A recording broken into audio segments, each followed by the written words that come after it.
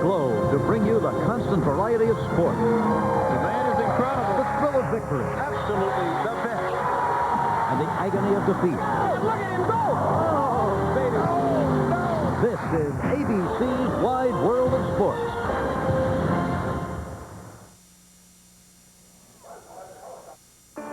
West Coast fans have been waiting since last year at this time for the return of their racing heroes.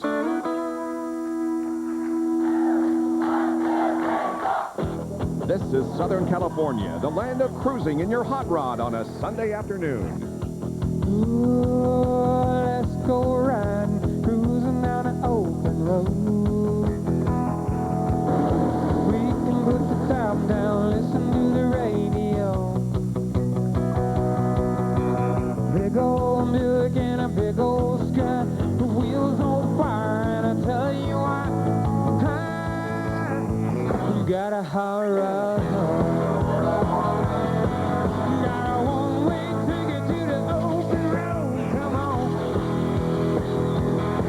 You got a red line engine and I'm ready to go. Put the pedal to the metal if you wanna ride.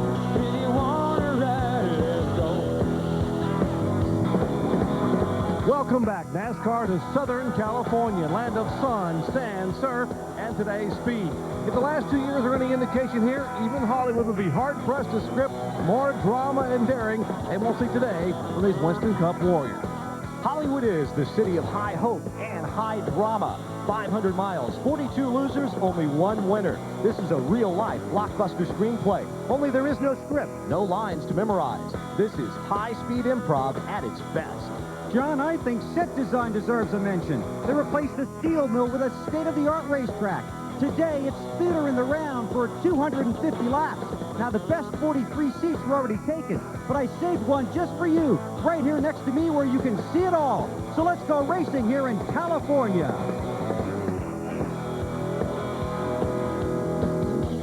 Oh, let's go riding, rolling down an open road.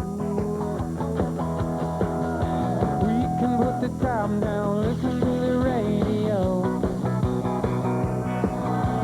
Big old milk and a big old sky, wheels on fire, and I tell you what,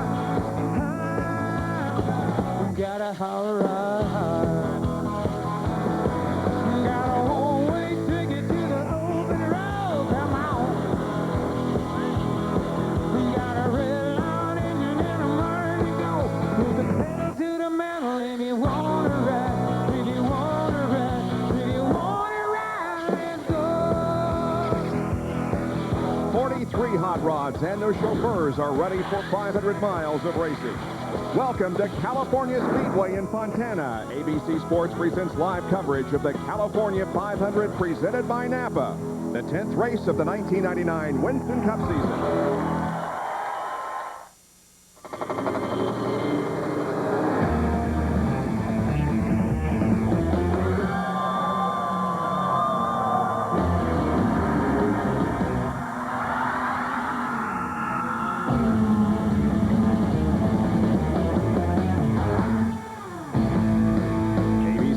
Continues its coverage of NASCAR racing here in California. The point standings going into this event. Jeff Burton on top by 40 over Dale Jarrett. A rookie in the series, Tony Stewart, is 7th. Dale Earnhardt, last week's winner at Talladega, and his teammate Mike Skinner are tied for 9th. The 2 previous winners here at California, Jeff Gordon and Mark Martin. Rusty Wallace's 49 career victories include wins at most of NASCAR's tracks, but California Speedway isn't one of them yet. But it isn't for lack of effort. You see, last year, Rusty qualified 4th, led early, and was closing on eventual winner Mark Martin with 8 laps to go and his engine expired. This year, they have gone the extra mile, or should I say mile. You see, 10 days ago, they brought a brand new car 3,000 miles here to test. Took it home 3,000 miles of massage and brought it back 3,000 miles to race. So if mileage means anything, Rusty could be on a roll. And oh, by the way, Rusty's car owner and the owner of this racetrack are one and the same.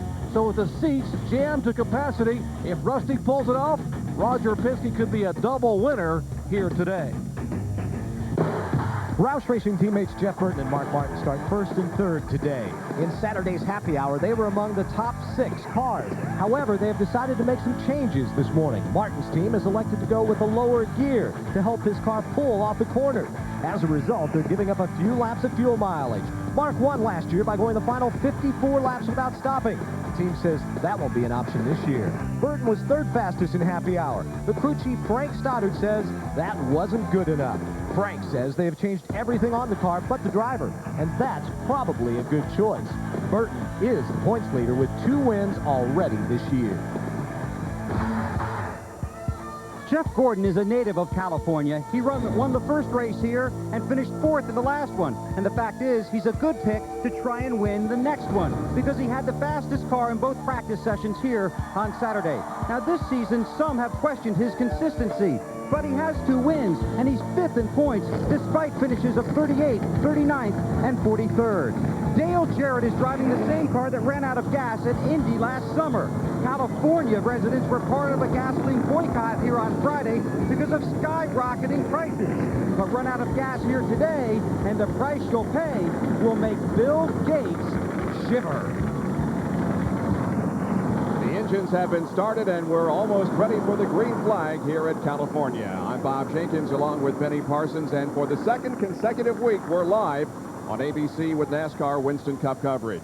Last week, we were at Talladega, a 2.5-mile track, a little over 2.5 miles. Today, a 2-mile track here at California, but a lot different kind of racing, Benny. Certainly is, because at Talladega, the bank's 33 degrees. Here at California, the banks are only 14 degrees. The end of the corners about the same speed at California as they do in Talladega, about 200 miles per hour, but they don't have that bank to lean against. The drivers will have to back off the accelerator, even touch the brakes going down in the corner to get the car turned to go the other direction. So we'll see a lot of single file through the corners, 2 abreast, but on the straightaway, that's where we'll see them 3, 4 wide.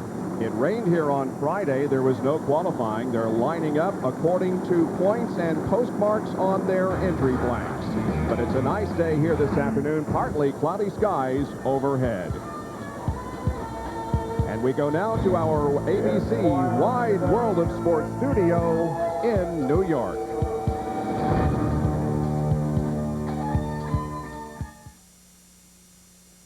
This Wide World of Sports update brought to you by Mobile Speed Pass, the fastest way to get gas. It's free, and it's only at Mobile. Here now, Robin Roberts. Good afternoon, everyone. We'll get you back out for the start of the California 500 in just a moment. But first, some sad news from last night's IRL Visionaire 500 in Concord, North Carolina. 3 spectators were killed and 8 others were injured when debris from a 3-car crash flew into the stands. It happened on lap 61. John Paul Jr. and Stan Waddle slammed into the retaining wall in turn 4, collecting Scott Harrington's car in the crash. Today, IRL founder Tony George expressed his sorrow about last night's tragedy. When I came across the track and approached the garage area, and I saw practically the entire infield gathered around, what seemed to be the entire infield gathered around the garage area in prayer and looking for answers, looking for comfort. Answers weren't to be found that night, but comfort was. We just do our level best, and unfortunately sometimes, you know, that may not be enough, but it doesn't mean that we don't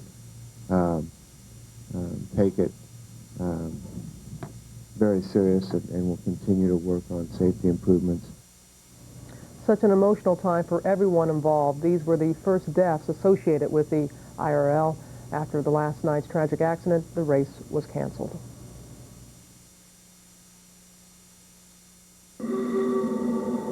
Napa application engineered brakes can stop you 20 feet shorter than ordinary brakes.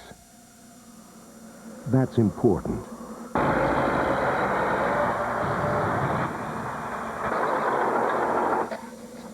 Because you can't always count on there being 20 extra feet of road when you need it. Napa, over 200,000 parts, and every one's important. Well, I live out here on a little old farm. I got a pickup, 2 tractors, a mower, and a little old boat. Everstart battery in every one of them. One in that old pickup's been in there over 4 years. Starts right up every morning. Everstart. All the cold cranking power you'll ever need. No matter if it's 100 degrees or 0 outside. Starts every time. Everstart. The name says it all. Everything I got come from Walmart, except my wife and the milk cow. And if they had a place, I'd put a battery on them. Today we're going to learn the easy way to mow the lawn. This is a lawn. This is a boy. A lawn. Boy. Lawn. Boy. Lawn boy. Easy, huh? Lawn boy. Easy to start, easy to use, easy to maintain. Any questions? Why are there two of you? What's it like to bite into a Wendy's Classic half-pound double with cheese?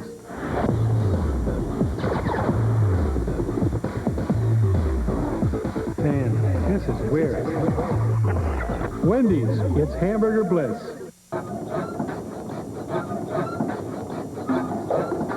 Need new shocks? Come to Midas. We'll save you 50% on your second R2 Technology shocker strut with a lifetime guarantee.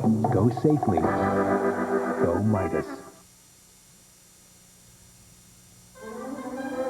The California 500, presented by Napa. Brought to you by Napa Auto Parts. Napa, we keep America running. Lawn Boy, making mowing easier. The Everstart battery, all the cold cranking power your truck, car, boat, or mower will ever need. Available at Walmart. 43 cars going down the backstretch here at California Speedway, getting set for racing coming up. Today's field, 19 Fords, 16 Chevys, and 8 Pontiacs. Right now, Ford has the advantage in the manufacturers' battle in NASCAR Winston Cup competition. Now here's today's Everstart Walmart grid, and again, they're lining up according to points. So that means that Jeff Burton is on the pole in the Exide Ford, and the Quality Care Ford of Dale Jarrett is alongside. Second row, another Ford, that's Mark Martin, Batesville, Arkansas driver, and Bobby Labonte in a Pontiac driving number 18. The third row, the Chevy of Jeff Gordon from Pittsboro, Indiana, and the Miller Lite Ford driven by Rusty Wallace from St. Louis. The rookie, Tony Stewart, lines up on the inside of row number 4. Outside is Terry Labonte. Then we have Dale Earnhardt and Mike Skinner, who are actually tied for 9th in the NASCAR Winston Cup point standings. As we take a look at the rest of the starting lineup, BP. Now, we talked about how qualifying was rained out on Friday. They did have 2.5 hours of practice yesterday. Now, is that enough for these guys? I think so, Bob, because most weekends they only get actually about 2 hours of practice before a race. The practice on Friday afternoon is pre-qualifying practice, and that's what it is. It's practice for qualifying. So they had 2.5 hours to get ready for the race. Although in NASCAR Today, the show just prior to this race, we heard a lot of guys talking about making wholesale changes this morning on their race car. A lot of guys not very happy with their setup. We've had a variety of weather conditions. As a matter of fact, this weekend it's been cloudy and rather foggy all morning, but now as we look out toward the backstretch, we're actually beginning to see some sun pop through, and so track conditions, it would appear, are going to change all day long. Yes, they are, because as it gets sunny, the track will change, and the setup on the cars, the springs, the shocks, the things you need to get these cars around these corners, that will change as the weather changes. Drivers in the field are lining up according to the postmark on their entry blank. And Derek Cope will have the final starting position, number 43 starting position of the Jimmy Dean Pontiac. And you see, Derek Cope will be carrying an onboard camera today, the Jimmy Dean onboard camera. Ted Musgrave also has the onboard camera, the Remington Arms onboard. He'll be starting back in 35th spot. Wally Dallenbach will be starting 22nd, but Budweiser on board. Sterling Marlin, the Coors Light onboard camera, he starts in 17th position. Chad Little, hope he doesn't do any grass mowing today. He'll be starting in 16th spot. Jeremy Mayfield, the Napa onboard, the Mobile One, 14th. Rusty Wallace, the Miller Lite camera, in 6th spot. Bobby Labonte, the Circuit City onboard camera, in 4th spot. And Mark Martin, the Valvoline onboard camera, he starts inside that second row. 250 laps, 500 miles here this afternoon. The purse more than $2.5 million. We've seen relatively few caution flags in these races, and so they should be able to go long distances before we have cautions. At least that is the hope as we get set for competition. Jeff Burton and Dale Jarrett lead the others slowly off of corner number 4 in front of a packed house of over 87,000 people. The fans are on their feet. The green flag is out, and here we go with the 3rd annual California 500 presented by Napa.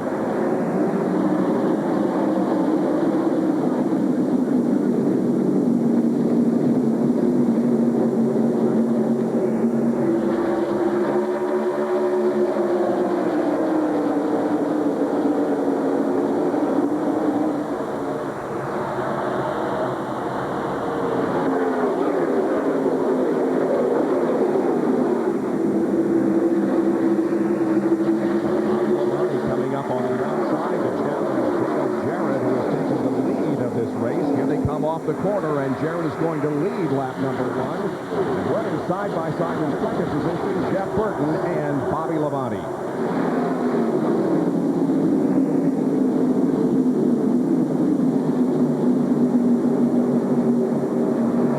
Jarrett led 49 laps here in 1997. The battle for second continues to be a good one.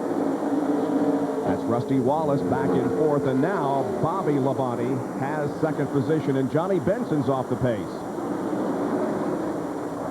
I'm told he got out of shape getting off turn 2 and lost several positions. Here we see Bobby Labonte, the Interstate Batteries car, driving down to the inside, trying to take the lead away from DJ. He will lead that lap. Bobby Labonte. NASCAR considers any track a mile or longer as a super speedway, and right now Bobby Labonte is the leader in super speedway points accumulated so far in 1999 by 17 over Jeff Burton. That's the way they run right now on the track. And here comes Mark Martin to the inside of Rusty Wallace. You see Jeff Gordon on the outside in the 24 car, trying to make the move on the outside. Is the defending champion of this event. Bobby Labonte hangs onto the wall, and now Benson has crashed. Well, we told you how he almost crashed on lap number 1 and slowed down, and now he has crashed and damaged that car severely. And we see Johnny moving around in the car. I would think that he would signify that he is okay. Bill Weber has more. Well, Johnny Benson just radioed to his crew. They must have had something broken on the right side of the car, because as you saw, he nearly wrecked a lap earlier, and then he said, I just put it in the wall. So it's an early problem for the Cheerios team. Here we see Benson just all by himself going in turn 3 and backs in the fence hard. Johnny had a good run here last year, starting in 5th position and finishing in 8th. And he finished 13th in the inaugural California 500, but problem here in the early going for Johnny has severely damaged his car. So the caution is out after only 3 of 250 laps so far. Bobby Labonte is leading Jeff Burton, Dale Jarrett, Rusty Wallace, Mark Martin. Hey, man, she's here. Check it out. I have something. There they are. Which one? You like this one? You do that. How about this little guy? Huh? Yeah. Good choice.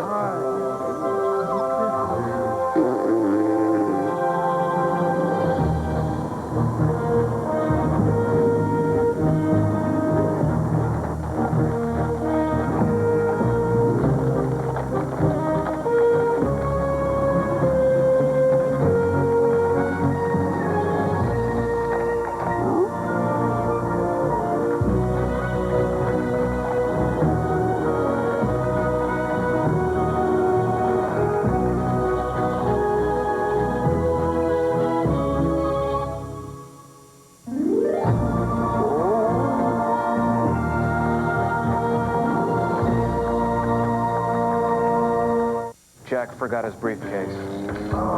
I can see him. Don't worry.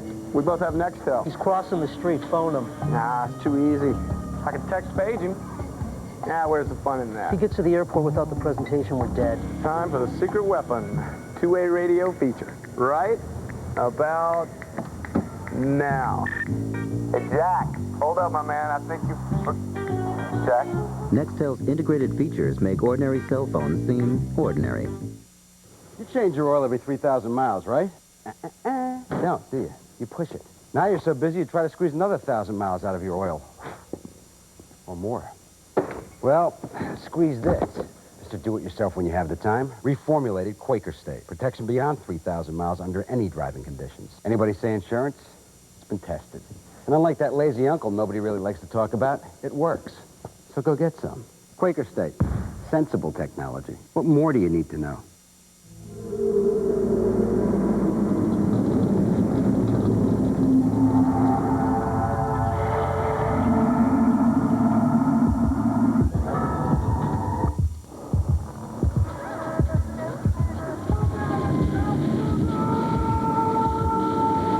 You have your weekend projects. We have ours.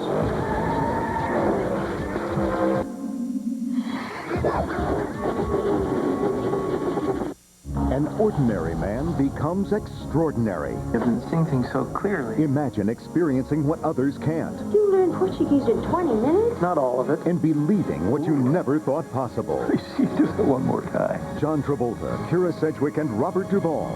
Phenomenon. ABC tonight at 7, 6 Central. You are the man. Don't miss red-hot rookie Juan Montoya in Champ Car Racing's Rio 200, May 16th on ABC. Oh, this kid is good. ABC's coverage of the Kart FedEx Championship Series continues with the 5th race of the season, the Rio 200. Juan Montoya, winner of the Grand Prix of Long Beach, will race against the defending champion, Greg Moore. That's Sunday, May 16th at 4 o'clock Eastern Time here on ABC Sports. We're under caution here at California Speedway because of an incident involving Johnny Benson. The caution coming out on lap number 3. Goes in turn 3, gets a little bit high. And he had a problem a couple laps before that, or one lap before that. And the car just suddenly swaps in and backs in the fence. Jerry Punch? Well, Johnny has climbed out of his damaged Cheerios. For Johnny, what happened out there? Not sure. I mean, it swapped ends. I mean, I got loose into one down there. I was at the beginning there. I was just in the wrong groove there and got loose. And then it was fine. They say just went down in turn 3 and they come around so fast. I don't know if something broke or not, but it made for a long day for us, there's no doubt. I think it pretty much junked the car. We're probably pretty much done. But, you know, these guys have been working hard, and we've just been having such a bad year. But like I say, they're doing such a good job, and it's just unfortunate. Tough break for Johnny Benson. Not much left of this Cheerios Ford. Front and back heavily damaged. Probably not going to make it back on the racetrack. Let's go to John. Kyle Petty has been in. They changed 4 tires, then taped up some openings on the grill. The reason is the car was a little bit tight, and also the temperatures weren't up to what they would like them, so they put some tape on the grill. That'll increase the downforce on that front nose and help them turn through the corners a little bit more. Also down here on pit road, had several cars come in and top off with fuel, including Elliott Sadler and Joe Nemechek. Now, Benny, when Kyle came in and got the nose taped off, exactly what does that do to the handling of the car?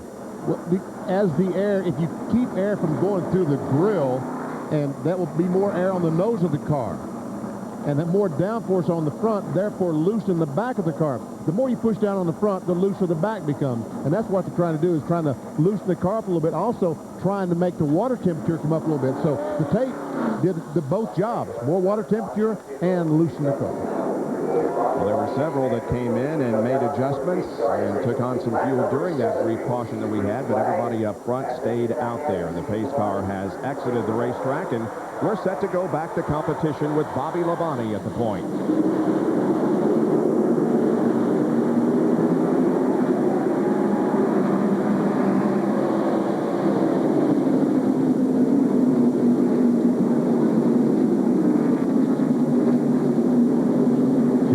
Trying to get a run on Mark Martin, as we see Jeff Burke trying to get a run on Bobby Labonte. First 4 cars, nose to tail, then the side-by-side battle between Jeff Gordon in 24 and Mark Martin in 6. That's Tony Stewart in the 20 right behind. Last week's winner, Dale Earnhardt, the black number 3. Gordon has made that pass. Jeff Gordon was the fastest during both of the practice sessions yesterday. In the morning, a 90-minute session, and then during happy hour yesterday afternoon. On board the Miller Lite Ford of Rusty Wallace, looking to Jeff Gordon, who tries to get to the inside of Rusty. Has a racetrack down there, makes that move. So Jeff Gordon not content with passing Mark Martin. He's going to try to get Rusty Wallace as well. And we see this is a battle for the 4th position. We're looking up at Dale Jarrett. He's currently 3rd. And Rusty has to give some room for Jeff Gordon on the inside. Pretty good battle for that spot. Good battle. Rusty just not willing to give it up. But now will surrender it to Gordon, and now may have to deal with Mark Martin.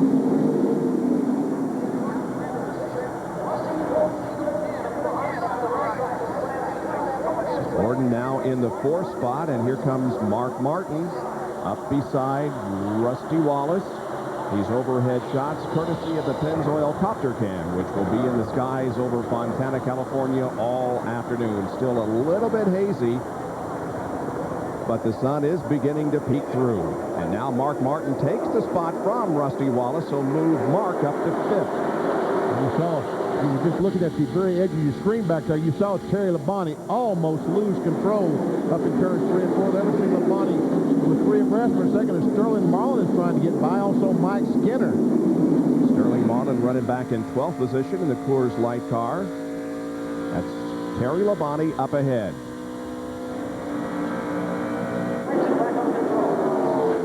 Jeremy Mayfield in the 12th car in front of between Dale Earnhardt and Terry Labonte.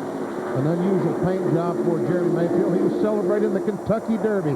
Battle for 3rd spot. Jeff Gordon continues on his march toward the front. He started in 5th spot, took over 4th, and now moves into 3rd position. And there's a good example, Benny, of how wide this racetrack is and how many grooves and lanes you've got to work in out there. Certainly. Down the front straight, I think they can put 8 cars abreast at speed and not really have any kind of problem. This track is similar to the one in Michigan. Both facilities owned by Roger Penske. The banking here at California just a little bit less than it is at Michigan. There is Ernie Irvan to the inside of Michael Waltrip in the 7 car. Now here comes the 28 of Kenny Irwin. And Jeff Gordon is set on taking 2nd spot away from Jeff Burton, and does so. Man, Jeff Gordon was the fastest car in both practices here on Saturday. It looks like he's going to try to be the fastest all day long during the race. As we see Kenny Irwin trying to get by Michael Waltrip. Michael is up high. Let's go on board with Wally Dallenbach and watch this battle in front of him. Battle for 17th position. Michael Waltrip got a great run in that Phillips car here. We see Labonte goes high, and here comes Jeff Gordon for the lead.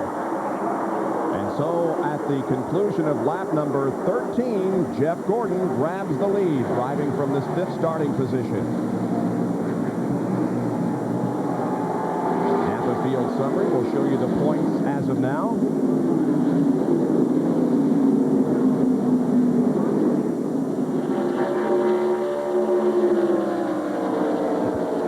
Jeff Gordon just in that half of car. See Mark Martin down on the inside of Dale Jarrett, trying to take over the 4th spot. And we understand the 9 car is off the pace. Jerry Nadeau. There he is being passed, going down the backstretch.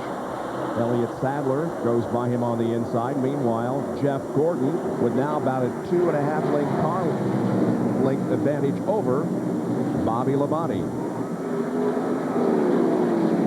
Last lap, Jeff Gordon, the leader, was the fastest car in the top 6. We have a computer inside that we can. Jeremy Mayfield trying to get by his teammate Rusty Wallace.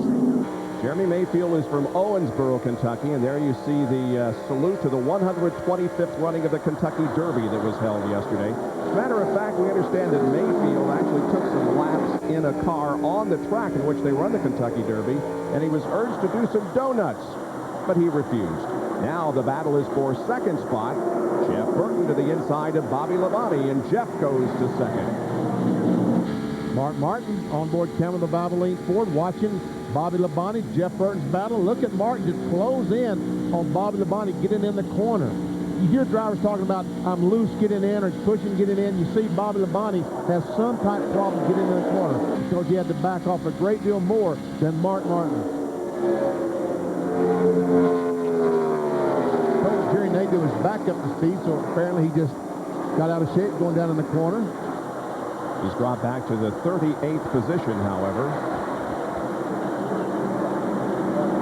Here comes Gordon around once again. And the interval between first and second is 54/100ths of a second. About a half-second advantage for Jeff Gordon over Jeff Burton. The top 10 running within 4 seconds of each other. More after these messages and a word from our ABC stations.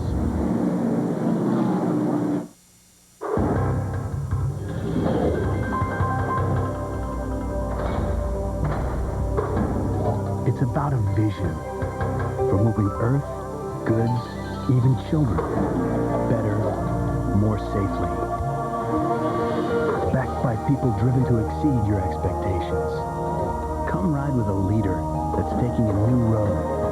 International. Delivering beyond the expected. Crew set. Everybody's ready. Let's go. Here it comes. Let's hit it.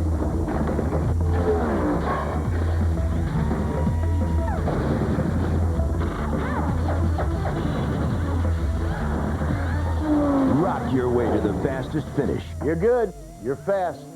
After lunch, we'll do the other side of the street. Make sure you've got genuine sheetrock. USG Sheetrock brand products. Official marketing partner of the NASCAR Craftsman Truck Series. Tonight, an all-new practice. A beloved rabbi is accused of an unspeakable act. I didn't rape her. It's he said, she said, Rabbi. You two were the only witnesses. You two and God. With only 2 new episodes left, you don't want to miss a minute. What you're asking me to do is illegal. An all-new practice.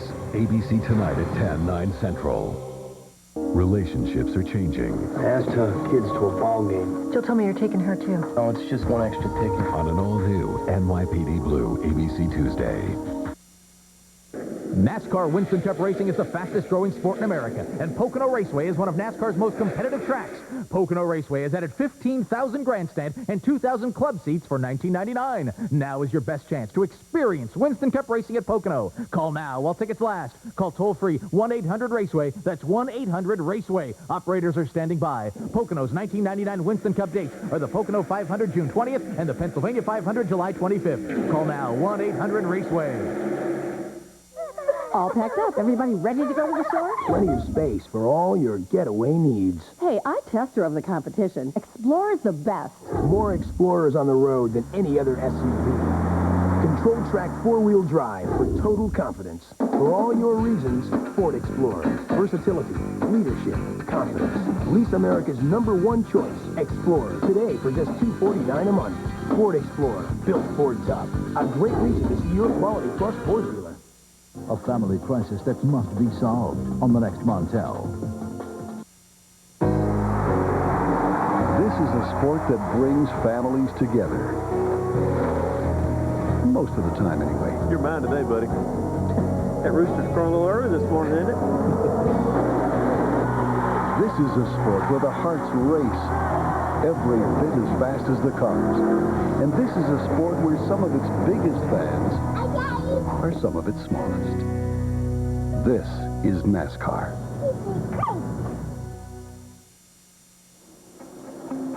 These early laps here at the California 500 presented by Napa, well, the crews are watching and communicating with their drivers, trying to get an idea of how the car is handling, because, again, there was no qualifying. They've had 2.5 hours of practice in which to dial the car in. And besides that, Benny, this is, of course, only the third race, and so the book, as they say, isn't very big here at California. That's true.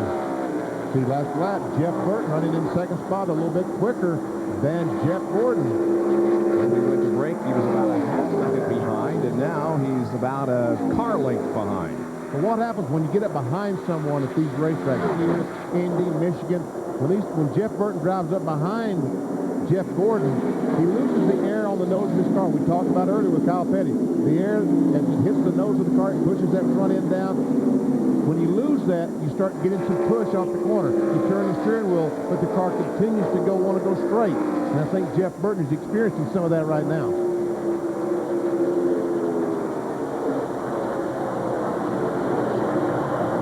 in the pack. We have a battle going on. Here is Bobby Hamilton. Oh, and they're 3 abreast. And we've got a battle for the lead as Jeff Burton decides he wants to lead here for a while. And so he reassumes command of the race. But back here, we've got a lot of good competition. That's Steve Park in the number 1 car, sliding to the inside of Kenny Irwin, and now trying to take the spot from Wally Dallenbach. Steve Park started back in 30th spot. This is about for about 20th position. He tries to get on the inside. And that white car right behind this group is David Green, who started in 40th place, has worked his way up to about 25th. Steve Park did not compete here last year because he was suffering the injury previously in the year.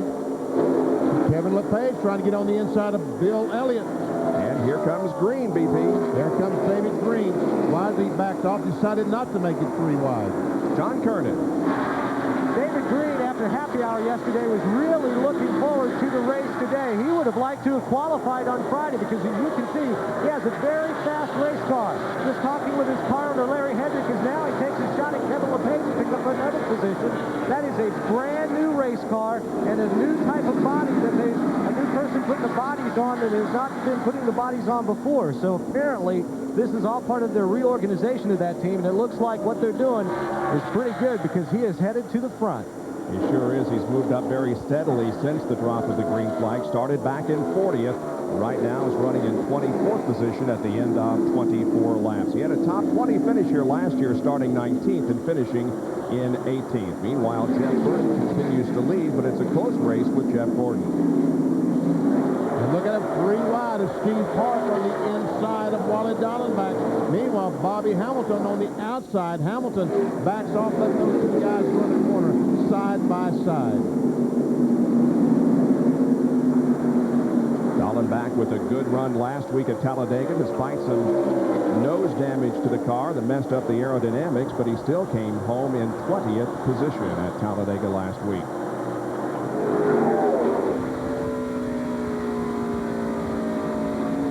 And for a taste of the race, let's check out the telemetry. Jimmy Dean telemetry from Wally Dallenbach. See Wally Dallenbach going down the backstretch. 8,500, about 194 miles per hour, 197. This is down in turn 1. He'll just touch the brakes a little bit to get the car slowed down so he can turn it, get it going the other direction. What, down 150 miles per hour in the corner? Speeds ranging from about 150 to almost 200 miles an hour. Let's see if he can achieve that down the back stretch. No, he won't, Bob, because the tailwind is down the front stretch. He has that headwind going down the back. So there's a 10 mile per hour, about 7 or 8 mile per hour difference between the front and back stretch. Now, once again, down the front stretch, accelerated. And a slow car moving down the back stretch is Dave Marcus. Got the car down on the apron of the racetrack. Hope he can make it all the way around to the pits and we don't have to go to a caution situation here. Looks like he's going awfully slow. There was a turn-in back there, but Marcus, I guess, thought he was going fast enough to make it back to pit road. We'll see. One previous appearance here at California 97, Dave finished in 40th position. Mike Skinner in 31. The 20 car is Tony Stewart. The 43 is John Andretti, the winner at Martinsville a few weeks ago. You see Mike Skinner going by. He's currently running in 13th spot, started 10th, so he's lost about 3 spots in the Lowe's Chevrolet. Chad Little has not had a good race here in the early going. Let's get an update from him from the pit area. Well, Bob, the caution has just come out, and this will be a break for Chad Little's team. His car is very, very loose and has been since the beginning of the race. They'll get a chance to work on it along with everybody else. And the caution is for Dave Marcus, whose car did not make it around to the pit entrance. It's the second caution of the afternoon. And we'll see wholesale pit stops now and chassis adjustments. 29 laps are completed. Of the 250, the pace car has picked up the leader of the race, Jeff Burton.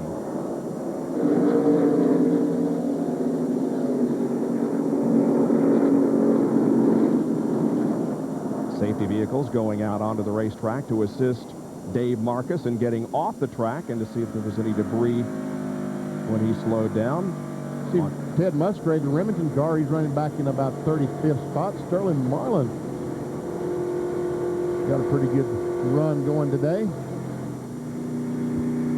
Currently running in 8th position. Bobby Labonte is in 5th spot. Right in front of him is Jeremy Mayfield as he looks back at Bobby Labonte. He's in 4th spot. We got the first top 10 covered up cameras, don't we, Bob? Should say we do. There's Mark Martin, who's running in 3rd spot. Back to 7th place, Rusty Wallace. Even got one in the pace car. As the pace car comes off turn 4, let's see how these cars going to make pit stops. Yes. I think everyone will dive in and make those maybe much-needed adjustments. We've got 2 cars not on the lead lap. Dave Marcus, who is slow in turn 4, necessitating the caution, and Ricky Craven has also dropped off the lead lap. Here's Jerry. Jeff Gordon comes in for his first scheduled pit stop of the day, saying the car's a little bit loose, but not much of an adjustment. They put a bar in the right rear. They're going to take a half a round out. Eric takes the half round out. The crew now coming to the left side for 4 tires. Most drivers complaining, oh, the car's being a little bit loose. How about Jeff Burton, Bill? Jeff Burton is thrilled with the handling on this car. Remember John Kernan talked about how they've changed everything? He loves the way it's handling. Burton gets 4 tires of fuel. They want to tighten it up just a little bit.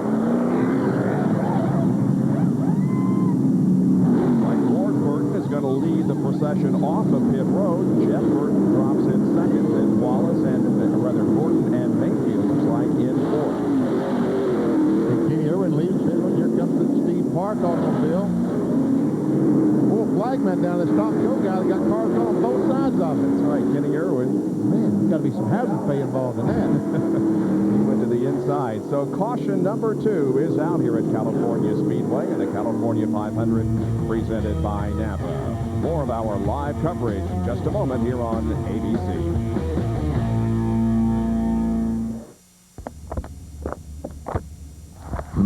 Mickey D's.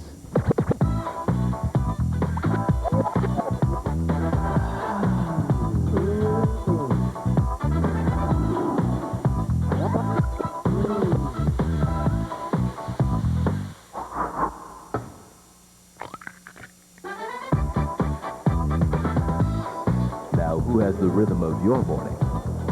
Did somebody say McDonald's? All across America, we're there to see you through. We're more than just a world, change your name and Jiffy Lube. Racing is hard on cars. Always has been. So is everyday city driving. Jiffy Lube makes it easy to take care of your car, and they offer Pennzoil. Just drive in, drive out, drive on. We're more than just a world, change your name and Jiffy Lube. Drive in, drive out, drive on. Wow. Even the donut holes cost over $1. Honey, nothing good costs under $1 nowadays. How about a 20-minute call to anywhere in America? That's crazy. He's right. Dial 10, 10, 220, and all calls up to 20 minutes are only 99 cents. And just 10 cents a minute after that, man. Is it really that cheap? Oh, yeah. Try it. You'll see. Sure, kitty. Why not? Step away from the pastry. What? That's the last declare, sir. Oh. Dial 1010-220. I'm Steve Kirby. These are my mountains. I test emissions for Ford Motor Company. We're up here in the Rockies testing Ford, Lincoln, and Mercury sport utility vehicles. We're really concerned about the environment. Every SUV we sell this year is going to be low emissions. These vehicles average 35% less smog-forming emissions than the government requires. 35%. That's really amazing. The government doesn't make us do this. We're doing this for my mountains. Better ideas driven by you. There's a hostage situation on Alcatraz. To get them out, the only man ever to escape from Alcatraz must break back in. Welcome to the Rock. Connery. Cage, a network television premiere. The Rock. ABC Monday at 8/7 Central. Parental discretion advised. War Admiral, Citation, Cigar, some of the greatest horses who ever lived raced in the Pimlico Special. Who will be the next great one? Saturday at 3:30 on ABC. About to go back to racing here at California Speedway. What do crew members do Monday through Thursday? Well, among other things, they practice for their pit stops, and boy, it shows on Sunday. It's nothing but high-speed ballet. Watch the catch can man. That's Chris Anderson. He holds the gas can while Mike Belton, the gas man, goes around to get the other can. They toss the can over. Now watch Mike. He doesn't go over there until the left rear tire changer. Kevin Gilman comes around. As soon as Kevin is around, then he walks in and puts the other gasoline in the car. Kevin finishes, Barry Muse lets the car down, and Jeff Gordon is off and running. Let's show you a Coke pit summary now, where everybody was when they went into the pits and where they are now. Jeff Burton went from first to second. Gordon from second to third. Bobby Labonte from fifth down to eighth. The guy at the front of the field right now is Ward Burton. And you can see how Ward was 10th when the caution came out and now is first. How come he picked up so many spots there in the pit area, Jerry? Bob, two reasons. First of all, Ward only changed right side tires because the car was tight coming off the corner, and Tommy Baldwin, crew chief, didn't want to put fresh left sides on and make the car tighter. Secondly, their two-tire stop, filling it full of fuel, was 9.28 seconds. A great two-tire stop has Ward toward the front. Let's go to Bill.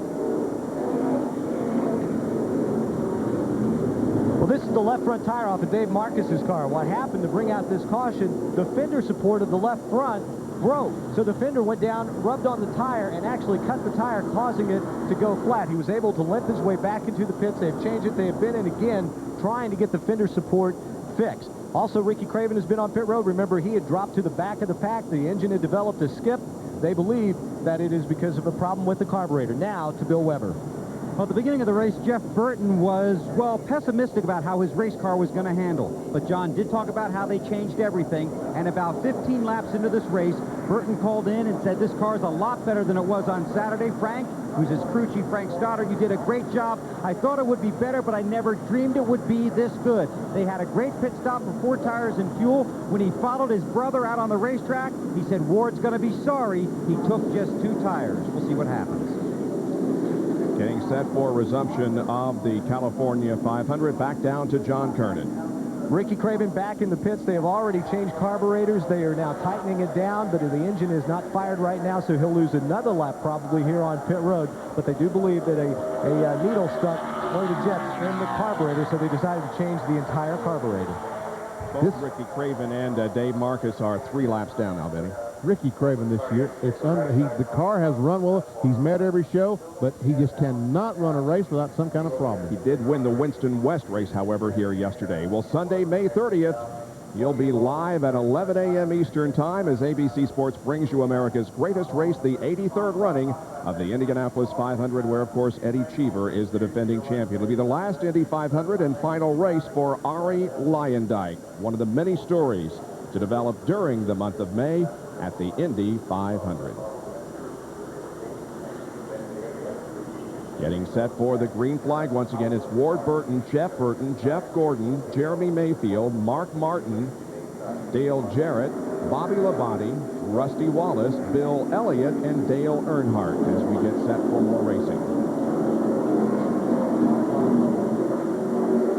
Pace car is off. Here we go. Well, a lot of these crews are watching Ward Burton and his success now with a 2-tire stop. They want to see just how well that's going to work, because some of them may want to try this later on if it works for Ward Burton.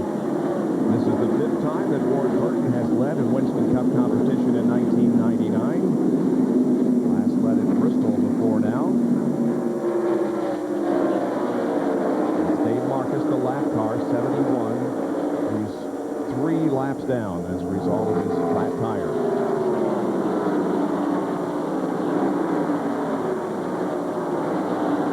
Here comes Jeff Burton off the corner, got position on his brother, and just drives up alongside. And here comes Jeff Gordon, Jeremy Mayfield.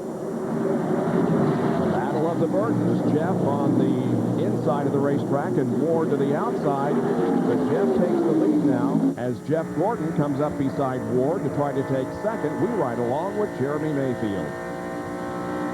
This is a Napa Auto Parts onboard camera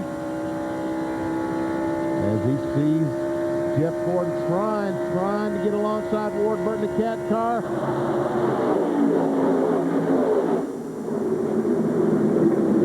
time. A good battle, but Jeff comes to second spot. Looks like up in 3 and 4, that really those 4 tires seem to make that difference. Jeff Gordon, you saw Jeff Burton and Jeff Gordon, both those guys were able to turn under Ward Burton and accelerate past him in that corner.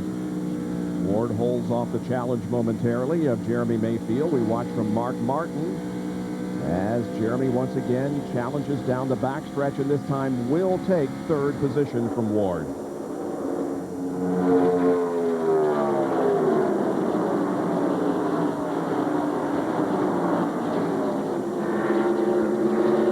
And Mark Martin, the next to challenge Ward. Mark was inducted into the California Speedway's Motor Walk of Fame on Friday. He was the winner of last year's race here in California. Honored in bronze and concrete, a plaque with his footprints added to the walk. And he's wheel to wheel with Ward Burton. Phil has a report on Rusty Wallace. Bob, over the last 2 days, it's been documented how Rusty Wallace came all the way to California to test and got here, and none of that stuff was working for him. So they made heavy changes to the car, took some information from his teammate Jeremy Mayfield's car.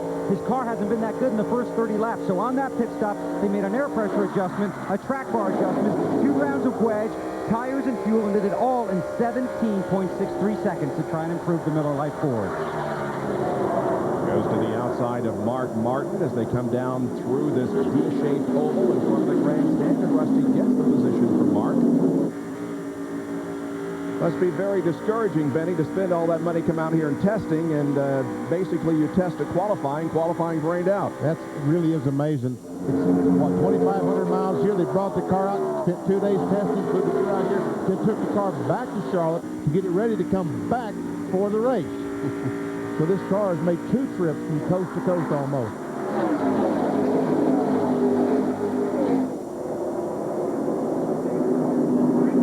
Jeff Burton leads with Jeff Gordon running in second position, about a car length or 2 behind him. As they check the tire pressure down in the pit area, and the fans are loving it, soaking up the sunshine that we're seeing now here at the California 500 presented by Napa.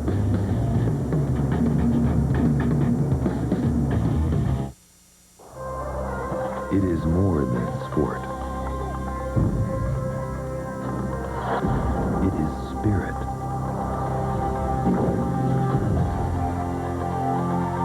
Ritual.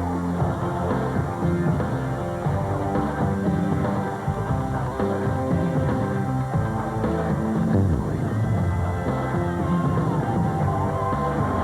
The Coca-Cola Racing family.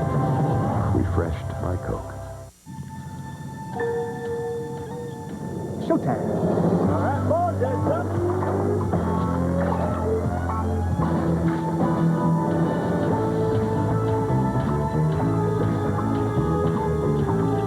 Battery, go through.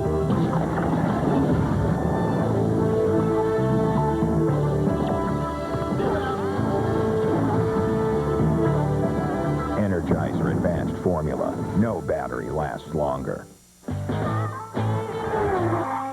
That's me, Bill. Here we are at Super 8.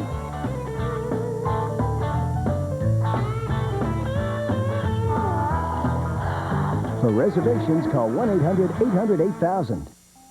They sprayed us good, huh? Yeah, good. But I gotta tell you, my roots hurt real bad. Hank, whoever did this is gonna pay. Hank, they're gonna pay big. Hank! Roundup. No root, no weed, no problem. At Circuit City, you'll always get our low price guarantee. If you have any questions, I'm here to help. From software and hardware to printers, high-speed modems, memory, boom boxes, portable CD players, even mini disc players. We'll help you pick out the perfect TV and screen size. Every one of Circuit City's camcorders comes with a guaranteed low price. We can arrange for delivery and installation, and we offer expert repair service. From helping you pick out the right product to loading it into your car or delivering it to your door, we want you to have the best shopping experience ever.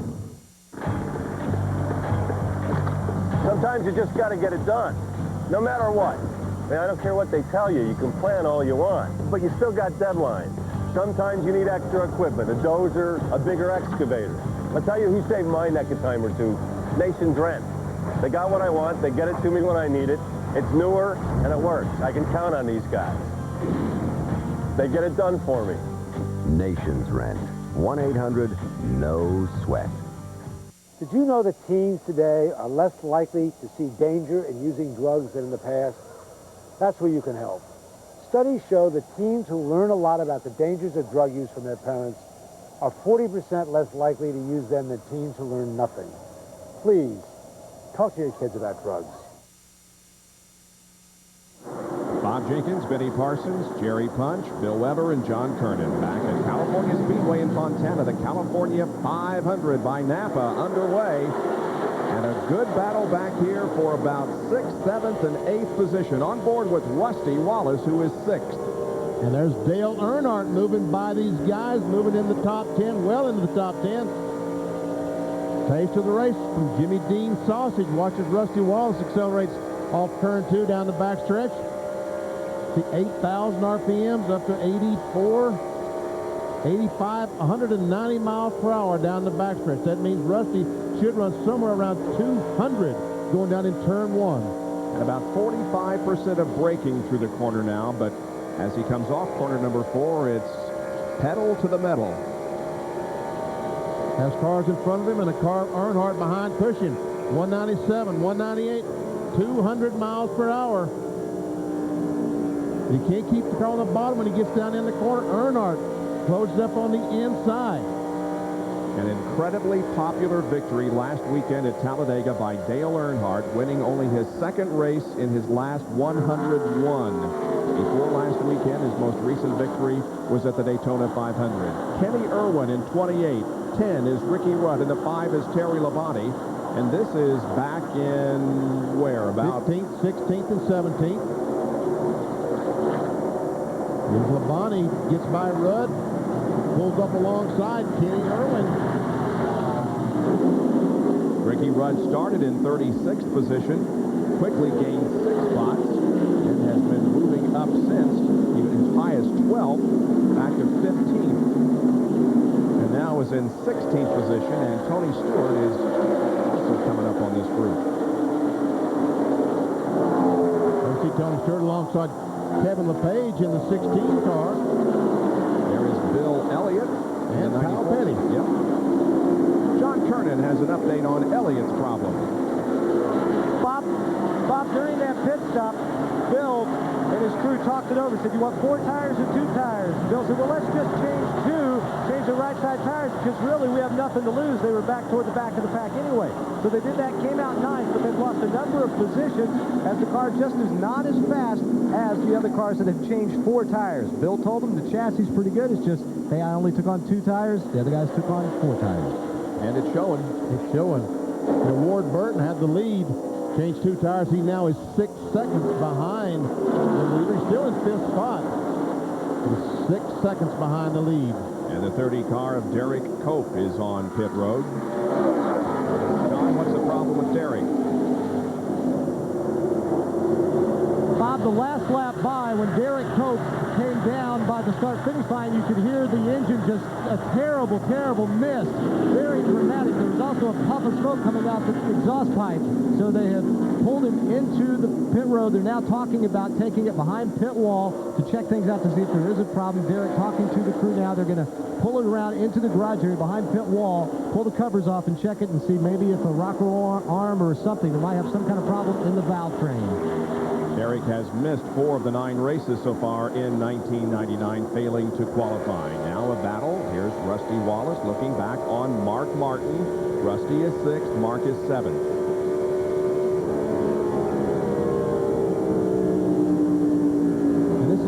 Uncharacteristic of Rusty not running right on that white line, but we see he's taking the higher line through the corners, but it's working for him pretty well. Martin not able to gain anything that time. But unfortunately, Rusty's time is about a mile per hour slower than the leaders are running. A year ago at this time, Rusty Wallace was the points leader in NASCAR Winston Cup competition by 36 over his teammate Jeremy Mayfield. He comes into the race this year in 6th spot. There is Ward Burton that we talked about, getting only 2 tires. Now it looks like he may be losing a couple of more positions here. Rusty Wallace is giving it a shot. He's really running more high in the corner. And the see Mark Martin. See, Rusty Wallace, not only did he pass Ward Burton on the inside, he also ran his line in there, which is the high line, where Ward Burton really needed to be, so Ward had no choice but to wisely back off, let these guys have the spot. He was a little loose through that corner, lost 2 positions, and Ward Burton now drops back to 7th. Now Martin may be testing Rusty.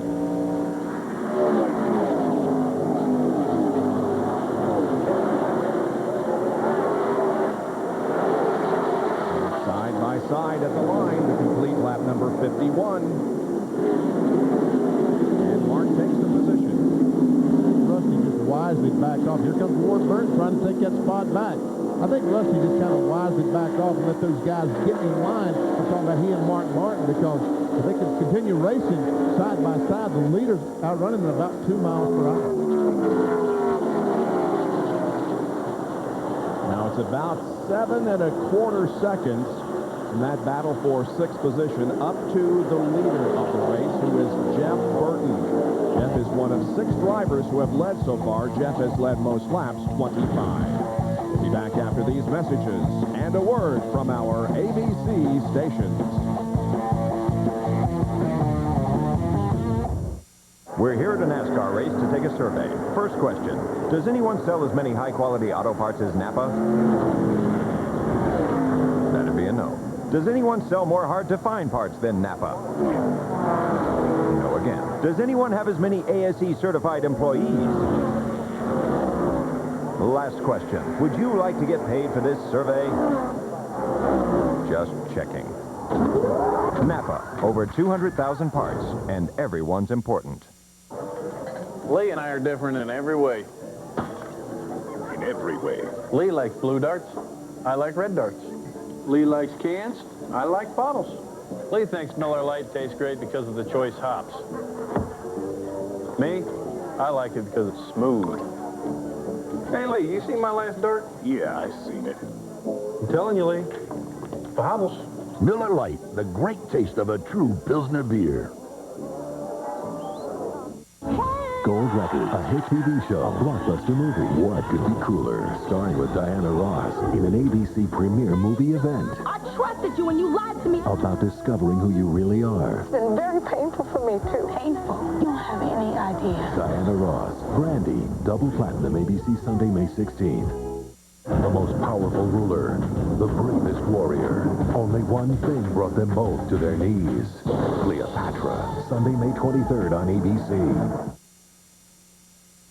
$10 for lunch? I heard of a guy got a brand new car for that. Sounds like a Darrell Waltrip story. Oh, I swear it's true. This guy was at the track. He sees this notice.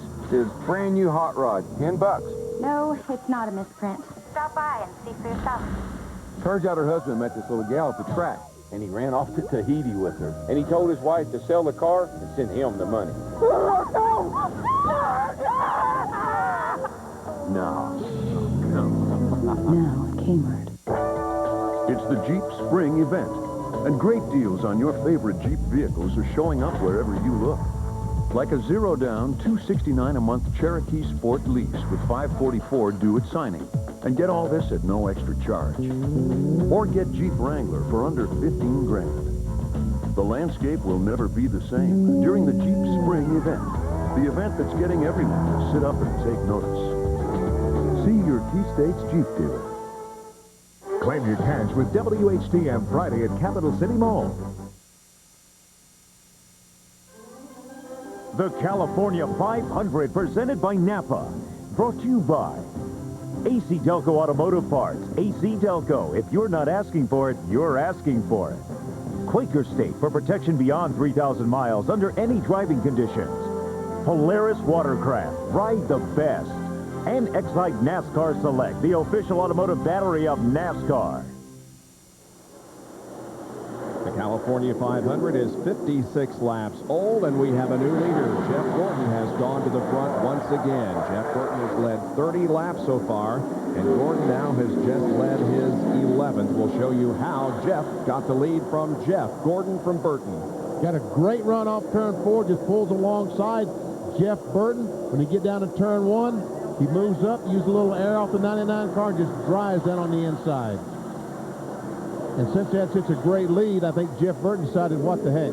I don't think I will challenge this too much because all we need to do is let this pack catch up with us. But we can see that Jeff Gordon is just driving away from him. We see Robert Preston, the 77 car, getting alongside Ricky Rudd. And that's for 22nd spot. Here comes Steve Park, also up to challenge. Rudd goes high. Steve Park tries to turn under. He does. Here comes Bill Elliott, the McDonald's car.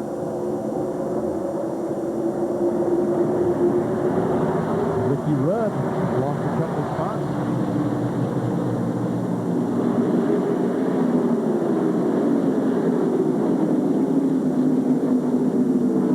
This battle's about 20 seconds behind the leader, Jeff Gordon. Elliott tries to go by on the outside. Ricky Rudd finished 11th here last year and was 3rd in the inaugural running of the California 500, but is dropping back here. Meanwhile, a little bit further up the track, it's Tony Stewart in the 20 car and Sterling Marlin in the 40. It's a battle for 14th. Right now, Tony Stewart has it. Sterling Marlin watches him go down in turn 1. We see Tony Stewart go down to the inside. Sterling Marlin trying to run a little bit higher. Napa Field Summary showing you the point standings. Just one change in the top 10 at the moment. Earnhardt up 1 spot into 8th. Rusty may have a problem, Bill. Bobby is called in. He said he believes the battery is starting to go dead. They've taken a new battery off the crash cart down here and brought it to pit wall. He said right now he's only got 9 volts. Currently running 5th. We'll see what happens. But it's been a frustrating weekend for this team. They worked awfully hard to get ready for this race. Now they have to overcome perhaps another challenge. Well, right now, Rusty is still holding on in 5th position, about 9 1/4 seconds back of Jeff Gordon. He's looking back on Dale Jarrett. And Rusty Wallace has a voltmeter inside his car, so we would be able to look at that and tell the crew that's where he got the 9 volts. He saw the meter that indicated the alternator was not putting out the 14 volts that it normally does. Rusty has not led yet here today, California, but he has led the most laps overall in 1999, 706 in 3 races. Well, our taste of the race telemetry from Jimmy Dean will show us if it's affecting the car's performance any. We see 148 miles per hour, the slowest. Now Rusty will accelerate down the back. Probably should get up to around 100, between 185 and 190. So 187, 188, 189. He's using that high line. And once again, down the front stretch, Rusty, since he has that tailwind down the front stretch, will run a little bit faster. Should be around 195 to 198. Can you imagine 100? That's why they don't have speedometers in these cars, Bob. If they did, it'd scare the drivers to death. They don't want to know, huh? They don't. There's some things you don't need to know, and speed is one of them. About 198, 199, real close to 200 miles an hour for Rusty. So the car seems to be performing okay at the moment.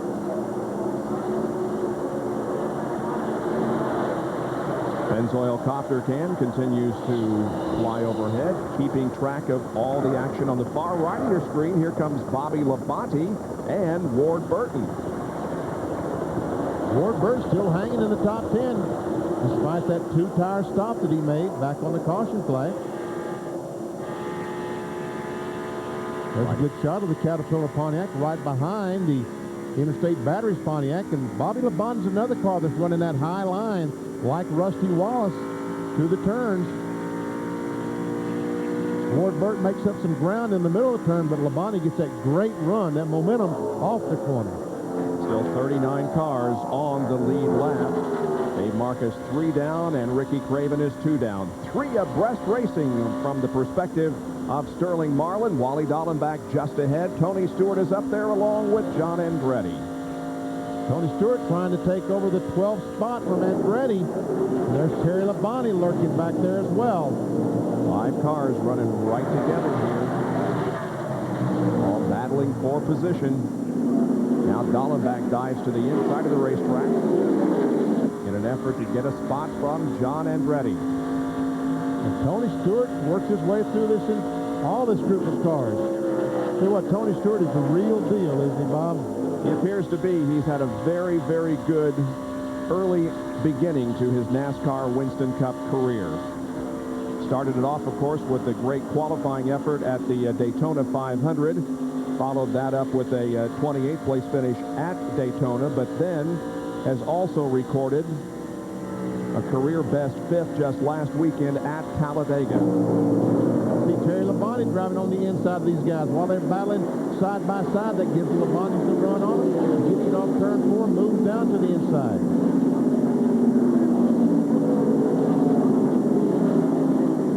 The 4-car of Bobby Hamilton is off the pace. Meanwhile, on the track, it's Ward Burton taking over the 7th position from Bobby Labonte, and now another battle for the lead as Jeff Burton has caught up to Jeff Gordon. There are battles all over this track, and Burton is back in front. And the crowd, and now Mike Skinner goes by his teammate, Dale Earnhardt. That puts Earnhardt into the 8th spot. Jerry Punch, what's happening with Hamilton? Unscheduled pit stop for Bobby Hamilton, the Kodak Chevrolet team, a flat left rear tire. He made it on the pit road by virtue of the inner liner only, but the outer carcass didn't run away. They changed 4 tires, and now Bobby is down and away. Losing, however, a lap in the process. And David Green is in. A driver who was making a great run here, John Kernan. Bob, just a few laps ago, David radioed in and told the crew, man, there's something wrong. I've picked up a terrible vibration. It's about ready to vibrate the mirrors off the car. They think it might have been a right rear tire, so they've changed rights already. They've changed lefts right now. They're about 10 to 12 laps early on their pit window, but they get all 4 tires changed, filled with fuel. He is down and away. Now to Dr. Jerry Punch. Well, the Goodyear engineers are down here in Bobby Hamilton's pit to examine the tire. We told you the inner liner was still up, and that's why he's able to get the car back in without severe damage. That's the tire within a tire. And now some of the Kodak crew members looking with the Goodyear engineer. What they're trying to find is a puncture somewhere on the outside of the tire to make sure the tire didn't separate from the wheel. They would like to see some sort of a hole puncture the tire or a tear from running over debris. So they'll examine the car to try to decipher what happened, and they can tell their driver and make him a lot more comfortable in the car. The combatants for 15th position are Terry Labonte, Sterling Marlin, and Kenny Irwin. And we see, oh, look at Terry Labonte go in the corner and slide right up to the top of the hill. And here comes Kenny Irwin on the inside of Sterling Marlin. We saw Terry Labonte up there battling with the 43 car and the 25 just a moment ago, so he's lost a couple of seconds on the racetrack. He pushed up off the corner just ahead of Marlin, who had to get on the brakes, and that opened the door for Irwin, but Kenny has been unable to secure that position, number 15 from Sterling Marlin. The hood of Sterling Marlin's car has a picture of John Wayne on there. They're recognizing the Duke out here this weekend of the John Wayne Cancer Institute. Several cars with a little bit different paint scheme here this week. Phil Weber has more on Rusty Wallace. How's that problem? Well, it's getting better, Bob, or the problem is going away at least. Whenever the battery or an electrical problem develops in these cars, they tell the drivers to shut off everything, and Rusty did. Everything except the tach. So a few laps ago, he turned off the tach, and the voltmeter came back up to 12.5. So right now, he's running around without the tach. He'll have to flip that back on when he comes down pit road so he doesn't get a speeding ticket. The car is handling good. He needs little help getting off the turns. To Jerry Punch. Well, seek and ye shall find. Here in the 4 pit, they found a small puncture in the tire as Jeff Gordon makes the move for the lead. Now back in the 4 pits, a small pinhole in the left rear tire right here became bigger and bigger, and that's the problem that caused the unscheduled pit stop in the lost lap for Bobby Hamilton. Let's check in with John. We told you it might be a right rear tire on David Green's car. Actually, it was the left rear, but it wasn't the tire. Check out the wheel. This is where the wheel goes onto the studs. They're oblong. Apparently, the lug nuts worked their way loose, and the tire vibrated back and forth, causing it to form these shapes. So it was not a tire problem for David Green. The lug nuts worked their way loose. And it does get real shaky in the car when that happens, doesn't it? Boy, does it ever. See Rusty Wallace going by Dale Jarrett, taking over the 5th spot.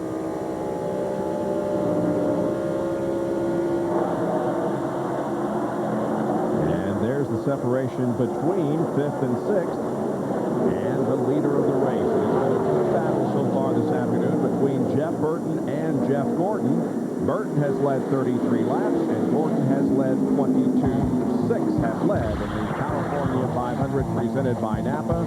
72 circuits have been completed.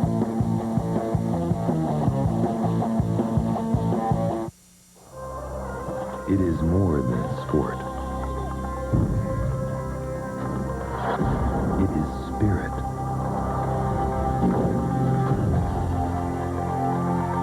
Ritual.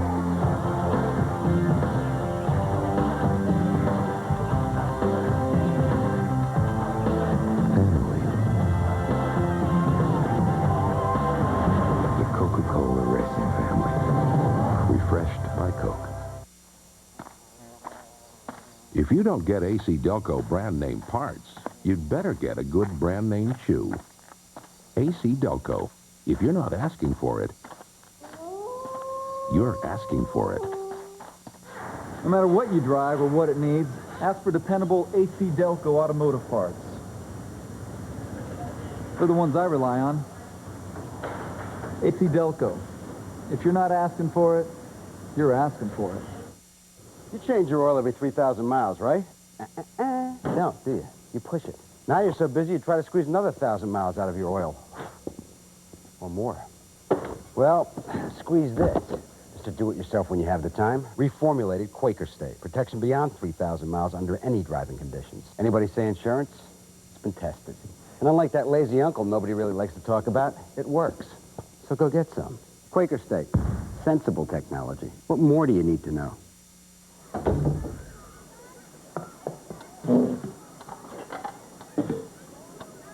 Choosing a personal watercraft can be a real test, but Rusty Wallace knows just what he wants.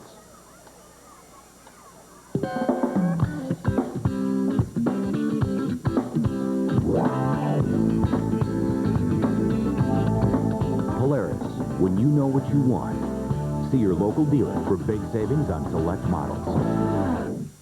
Hi, I'm Jeff Burton with an exciting message for NASCAR fans. Buy any Exide NASCAR Select product and get a Motorola pager free. It's a great way to enter the Exide NASCAR Select 99 sweepstakes. Every month you'll be paged with another chance to win cool prizes. You could even win $50,000 and be an honorary member of the Exide Racing Team Pit Crew for the first race of the next century. Look for details wherever Exide NASCAR Select is sold. Holy, man, I gotta find a phone. Coming your way, it's a month of new Drews, like this one, where somebody put something in his bag that rhymes with Schmeibrader. Now, you people don't want to give me an inch, do you? And somebody put something in Norm's lunch. Are you all right? Yeah. Did you just stare at me for like an hour? All new Drew Carey Show and The Norm Show on ABC. See you Wednesday. Davis, you know if I had a daughter, she went to med school, and then married your son, she would be called Dr. Strangelove? Davis Love headlines the field in the Compact Classic, Saturday at 4 on ABC. Dale Jarrett is on pit road. Here's Bill Weber. And this is a routine pit stop under green for Dale Jarrett. 4 tires, and they will make a chassis adjustment. They freed him up on his first stop, trying to make the car handle a little bit better. Waiting for the chassis adjustment, a little bit of mystery there. Jarrett is away, smokes the tires as he leaves. Watch for the rest of the leaders to come in within the next 2 or 3 laps. 19.4 second pit stop for Dale Jarrett as he rolls out, and we should be seeing the other leaders coming in the next few laps. Right now, Jeff Gordon and Jeff Burton are at the front of the field. Ray Evernham, the crew chief on Jeff Gordon's car, has been watching him up front all day. Rusty Wallace had an indication from the car that the battery was going bad, but they got it fixed.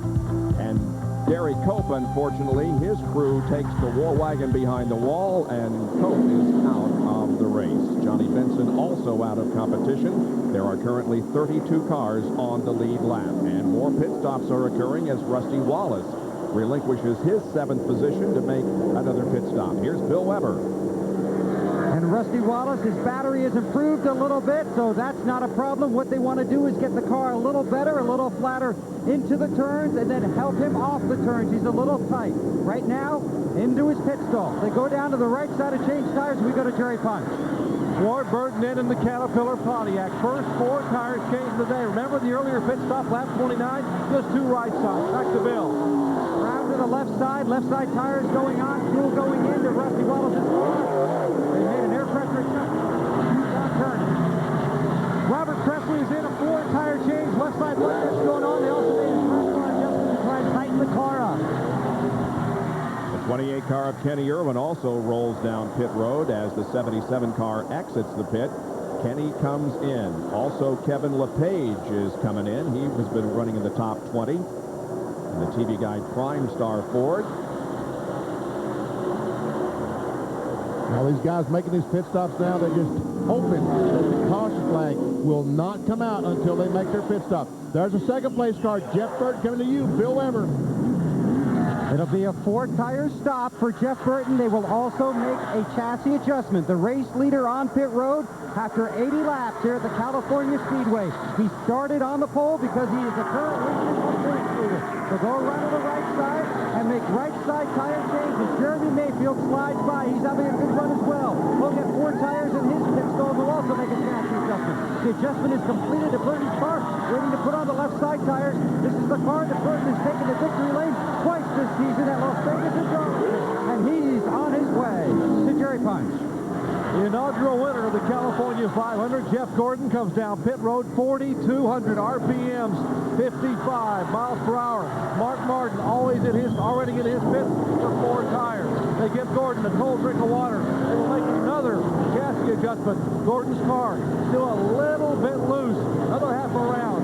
Down to the left side. The car number 24, DuPont team, going to work left side tires. Left front, left rear. Second can of fuel already in. Left side on, and he is down and away. Let's go back to Bill. Mark Martin now on pit road. Had to thread the needle to get to his stall around Jimmy Spencer. They've already got the right sides on, and they also made a chassis adjustment. A good stop for the 6th bunch. Marks away. Here's John. Back is in. Wally Dahlbeck is in. A 4-tire change. Left side's going on. They hand him a bag of ice and pull it down. Almost stalls the car, but keeps it going. Heads down pit road. Boy, some great pit work there by many of the teams. 16.2-second stop for Mark Martin. Bobby Labonte now comes in. Bill? And Bobby Labonte now down pit road, 82 laps on the board. Again, these all routine stops under green. As Pontiac comes to a stop, they swing around to the right side. A lot of drivers complaining they need their windshields cleaned. A chassis adjustment for the 18. His teammate is 2 stalls behind him. That's Tony Stewart in another Pontiac. Both had good qualifying spots and have run well here so far. Left side's on the Interstate Batteries Pontiac. Bobby Labonte is away, and momentarily, and now Tony Stewart will follow him down pit road. Good stops by both of the Gibbs teams. As we look back, we can also see the 20 car of Tony Stewart. He has completed his pit stop and is back on the racetrack. The 31 car of Mike Skidder next to come in for service. Gets the low Chevy slowed down, slams on the brakes, hits the pit box, and the crew goes to work on the right side of the car. Dale Earnhardt, his teammate, has not made a pit stop yet and is currently shown as the leader of the race. Now the emphasis over to the driver's side of the car. Fuel is in, tires are on, and Skidder is away in 17.4 seconds. Moments ago from the crew cam, BP. On Kyle Petty's car, this is the right front tire changer. Ricky Thomas goes over, takes those lug nuts off. Abbott Lloyd slams on that tire. Ricky picks up the air wrench. Around to the left side. Off. 5 lug nuts he's got to take off. Tire goes off. Abbott Lloyd puts the left front on. In position. Ties it up. Come on, man, let's go. Jack this down. Let's go. The 28 car came down pit road, had the entire distance of pit lane to go because his is the first pit stall, and look what happened. Well, they go around the car, and whoa, look out. He overshot his pit. Now, NASCAR will not allow that car to be pitted outside the box. He has to push the car back, get in position before John Bryan can put the jack under the car. And the 40 car, we also understand, also had a problem. Let's look at him. He was in a little bit hot, had to slide it in at an angle. And the 3 car is out of gas, Jerry? Bob, exactly. He came by the lap before they said pit. Next time by, he went into turn 1 and said, guys, it's not going to make it. It just quit. We are out of gas. He is now coasting down pit road. He was the leader, and now dead stick. No engine running. He holds his left hand out the window with the palm up as if to say, hey, what happened? The car rolls in. They will make the tire change. Now the big question is, will it fire? Yes, the the car refires. Well, now it's shut off again. They're trying to get more gas in the car. Now it refires. Made a chassis adjustment. They tightened up a little bit, and now a frustrated Earnhardt is down and away. Let's go to John Kernan. Jeffrey Bodine had assumed the lead to pick up 5 bonus points. Now he comes on to pit row where it'll be a 4-tire change. They went down on the track bar. Left side's coming off. A little bit of a slow on that left rear tire, but now they're getting it on waiting to get the left nuts tightened. Jack is dropping down and away. Bodine could have gone, from what I'm told by his crew, could have gone about 10 more laps. And he did stay out and lead a lap, and that means that he is leading his first lap of 1999. Most recent lap led was at Richmond last September. Mark Martin getting a tough time getting up to speed. Well, it looked like he was off the pace in turn 1. I guess he was just going over because Jeremy Mayfield was pressing him. I guess Martin will go to let Jeremy go by. That is a battle for the 4th position. With all the pit stops having been made, there is the leader of the race once again. Jeff Gordon back in command. Jeff Burton is running in 2nd position, and you can see how close the battle is still at the end of 87 laps. You're watching live coverage of the California 500 presented by Napa NASCAR Winston Cup competition from Fontana.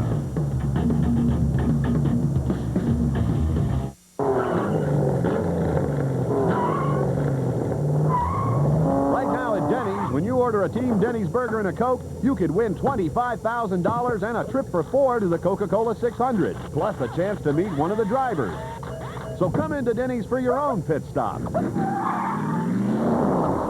Our enormous Team Denny's burgers, starting at $3.99. Good food and lots of it. So start your engines and drive on over. You know something, Lou? Yeah? I know why we got fired. Too much of your yapping and not enough of this. What's that? Hey, that was uncalled for. Oh, and electrocuting us last year was okay. That was a joke. Ah, you like jokes, huh? Here's one for you. 2 frogs walk into a bar. One of them does this. Ow! Slap the punk. Call security. Who's your daddy? Yeah, hey, ow! Want a piece of me? Frankie! Look, he's changing colors. Squirt some tears, punk. Frankie, I think they're upset.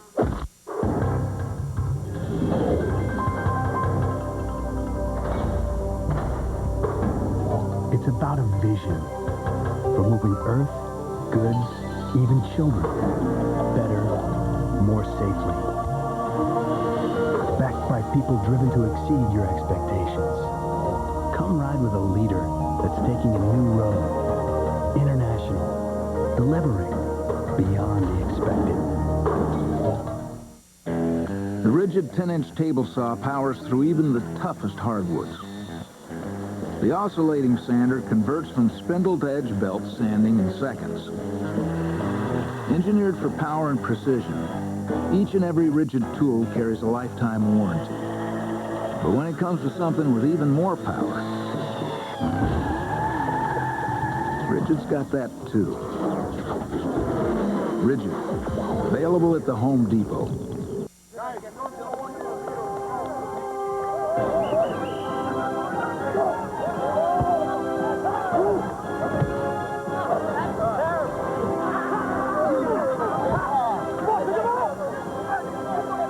Yeah, they stink. But with the new Sony Digital 8 Handycam, they've never looked better. With 3 times the color information and a sharper picture than VHS-C, what you live is what you get.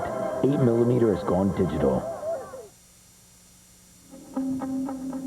NASCAR Winston Cup drivers coming to the place that Roger Penske built back in 1997, all coming here with the hope of being the first to win at this magnificent Palace of Speed, 2 miles in length. But Jeff Gordon ended up as the inaugural winner of the California 500 presented by Napa 2 years ago, and he is up front in the 1999 edition. Now let's get you caught up on some of the other activity of the day. First of all, Dale Earnhardt, who has dropped back to 26th position. Here's Jerry Punch. You got to wonder, how can a team that can win so many championships miscalculate on fuel for Earnhardt and let him run out of gas? Well, that's not what happened. It wasn't calculations at all. They were going to bring Earnhardt in a lap earlier, and they heard the spotter yell that the 75 car had slowed down, thinking maybe they would get a caution flag. What had happened was the 75 car of Musgrave had run out of gas and left Earnhardt on the racetrack one more lap, and then and that lap, he too ran out of gas. Let's go to Bill. Well, Chad Little started 16th and had high hopes for a great run here at California, but his car was loose in the early portions of this race. Well, on this most recent pit stop, they brought him in and put on just 2 tires and filled it full of gas. They pitted on lap 88, and that's critical. Yes, he did fall off the lead lap, but Chad Little is one guy that is clearly in a window that they would not have to make an extra pit stop if this race stays green. Fuel mileage could always be a factor when you start a race at California. If it turns out to be that way, Jeff Hammond and company may have the horse to beat. To John Kernan. What about Jim Long and Jeffrey Bodine? They're thinking the same thing. Remember, they could have gone a few more laps before they pitted. They actually came in just after leading the lap just to kind of stay in sequence. So I just talked to Jim Long. He told me, he says, well, it's going to be close. We might be able to make it with only one more stop. But by my calculations, man, that's great fuel mileage.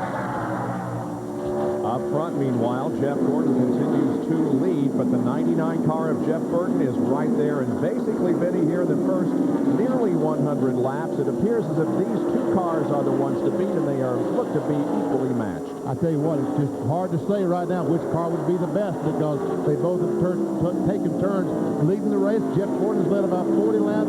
Jeff Burton's now led 33 laps. And meanwhile, the battle for third spot is 5 seconds behind these 2 cars. Other leaders, Bobby Labonte has led 11, Ward Burton 4, Earnhardt 2, Mike Skinner, Chad Little, Dale Jarrett, and Jeffrey Bodine have each led 1 lap.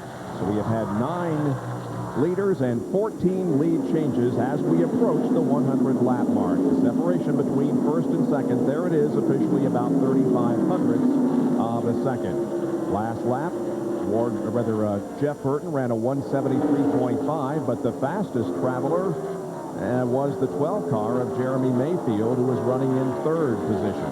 By that time, Jeff Gordon had some traffic trying to put the 45 car of Rich Fickle a lap down. Cost him some time. Probably the biggest lead we've seen Jeff Gordon enjoy all race long. Now we go back to Jeremy Mayfield. There we see the battle going on between he and Mark Martin for that 3rd spot, and that is 5 seconds behind the leader. The car that Jeremy is driving debuted at the Indianapolis Brickyard 400 last year, qualified 12th. The cut tire forced him into the wall and relegated him to a 42nd place finishes. It has 3 other races to its credit this season at Rockingham, Darlington, and Texas. Worst finish, 5th. If he keeps going, he's certainly going to beat that record today.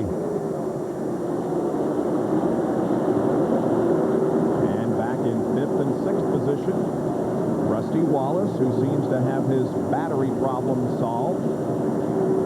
But he and Bobby Labonte are very close together. And Ward Burton, as Labonte tries to move down on the inside of Rusty Wallace. Once again, battle for 5th spot. He put a tractor and trailer a long way between those 2 cars. Well, that's what makes this so far a very safe facility. Nice and wide. You've got lots of room to run out there.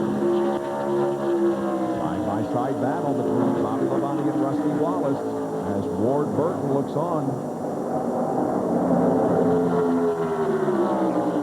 Unfortunately for Bobby Labonte, Rusty Wallace is in his groove.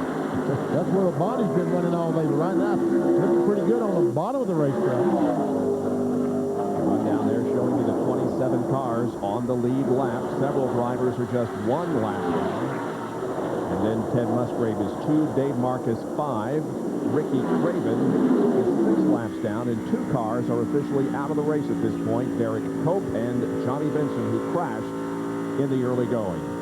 Now Ward Burton trying to move alongside Bobby Labonte and take that spot away. So Bobby Labonte moved into 5th and is in jeopardy of losing that right now to Ward Burton. But look at Rusty Wallace drafting along with that 18 car, trying to help him to the front. Burton way down low on the racetrack with those left side tires almost below the white line on the apron. Ward Burton in 1999 has completed the most laps of any other driver, 99.2% of the laps completed. Tony Stewart is in 8th position. And the 31 of Mike Skinner runs in 9th. Stewart has narrowed the interval between himself and the leader of the race Jeff Gordon from 16.1 seconds on lap 91 to 14.6 on lap 95. Boy, look how consistent that Tony Stewart is. 40.9, 41.0, just 0.2 of a second, but the slowest and fastest lap in those 5 laps. But look, those 4 laps, just 1/10 of a second difference. Closing in, of course, also on this trio of cars running in front of him.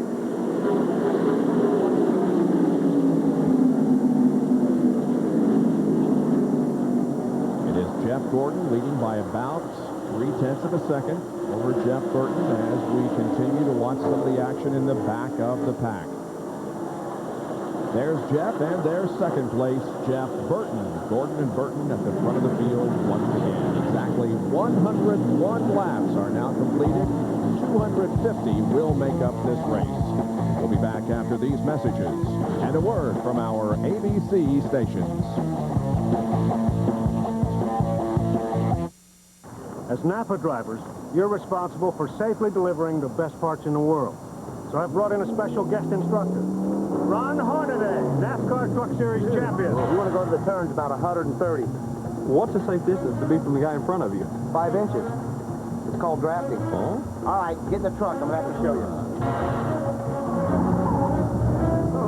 You getting all this down? They're going to can me for this. Oh, honey. Missed a great night. We laughed. We cried. Watched The Lion King 35 times. You know what you need? A nice hot breakfast. Bet I do. And you better get to McDonald's. Oh, don't forget the hash browns. Did somebody say McDonald's?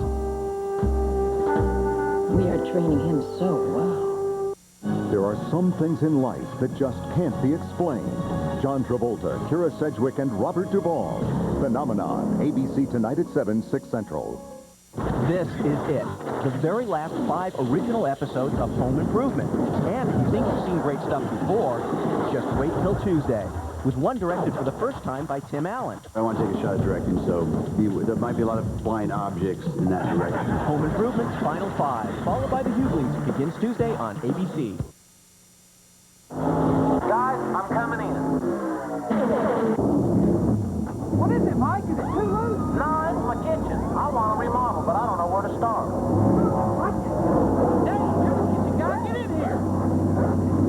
Okay, here's what you do. When it comes to home improvement, there's no better team to work with than Team Lowe's. Lowe's, proud sponsor of Winston Cup Team number 31 and its World Championship pit crew. Hey, Larry, let me talk to that kitchen guy again.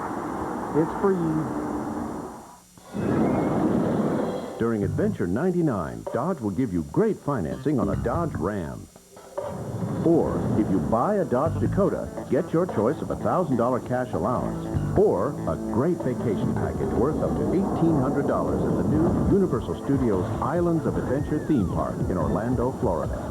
It's the adventure of a lifetime, and we have the rides to prove it. See the friendly Dodge dealer near you. Tips for bringing up baby, Monday on WHTM News Center. It's not an easy job. You have to do windows. It's cramped. It's loud. The pace is frantic. The pressure's intense. And the competition's brutal. So when a NASCAR Craftsman Truck Series driver tells you they've had a tough day at the office, take their word for it. This is NASCAR. ABC Sports coverage of horse racing continues with the Pimlico Special presented by Visa. Saturday at 3:30 Eastern, the top 4-year-olds in older racing scheduled to race Freehouse will be returning to Pimlico for the first time since losing the 97 Preakness in a photo finish to Silver Charm. That's Saturday at 3:30 Eastern, live on ABC Sports. Well, Jeff Burton has reassumed command of the race, and the winner last week at Talladega, Dale Earnhardt, is about to go a lap down in 23rd. I don't know. They call it Earnhardt, but passing is going to be very, very difficult. We're watching Jeff Gordon tried so hard was that Atlanta or somewhere this year, tried so hard to put Earnhardt a lap down? Well, Jeff Burton's going to find out that's a pretty tough task to do. See that Kenny Irwin has already lost a lap, and here is this continuing battle among about 4 or 5 cars.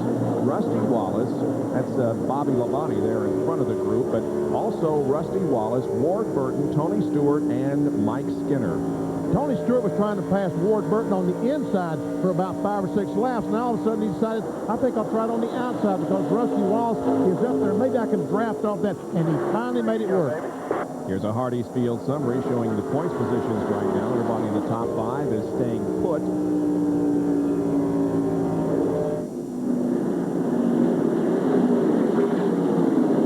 Skinner moving up 1 position. Ward Burton also up 1. And Earnhardt is a lap down. Tony Stewart trying to get by Rusty Wallace. Oh, he moves up high, tries to take Rusty's line away. And Rusty comes right back. They're out there by Fender. Mark Robertson is spot for Rusty, Tony Stewart. Clear high. The sweetest sound of race car drivers ever hear. Here, Mark. Tony Stewart said, Tony Stewart up to 6th and going for the 5th position held by Bobby Labonte right ahead of the 98 car. Rick Mast is not on the lead lap. He is in 33rd position, a lap down. And by the way, earlier we talked about how Ricky Rudd was still on the lead lap. He is off the lead lap right now in 30th position because he was caught speeding on pit road. And here is Stewart going to the inside of Bobby Labonte in the race for 5th. You'll probably not get a very stiff challenge from Bobby Labonte. The fact that they're teammates with Joe Gibbs Racing.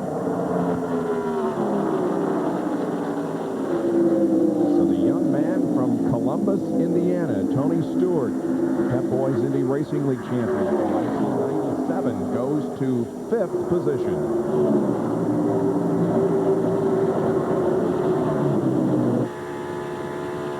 With Bobby.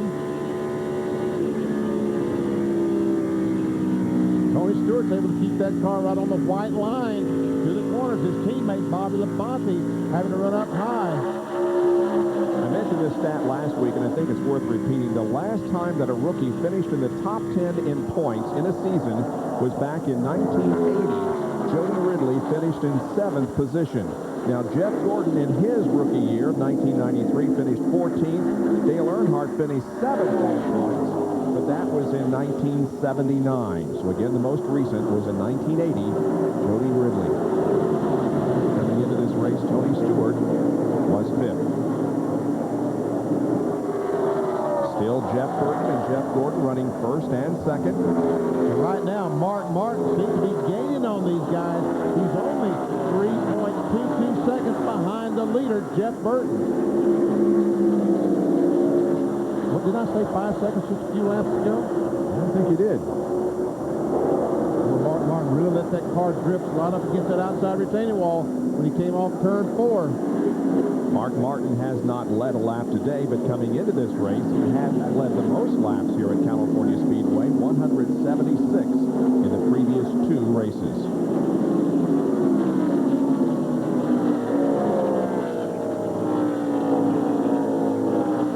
This is his 400th NASCAR Winston Cup start here this afternoon. Elliott Sadler in the Sitco car going a lap down to Jeff Burton and to the 24 car of Jeff Gordon. Here comes Mark Martin. Last time he had lost, he was about 3.4. This time he's back to 3.2 seconds. So he's maintaining. He's running as fast as the leader. In fact, he was the fastest car on the racetrack last lap, over 174.2 miles an hour, whereas up front, it was Gordon and Burton running 173.4 and 6, respectively.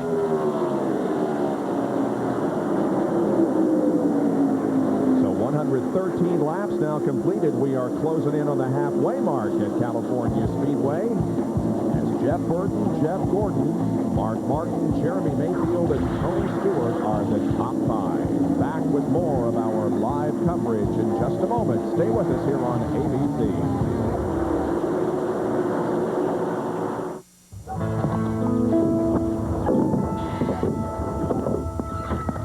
What's all that? I'm donating some old things. Are those my Red Wings? You've had those forever. Besides, you have a new pair.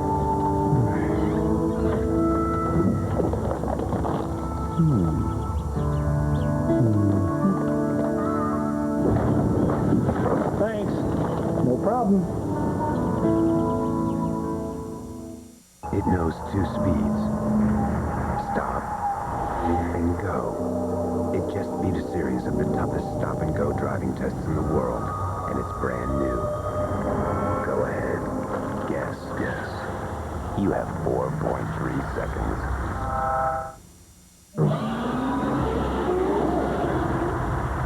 Introducing Pennzoil with new Pure Base. Stop. Go. Pennzoil. Gordon is way behind. Stick a fork in Jeff. He's done. Oh, my. What is he thinking? Holy Baloo. What the heck is that? Ooh, that's gotta hurt. Well, what could possess a man to drive like that?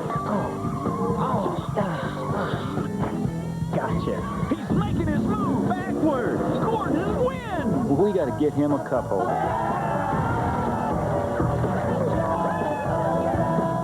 At Circuit City, you'll always get our low price guarantee. If you have any questions, I'm here to help. From software and hardware to printers, high-speed modems, memory, boom boxes, portable CD players, even mini disc players. We'll help you pick out the perfect TV and screen size. Every one of Circuit City's camcorders comes with a guaranteed low price. We can arrange for delivery and installation, and we offer expert repair service. From helping you pick out the right product to loading it into your car or delivering it to your door, we want you to have the best shopping experience ever.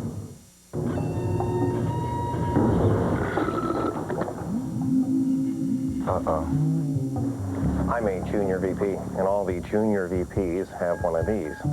So I'll just call my secretary, and then she'll... voicemail. Truck number 4 is down? Gotcha. I'm a mailroom guy, and all the mailroom guys get to see the phones that the senior VPs get. Nextel's two-way radio feature makes ordinary cell phones seem ordinary.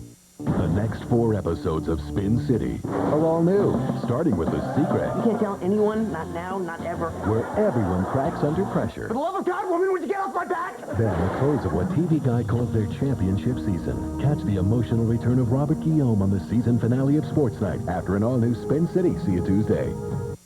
You are the man. Don't miss red-hot rookie Juan Montoya in Champ Car Racing's Rio 200, May 16th on ABC.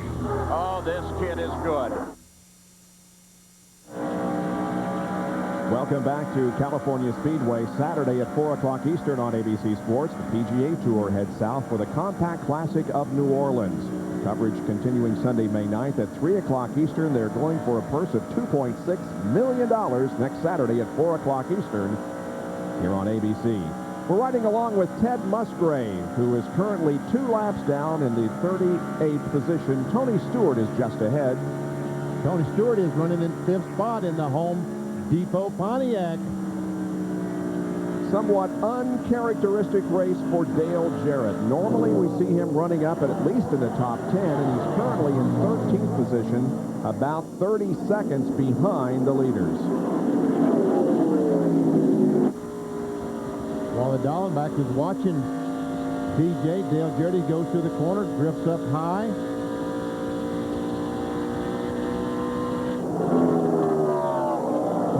About 27, 28 seconds behind the leader. Leader right now being Jeff Burton in the Exide Batteries Ford. Sterling Marlin, the 40 car, going a lap down. The Coors Light car, that's 20th place. So right now, only 19 cars on the lead lap.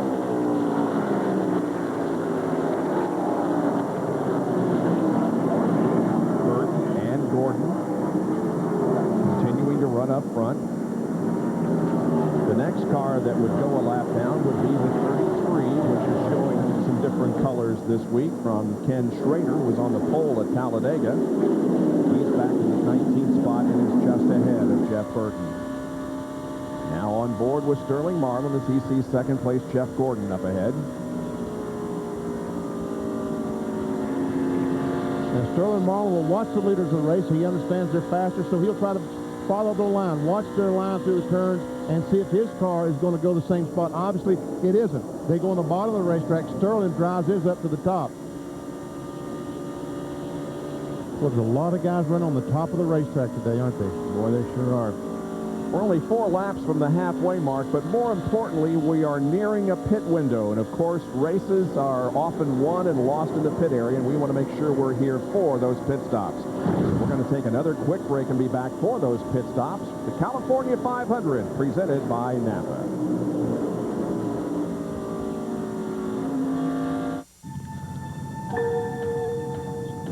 Showtime. All right, boys, that's up.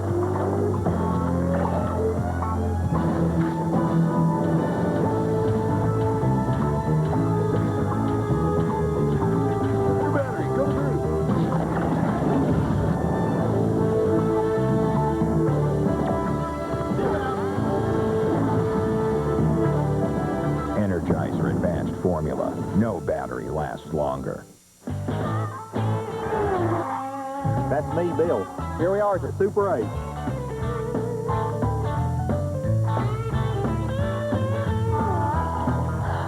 For reservations, call 1-800-800-8000. Need new shocks?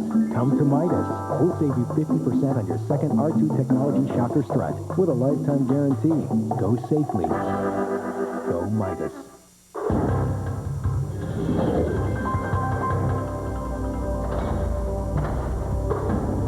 It's about a vision for moving earth, goods, even children better, more safely.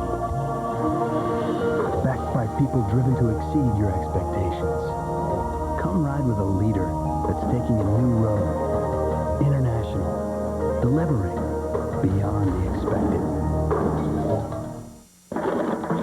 Got gas?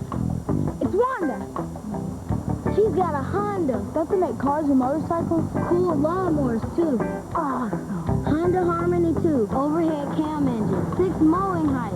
Mulches like nobody's business. That's expensive. Nope. Dad says the Harmony 2 starts at $319. Hey, Wanda, can we buy your Honda? You're dreaming.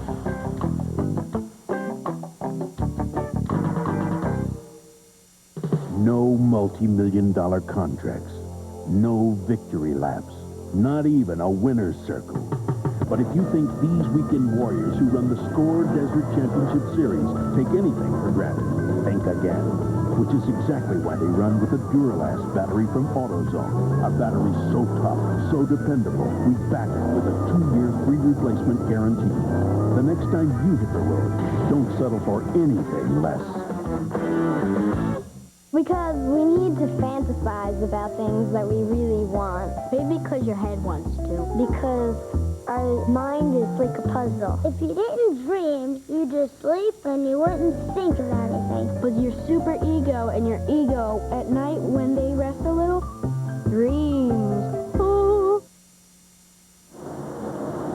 We have just reached the halfway point. Lap 126 now completed. Jeff Burton picks up the money. Here is Dale Jarrett making a pit stop. We go to Bill Weber.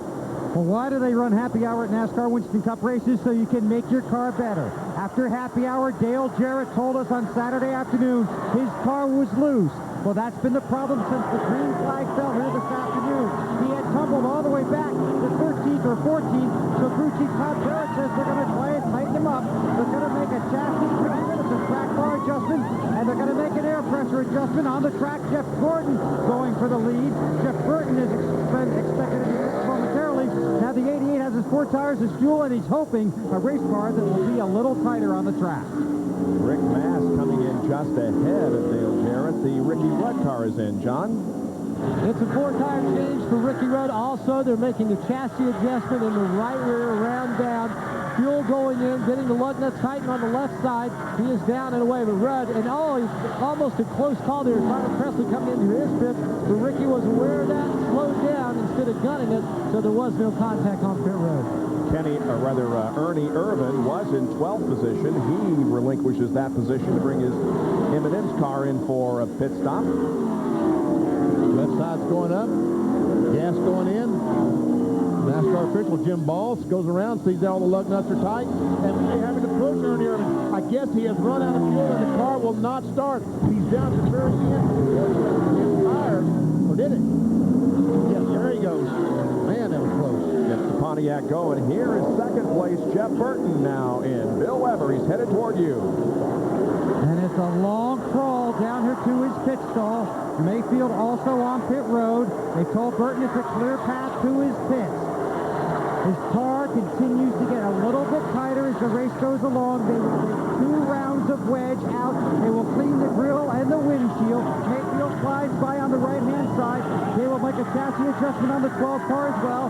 There's the chassis adjustment on the 99, just completed. Left side tires about to go on. Meanwhile, they whip around to the left side on the 12. A big stall in front of him.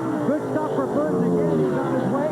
Mayfield still sits on pit road. The fuel's in, waiting on the lugs on the left rear. Took a little extra time to change. You're frustrated, but Jeremy Mayfield charges on.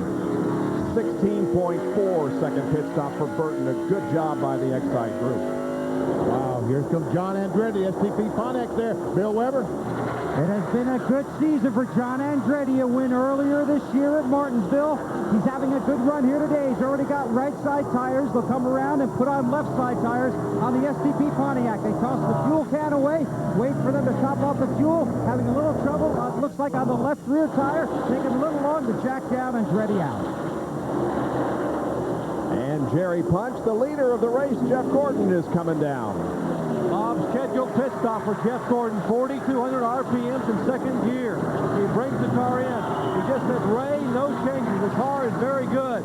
Ray said, no problem, guys. 4 tires, 2 cans of fuel, no adjustment. They clean the windshield. Now come to the left side of the car. And they have caution on the racetrack.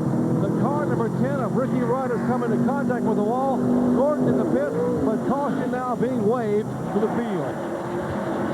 Ricky Rudd has crashed the 10 car. He is slowly coming down pit road, but there is a caution. I'm guessing that Jeff Gordon will be a lap down to Mark Martin. No, here comes Martin right now. Maybe not. Maybe Jeff will just barely save getting lapped. As a matter of fact, Schrader and a bunch of cars race Martin back to the line. Never see Martin. All these guys trying to race him, and Jeff Gordon, I think, saved being lapped by just a few seconds. The pace car will pick up the leader of the race, and it does. Mark Martin. Down to John Kernan again. Ricky Rudd had made a pit stop, but he radioed in after hitting the wall and said the motor blew and dumped oil all over the place. So Ricky is now on pit road. You can see the damage on the right front of that car. His crew out pushing the car. They'll push it behind the wall into the garage area. And the 36 car is also showing some damage. That's Ernie Irvan as he comes down. He was just in for a pit stop and now takes the M&M's Pontiac behind the wall. See if we can find out what happened here to Rudd after the engine blew on that car. Here it comes.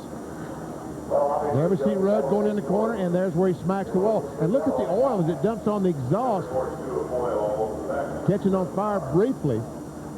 But the oil stops coming out, and the fire does go away as Rudd takes his car towards pit road.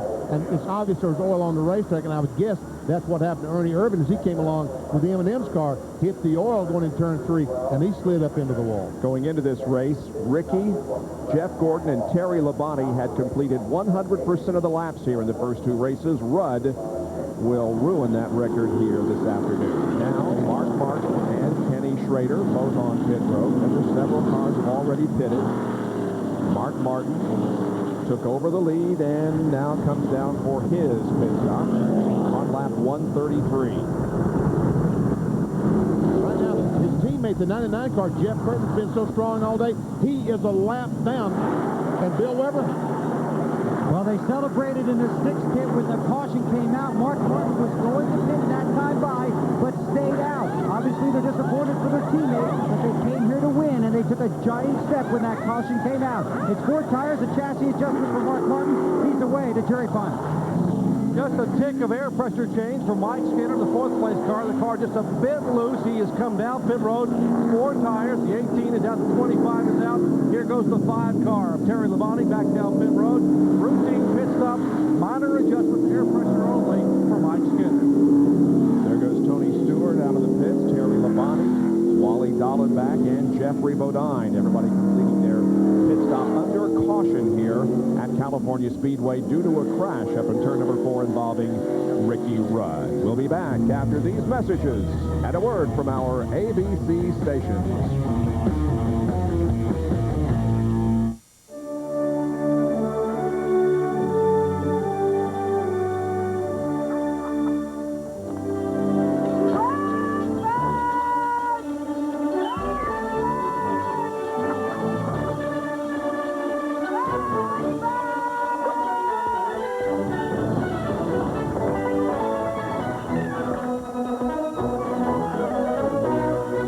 Did somebody say McDonald's? It is more than sport. It is spirit.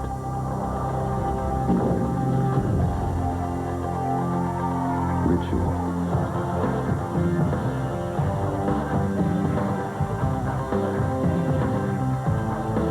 Family. The Coca-Cola Racing family. Refreshed by Coke. Tuesday, relationships begin. A friend of mine gave me tickets for the Mets. I was wondering if maybe the boys would like to go. Can you get 4 tickets? Absolutely. Relationships change.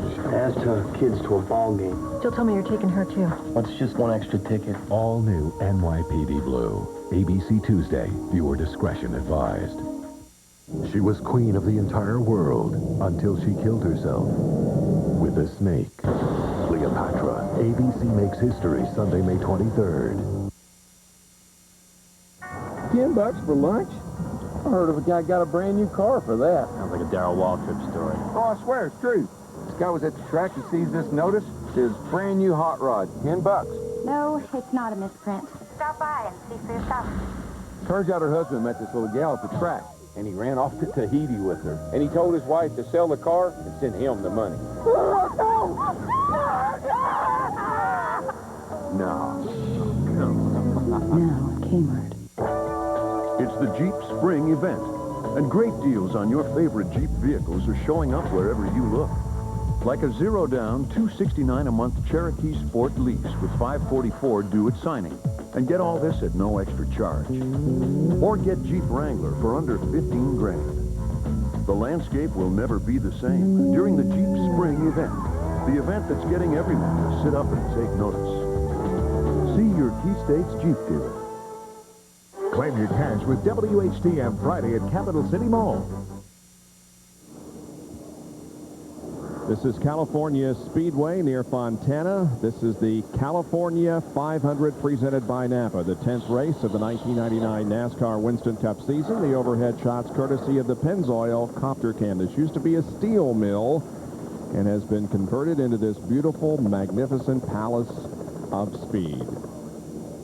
Well, Jeff Gordon is on the lead lap. His pit stop was enough to get him out ahead of the pace car. But the 99 car of Jeff Burton, we understand, is going to be a lap down. Well, at the tail end of the lead lap. Right, he's on the tail end of the lead lap. Right now he's in 9th spot.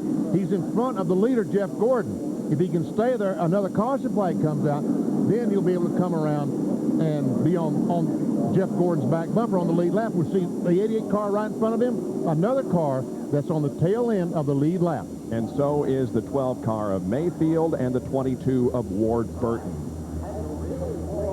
So we'll certainly be entertained by that when the green flag drops again, seeing if those guys can indeed stay up ahead of the leader and technically stay on the lead lap.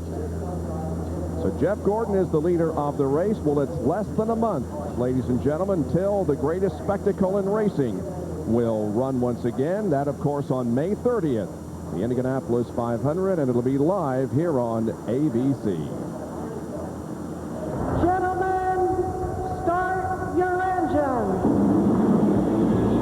The most suspenseful moment in all of sports, the start of the Indianapolis 500.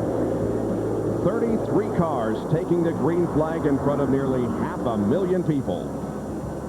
The Indy 500 is the supreme test for a race car driver, because his results at Indianapolis will define his legacy as a racer. Every driver, especially every American driver, grows up with this thought of the Indianapolis 500 being the place that you have to be able to dominate one Sunday in your lifetime if you can, if you want to be the best in open-wheel racing. Last year at Indianapolis, it was Eddie Cheever who was the best in open-wheel racing. Hand up, saluting the crowd. Eddie Cheever has won the 82nd running of the Indianapolis 500-mile race. And then, victory lane at Indianapolis. It's all very confusing. You get out of this race car, and you've been driving as hard as you can for 3.5 hours. You've been dodging bullets. Cars have been crashing around you. You've missed a few accidents. So you're on such an adrenaline high that you realize what you're doing, and you're fighting for that position, and you realize you've won, but it's all very anticlimactic when it's finished. So you jump out of the car, and they're sticking a microphone in your face and a bottle of milk, and you're expected to say something very intelligent to 400,000 people, which is very difficult to do when you're still in the racing driver's mode. When you started your driving career, what did Indy mean to you? My father told me, I was raised in Italy, and my father told me that if you're going to win one race in your life, win the Indy 500. This one's for my dad. Emotions have always run strong in victory lane because the accomplishment of winning this race is so tremendous. It means a racer has driven his car faster than anyone else and has avoided the perils that lurk at every turn.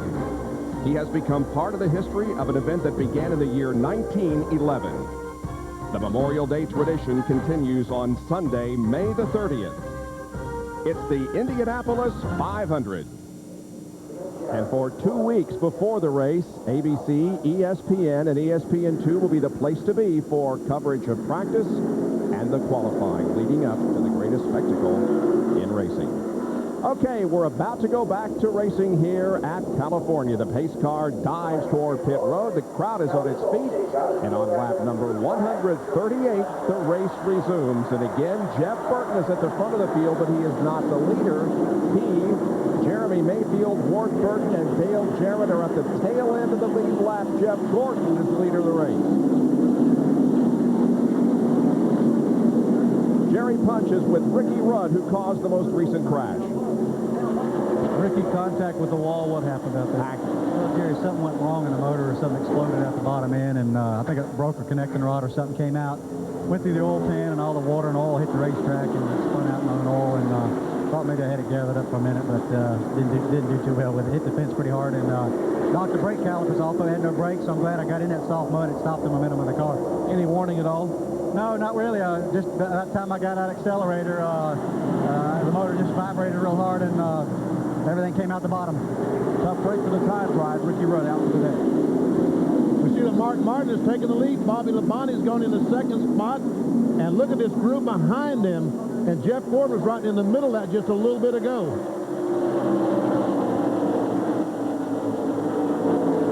Here goes for the lead. Bobby Labonte takes over the top spot. Bobby Labonte, Mark Martin, and Jeff Gordon all right there running first, second, and third. Bill has more on Mark Martin. Well, at the end of that long green flag run, Mark Martin's car was getting better and better, and that's because it was getting tighter and tighter. So on this most recent pit stop, they opted to tighten him up with a round of wedge. They think his car will be as good at the beginning of the run now as it was at the end of the run. As for Rusty Wallace, the frustration continues on that last pit stop.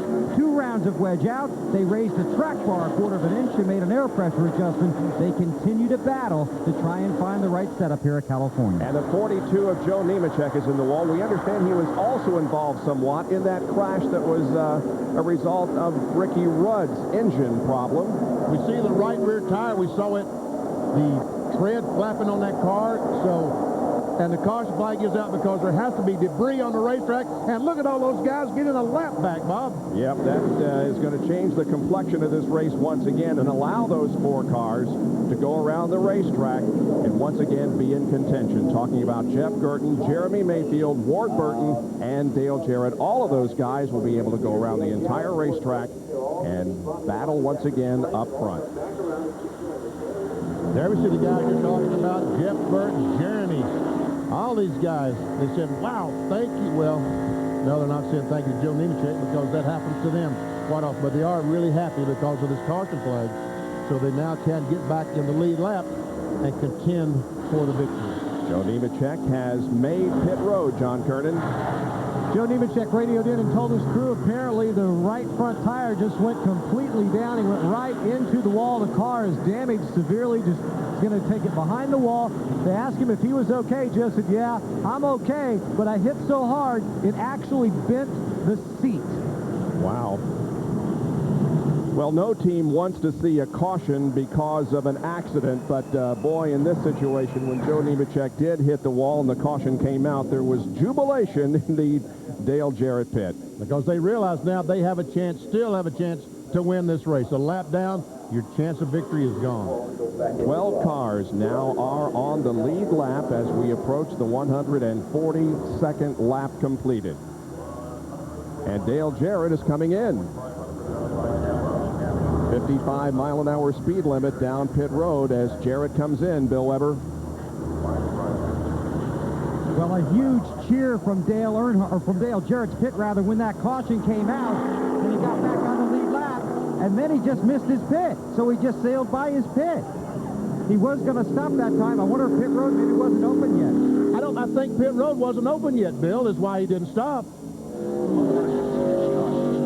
I think that's the case because the leaders when they come by this time, the pit road will be open. Then he can make his pit stop. So if he had stopped and made that penalty, then he would have been penalized by NASCAR. There we see the flagman. The green flag is out. Pit road is now open. It wasn't the last time by. That is right. Confirmation that it was not open, but it is now. And that results in Bobby Labonte, Tony Stewart, and others coming down for a stop. But Jeff Gordon, Mark Martin stay on the racetrack. Not content with giving away track position. Wally Dallenbach, Steve Park also in, Bill Weber. Pit road is a busy place right now. Bobby Labonte into his stall, getting fuel. Right side tires going on. Behind him, his teammate Tony Stewart is getting fuel only. Wally Dallenbach is away.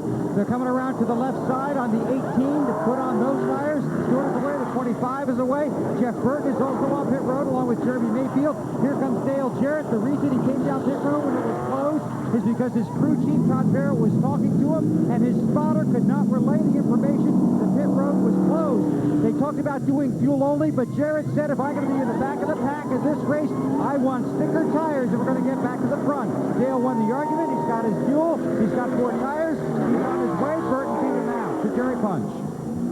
Back in the garage area, Joe Nemechek has climbed out of the remains of his Bell South Chevrolet. Joe, this incident really started with the 10 car blowing an engine. That it did. It's just so hard. You know, the whole Bell South team has just been having a hard time, and we had a decent run going today. And when they had the caution, we were coming back around, and all of a sudden I hit a spot of oil where he blew up, and my car just shot all the way to the wall and hit the front and the back. We come in, fixed it, put a set of tires on, and on that restart, I hopped to the outside, and right before I got into one, it shook real bad, and all of a sudden the back end come out, and I think I must have run over something out there and cut a tire down and hit pretty hard. We saw you hit hard enough inside a moment ago to bend the seat. Are you okay? Oh, I'm okay. My ribs a little sore, but it hit hard. Hello. All right, Joe Nemechek able to smile, but a hard lick for the car 42. I tell you what, the fact that Jeff Gordon and some cars did not pit tells me they can't make it from here the rest of the way on one stop. All these cars that did stop evidently are thinking about going the rest of the way on one more pit stop. And Jeff Gordon isn't stopping because right now he's not within his window. And the penalty assessed to Dale Jarrett coming in while the pits were closed to the end of the longest line. That's the situation. We remain under caution here at California Speedway. 143 laps completed, and Jeff Gordon is the leader of the race. A lot more racing to come, but right now, let's send you to our Wide World of Sports studio in New York and your host, Robin Roberts.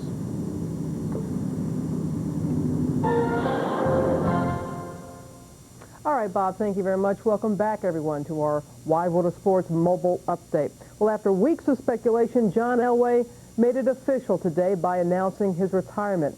Elway says he now plans to spend more time with his family. We couldn't have asked for anything better. And the fans, the support that we've had, it's been unbelievable. But as I said, physically, and it's really hard for me to admit, but I couldn't do it anymore. And you know, as I said last year, I never want to stop competing. I just can't compete at the level in this game that I want to compete at anymore. In 16 seasons, Elway led his team to more victories than any other quarterback in NFL history. He'll be, of course, forever remembered for his game-saving drives, a record 47 of them in his career.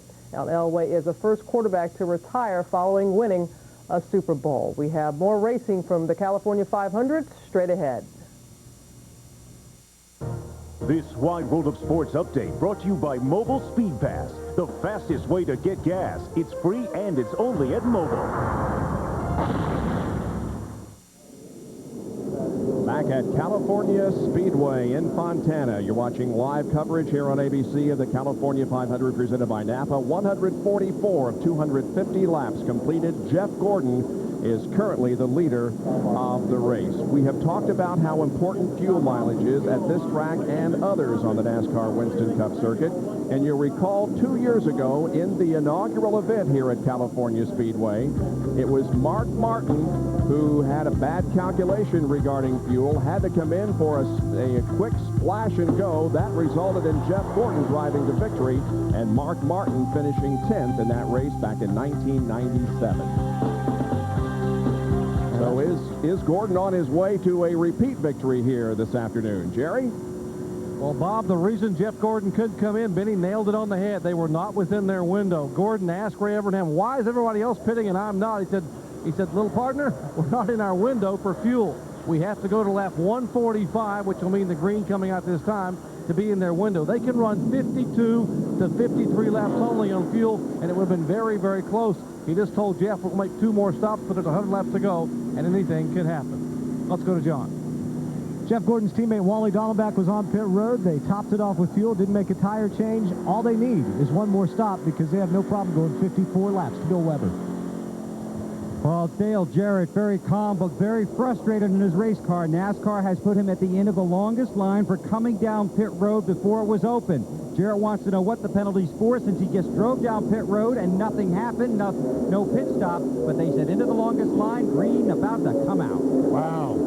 That longest line is to the inside lap cars because there are only 12 on the outside line, those that are on the lead lap. Green flag waves back to competition. Jeff Gordon leading, Mark Martin second. Terry Labonte is in third spot, Mike Skinner fourth, and Tony Stewart is fifth.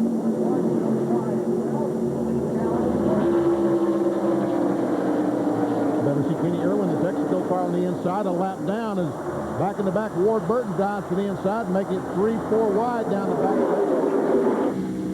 Big group of cars down the backstretch on board with Mark Martin, looking back to Terry Labonte on the left and Kenny Irwin on the right. That is a lap down in 13th position. And here comes Tony Stewart to the inside of Kenny.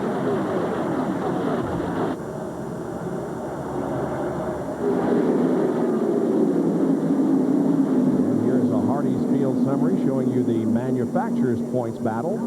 Ford with just a slim 3-point lead. And here is Tony Stewart now. And Rusty Wallace is a lap down. He's in 14th spot, 1 lap down. Tony Stewart, meanwhile, is in 4th position on the lead lap. Rusty Wallace, a lot of these cars made pit stops, and just a few laps later, the caution flag came out. 31 is Mike Skinner.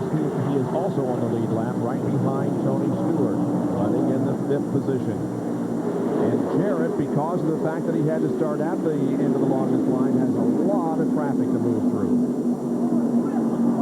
Oh, we got a problem up in the second corner. Everybody's saving it, but somebody is way up high on the racetrack. It's Tony Stewart. Tony Stewart, I would guess, got down in the corner, and look at all these. Got a little room now. Come on. All these cars going by, so Tony now has to try to work his way back to the front. Take a breath now. Take a breath now.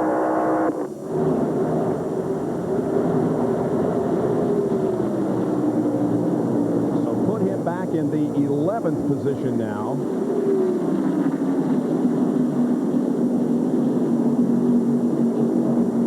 Running fourth, lost 7 spots.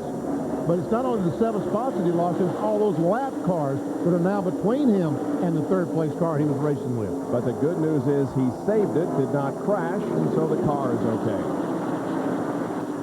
We presume. There's Jerry Nadeau that he's going by on the outside. A new paint job this week for Nadeau. He's 20th, a lap down. John Andretti goes to the inside of Ken Schrader. There's Jarrett. From Rusty Wallace's onboard camera, we'll get an indication of what happened to Tony Stewart. He's off to the right.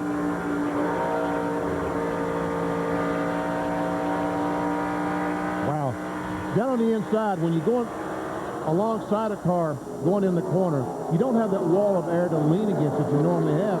Rusty Wallace was blocking that wall of air, and Tony goes down the corner. This time, without that air to lean against, he lost the back end, almost spun. Trying to pick up a spot here. We're on board with Jeremy Mayfield, and Tony trying to pass Jeremy for the 10th position, trying to work his way back into the top 10. 100 laps to go, 150 complete. Up front, it is Jeff Gordon and Mark Martin now, with third place Terry Labonte about a second behind. It looks like that one round of wedge they put in Mark Martin's Valvoline Ford has really let him run faster than before as he tries to take the lead off turn 4, right alongside Jeff Gordon. Valvoline raising money for the big brothers and big sisters of America, and every lap that Mark Martin leads, some more money. Every race he wins, every pole he wins means money for big brothers and big sisters of America. And right now, Mark Martin has led 5 laps in the California 500. Gordon is second, followed by the Labonte brothers, and Mike Skinner is running in 5th.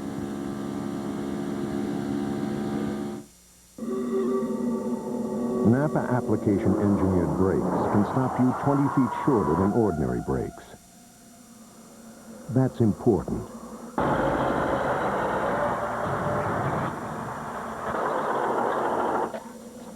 Because you can't always count on there being 20 extra feet of road when you need it.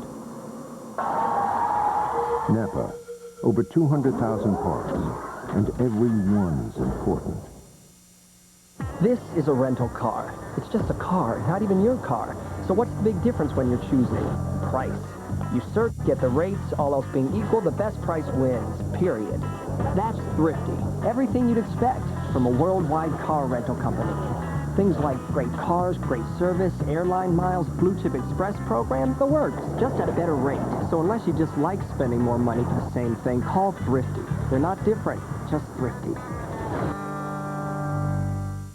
That's a very ugly dandelion. If you're going to find a dandelion anywhere around here, it's going to be in the neighbor's yard, not mine. Can't stand weeds in my yard of any sort. I use the Scotts Turf Builder Plus 2. It's going to give you a strong root system like this to not allow any weeds to grow up in between it. The lawn is very thick and luxurious, and it's a lot of fun to just run around barefoot. I use Scotts Turf Builder Plus 2 to keep my lawn looking beautiful, and it really works. It's too bad my neighbor didn't. I beat the dandelion. You change your oil every 3,000 miles, right? No, do you? You push it. Now you're so busy you try to squeeze another 1,000 miles out of your oil. Or more. Well, squeeze this. Just to do it yourself when you have the time. Reformulated Quaker State. Protection beyond 3,000 miles under any driving conditions. Anybody say insurance? It's been tested. And unlike that lazy uncle nobody really likes to talk about, it works. So go get some. Quaker State. Sensible technology. What more do you need to know? Every Sunday, every Monday, expect mini-movie events on ABC. Starting tonight at 7/6 Central.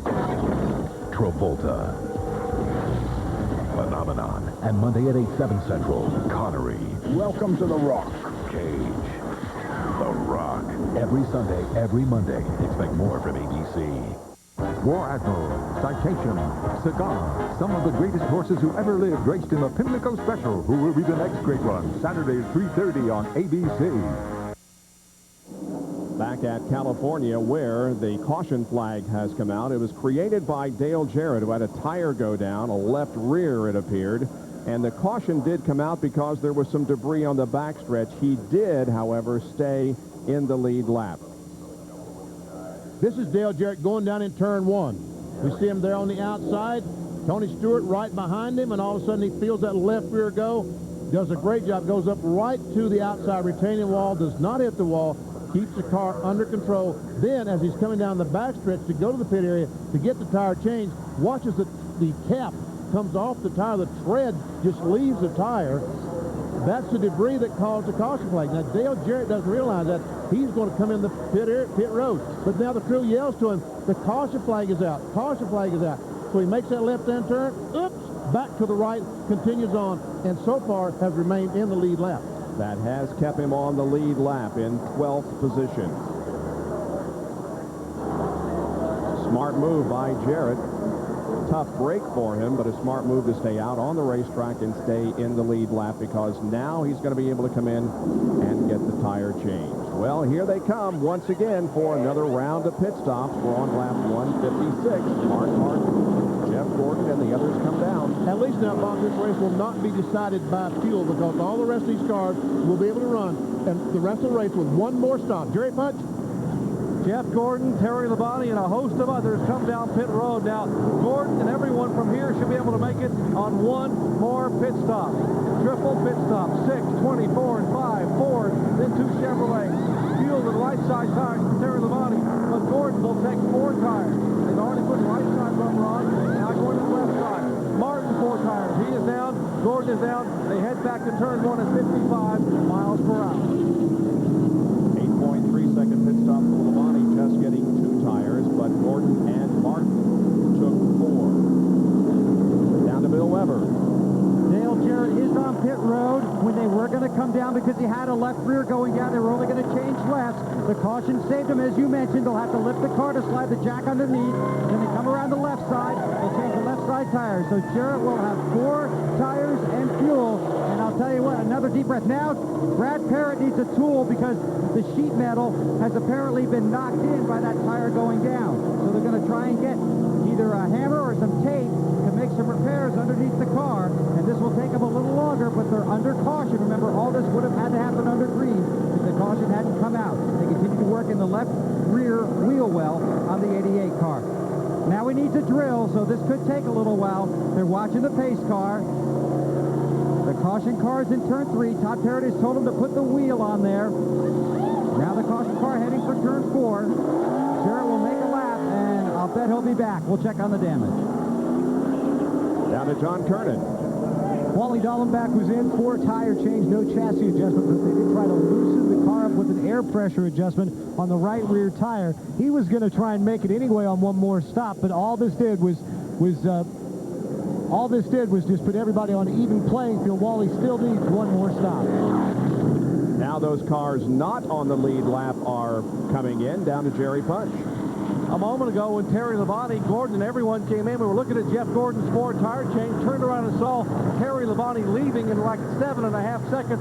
Thought he maybe had changed right side tires, but no tire change whatsoever on the 5 car for Terry Labonte. Fuel only. Andy Gray said we're going to roll the dice. We got one more stop, and Terry thinks the car is good. No tire. All right, we'll see how that works out as the race concludes. There is Terry Labonte, who finished in the 39th position here, or rather the 3rd position here at California last year, and a 2nd place finish in the inaugural race. Jarrett back in. Bill. And they're bringing him back in because the crush panel behind the wheel well has been knocked out of place, and that's what they're coming to try and get back into place. They'll have to slide the jack under there. They've got a drill. They've got a couple of saws out here. They've got some tape and some bungee cords. They're going to get underneath there and try and get that back into position. NASCAR official watches them. Brad Parrott dives underneath. He's got plenty of help under there. They're going to yank the wheel off, so we'll have a little more working area under there. A very difficult time for these guys. Every time they get a good break, a bad one seems to follow it up. They use the drill to try and relocate and hold the crush panel into place.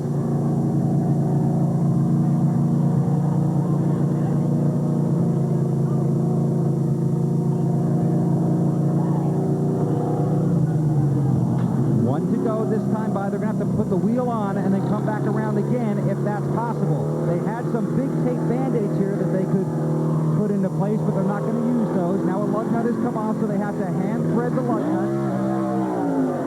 And Jarrett heads back out. Another long pit stop for the 44 car of Kyle Petty. This is Ricky Thomas, the front tire changer. Goes around, takes off the 5 lug nuts. Abbott Lloyd throws the tire on the hub. Ricky tightens it back up. Now around to the left side. Same situation. Oh, what happened? The jack fell. The jack fell all of a sudden. So they take him off. Now they got to put it back on. Okay, he gets up. Ricky gets up and goes back across the wall. Wait a minute. What's going on here? They put in more tape on the grill. More tape, trying to loosen the crop even more and make it run a little bit faster down the straightaway. And that's relegated Kyle all the way back to a 33rd position. He's now 2 laps down.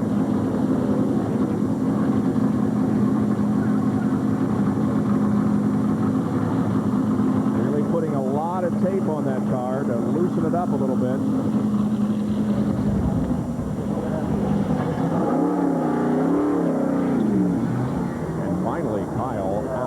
The pit area. We saw the Winston Cup officials when they were watching Dale Jarrett's crew working on this car, giving the signal to the crews, 1 lap to go till the green flag. So this time by, the green flag away, we see Dale Earnhardt on the inside of Terry Labonte, that Goodrich Chevrolet, trying to get back in front. Hope the caution flag comes out and get a lap back. Once again, Dale Jarrett is at the back of the cars on the lead lap. He's in 12th position. A bit of a tough weekend for the Jarrett family. Dale's son, Jason, was involved in a crash in the Busch race yesterday, was taken to Loma Linda Medical Center, but was released, as was Phil Parsons, who was also sent to the hospital after a crash in the Busch race. Green waves, we're back to competition.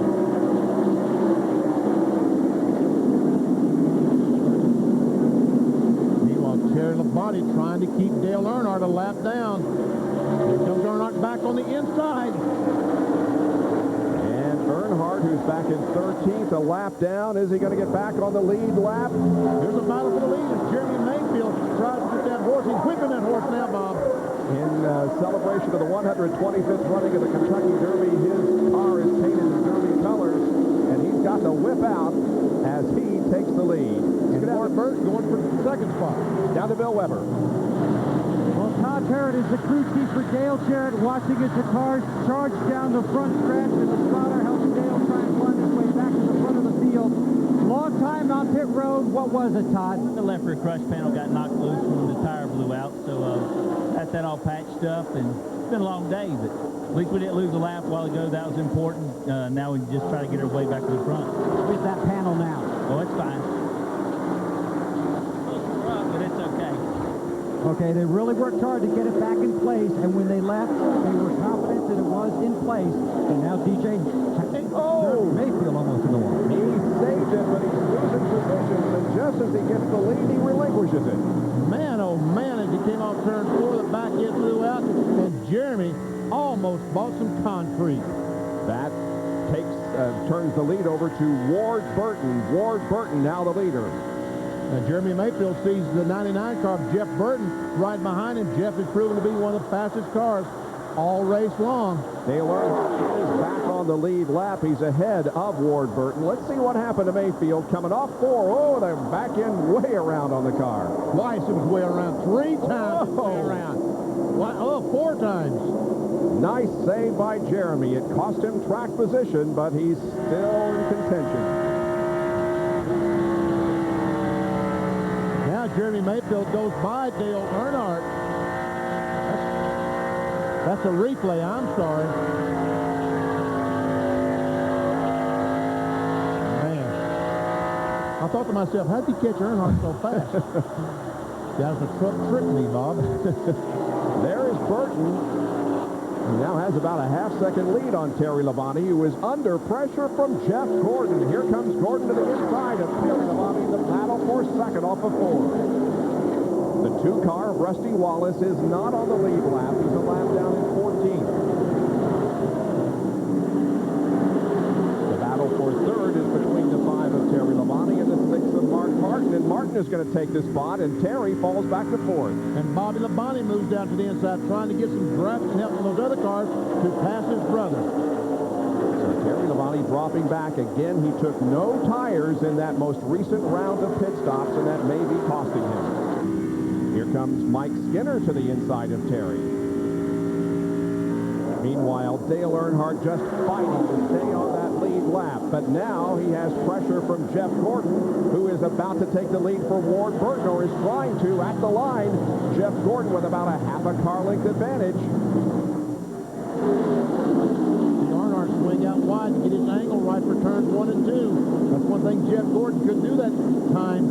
Could not get quite wide enough to go and enter turn 1 to make a good corner, so Ward Burton pulled alongside of him. Burton battling alongside Jeff Gordon for the lead. Ward is putting up a tenacious fight here in this afternoon's race. Finished 32nd in last year's race here and 28th in the run. He's having a very good race here this afternoon. So far, Jeff Gordon has led 65 laps and Ward Burton has led 8. And now they're 3 wide as Rusty Wallace gets back on the lead lap. So both Wallace and Earnhardt now back on the lead lap. And Ward Burton, I just know that scared him to death when Rusty Wallace drove on the outside. He had no idea Rusty Wallace was on the racetrack, and he went by him on the outside. Now here Jeff Gordon trying to get by Rusty on the inside.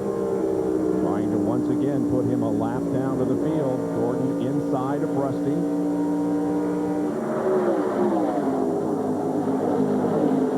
Meanwhile, Earnhardt is loving this as Ward Burton pulls down, trying to get some drafting help with Jeff Gordon. And once again, see these cars need to swing up. See how Rusty swings up to get his angle right in the corner? Well, Jeff doesn't know when to do that, so he can't get that angle right. And Rusty, you can see how he beats him through that corner. You've got to make these corners really wide here at the California Speedway. If you drive the car straight into the corners, they just never turn. They want to slide across the racetrack. Gordon, Bobby Labonte, Ward Burton, Mark Martin, and Mike Skinner are the top 5 with 166 laps completed at California. Pepsi presents a Jeff Gordon moment. June 22nd, 1997 marked the inaugural running of the California 500. Pole sitter Joe Nemechek led the field to the green flag in a race that saw 21 lead changes throughout the afternoon.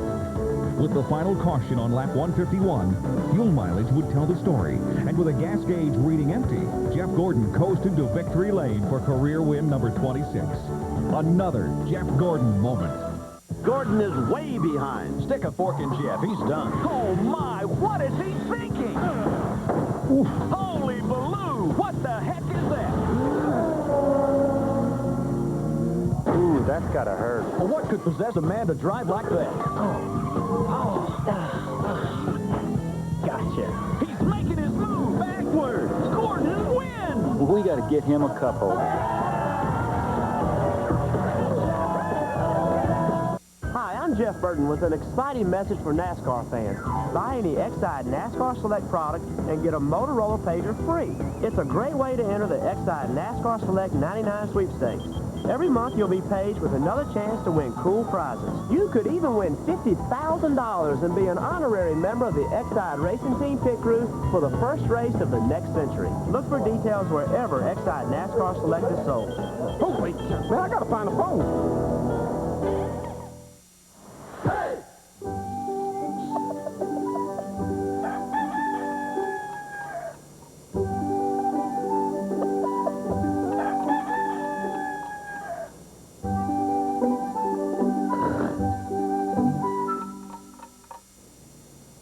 Introducing chicken salad at Subway. Try our chicken salad sub. Tender all-white meat chicken salad with your choice of fresh veggies handmade right in front of you. Subway, the way a sandwich should be. We're here at a NASCAR race to take a survey. First question, does anyone sell as many high-quality auto parts as Napa? That'd be a no. Does anyone sell more hard-to-find parts than Napa? No again. Does anyone have as many ASE certified employees? Last question. Would you like to get paid for this survey? Just checking. Napa, over 200,000 parts, and everyone's important.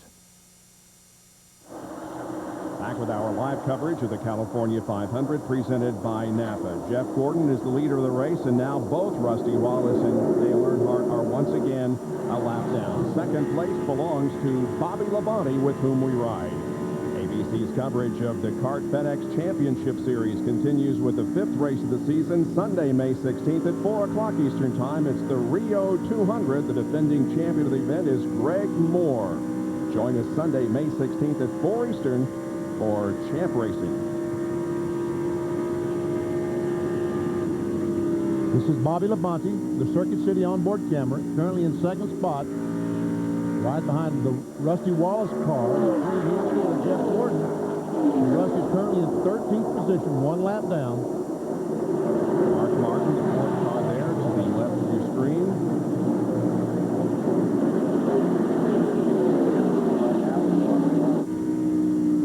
Ward Burton running fourth, and Jeff Burton, who at one time was a lap down, is back up to fifth. Here's a Hardee's field summary showing you the points, and again, the top five are the same as they were coming into this event. And the second five, look at how they've changed. Tony Stewart up one, Labonte up one, Wallace down two, and Skinner also up one. Right behind Bobby Labonte is Mark Martin.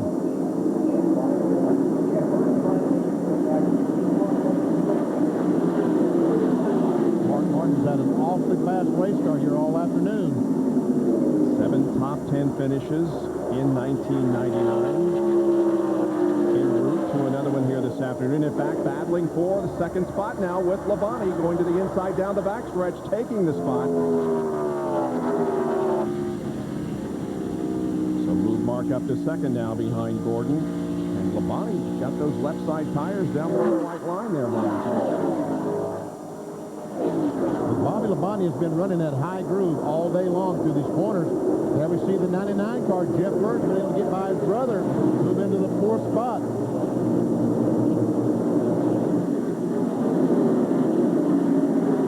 in the 88 do battle for the 10th position. Terry Labonte and Dale Jarrett. And on that last pit stop, Terry Labonte, that Kellogg's car stopped. Fuel only, did not change tires, and it looks like that's really hurting right now, Bob. Yeah, he's almost the last car on the lead lap. The 60 car of Jeffrey Bodine is in that position in 12th. But Labonte has dropped all the way back to 11th. Ever see Jeremy Mayfield going by the Mike Skinner automobile? Moved him into 7th spot. Jeffrey Bodine, who's having a good run in the Power Team car owned by Joe Bessie. In the 12th position, the last car on the lead lap, about 9 3/4 seconds behind Jeff Gordon. There is Jeff, and the separation between him and second place Mark Martin, with Rusty Wallace running in between them. So the California 500 continuing here at Fontana, California. ESPN and ABC continuing their coverage of NASCAR. We'll be back after these messages and a word from our ABC stations. Well, I live out here on a little old farm. I got a pickup, 2 tractors, a mower, and a little old boat. Everstart battery in every one of them. One in that old pickup's been in there over 4 years. Starts right up every morning. Everstart. All the cold cranking power you'll ever need. No matter if it's 100 degrees or 0 outside. Starts every time. Everstart. The name says it all. Everything I got come from Walmart, except my wife and the milk cow. And if they had a place, I'd put a battery on them. This is great. I get fired on national TV. Oh, it could be worse. How could it possibly be worse, Frank? I think it just got worse. And now, Budweiser's replacement for Louis the Lizard, No. the Ferret.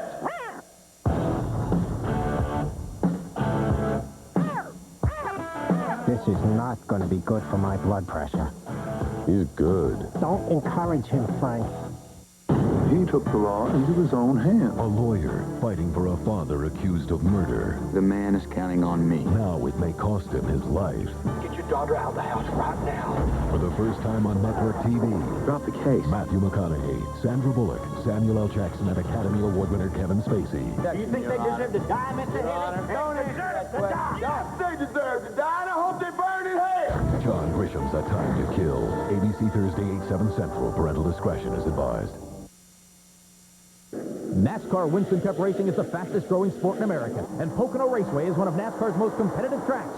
Pocono Raceway has added 15,000 grandstand and 2,000 club seats for $19.99. Now is your best chance to experience Winston Cup Racing at Pocono. Call now while tickets last. Call toll-free 1-800-RACEWAY. That's 1-800-RACEWAY. Operators are standing by. Pocono's 1999 Winston Cup dates are the Pocono 500 June 20th and the Pennsylvania 500 July 25th. Call now 1-800-RACEWAY.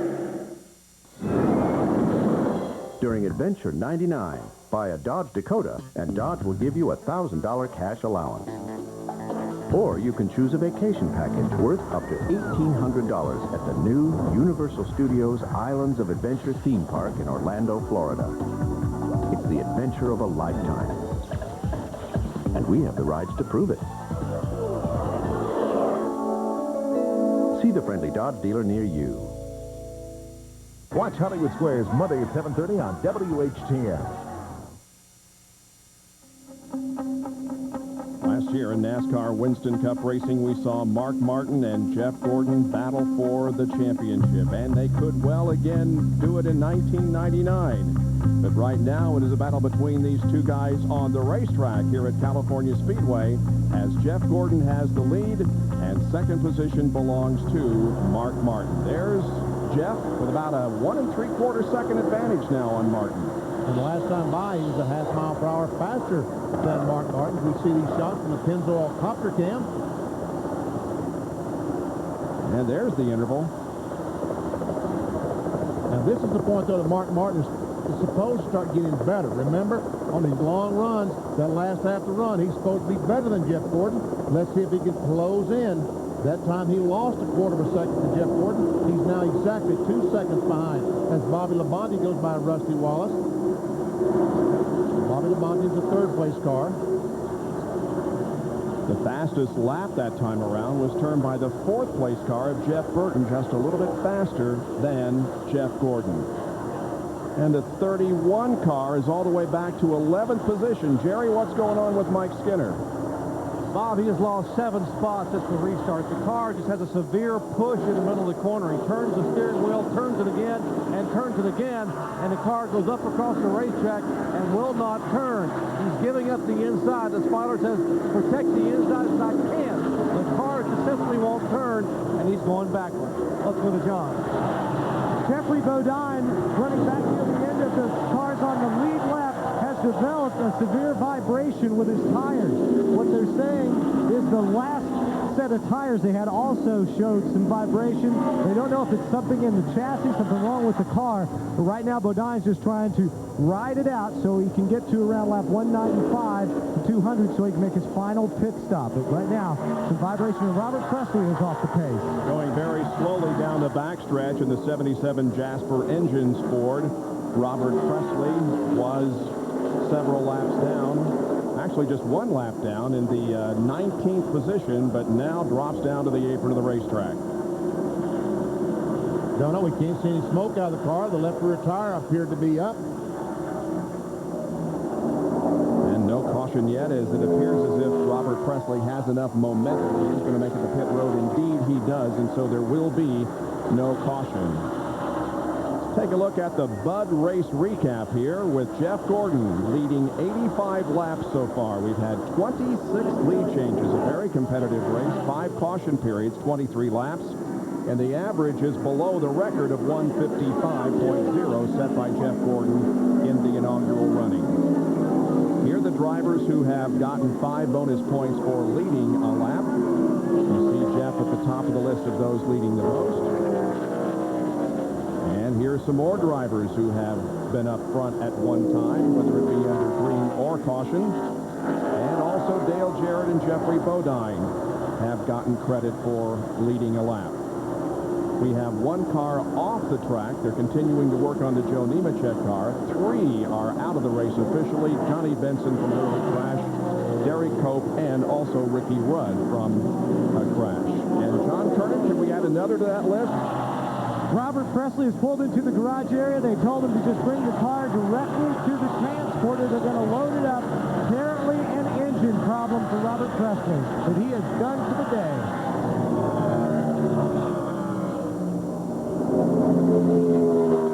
Robert Presley will join the list of those out of competition.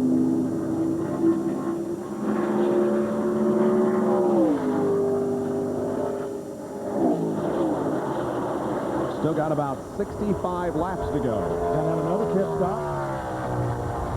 Interesting to see what these guys are going to do on these pit stops. We've seen that no tires on Terry Labonte's car didn't seem to work too well. Earlier in the race, Ward Burton changed 2 tires, and I would say it would probably not, didn't hurt the car that badly. So watch Jeff Gordon. Never have these guys get up their sleeves. Will it be fuel, 4 tires, or maybe gas only, right side tires?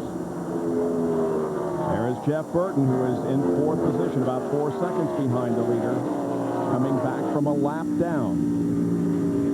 Here's Bobby Labonte's view as he looks back on Jeff Burton. Last time by, Bobby Labonte was faster than Jeff Burton. Did we see Jeff Gordon go by?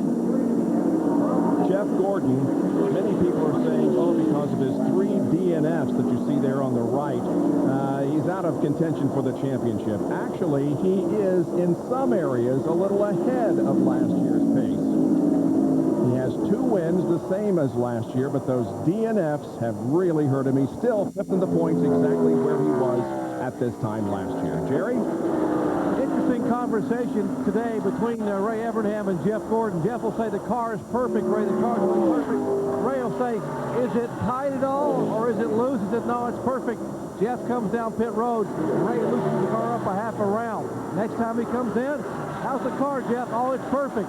Ray loosens him up a half a round. Ray Evernham knows the looser the car, the faster the car. And unless the driver complains that the car is loose, he's loosening him up a half a round every stop. So loose and fast, and he's up front.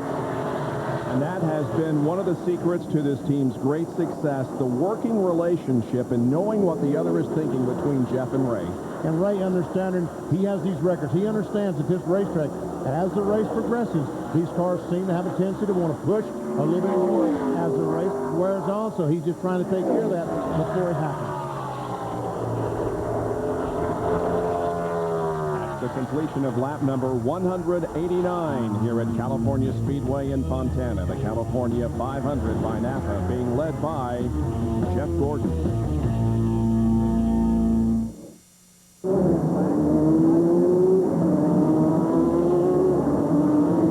The Hardee's All-Star Racing Team Collectors Cup, featuring all 7 members of the Hardee's Racing Team. Martin's coming in for an unscheduled pit stop. It holds 44 ounces of your favorite beverage, even if you can't. Get your Collector's Cup now at Hardee's, a proud sponsor of the Roush Racing family.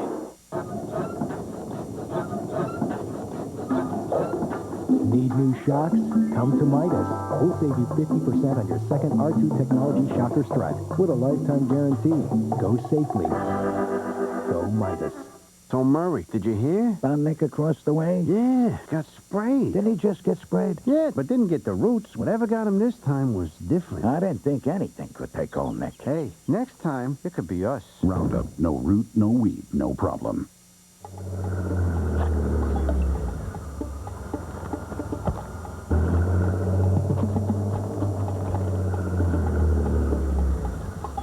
With Quikrete fast-setting concrete, you just pour it in the hole and add water. It sets hard in minutes.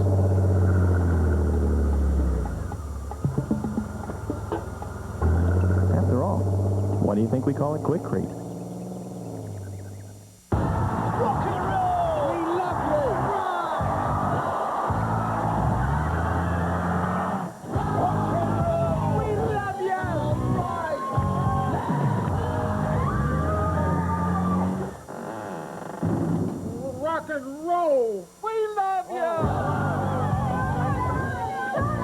To keep your car rocking, protect your engine with Havoline Formula 3 motor oil. Add more life to your car.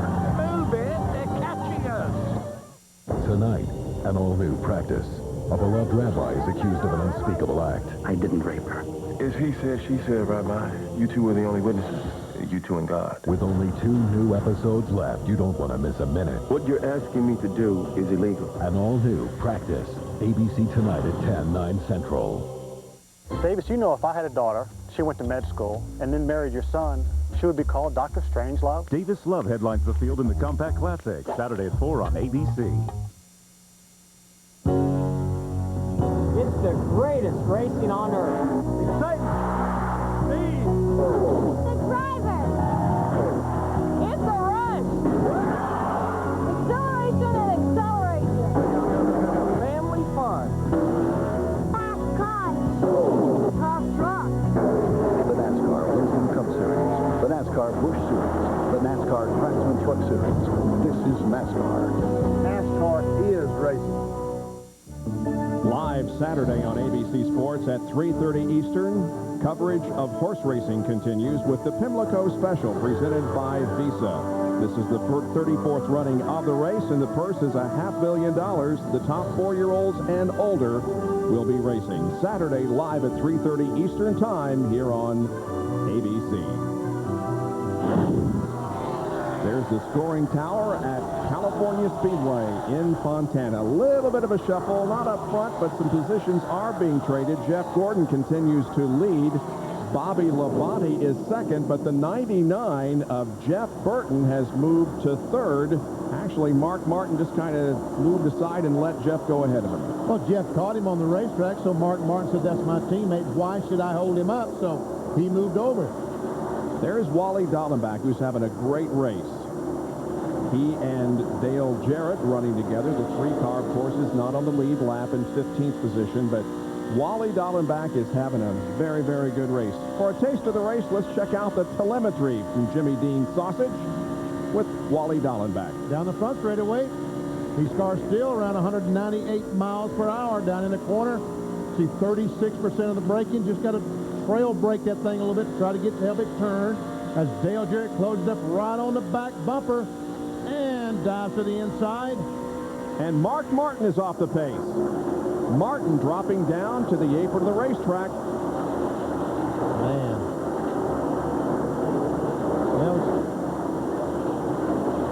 He's coming in. We're looking for scrub marks on the side of the car. Don't see any, Bill. And you won't, Bob. 3 words. It blew up. That's what Mark just told his crew as he headed for pit road. So they scramble here in the pits, but Jimmy Bennett comes down off the box. Very disappointing. Mark Martin to the garage, done for the day, will not successfully defend. And there it is, VP. Yes. Bill, it definitely blew up. We can see the smoke coming out the exhaust pipe. And Mark, in a hurry, shut it off and hit the brake. Listen to it.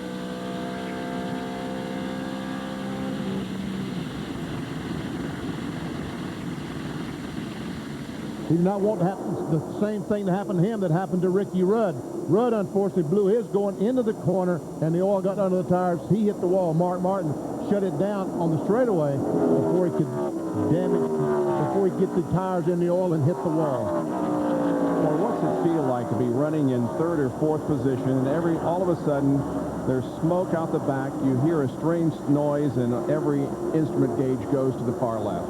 Very, very disappointing. You know, and Mark Martin in NASCAR Today, the show that preceded our show today on ESPN2, Bill Weber, they talked to Mark Martin. He put a little bit lower gear in his car to help him get up off the corners today, hoping that they would have some caution flags, and that we see Jeffrey Bodine going by the Mike Skinner automobile. That's for the 10th position.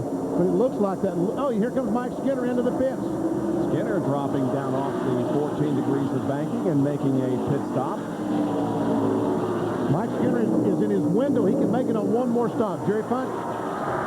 Exactly right, Benny Parsons. He could actually go 54 laps. They were getting great fuel mileage, but the car was getting just terribly. They had a severe push. He was losing positions, and now the window is open. He is on pit road for what should be his final scheduled stop. 4 tires. They'll make an adjustment. with air pressure to try to loosen the car up, to free it up a little bit. Remember, the car would not turn to the corner. It is full of fuel. Left side tires are on, and Skinner is away. Mike Skinner led NASCAR Winston Cup points for a while this year. Has had some tough luck in some races. Scheduled pit stop completed because we've only got 51 more laps to go now. Here comes Jeff Gordon as the leader of the race. Now the interval between first and second is shrinking, although it's rather small. AutoZone on-track interval report showing that interval decreased by 0.6 of a second. And now, full second. And Bobby Labonte is about 1/10 of a second faster each and every lap than Jeff Gordon. There comes Bobby Labonte at 1.5 seconds behind. Is not that much. And the 5 car of Terry Labonte is on pit road, Jerry. Remember last time Terry did not take any tires at all, just fuel. 3,800 RPMs. He brings the car to a halt right in the middle of his box. They will peel the tearaway windshield off. The glare becoming somewhat of a problem. Right side tires. They will make a 4-tire change. They've got to get it full of fuel, though. Still got 49 laps to go here at California Speedway. Left front lug nuts, left rear lug nuts. It's full of gas, and Labonte jumps back in the throttle, 17.6 seconds. Terry finished 22nd in yesterday's Busch race, which is on ABC. And right now is having a good day in his Winston Cup car.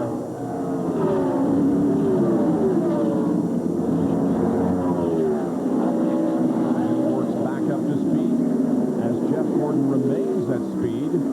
Now let's check a Jimmy Dean field summary and show you the points. Mark Martin has already lost 1 position and will probably lose more because he is out of the race. Several positions now changing in the top 10.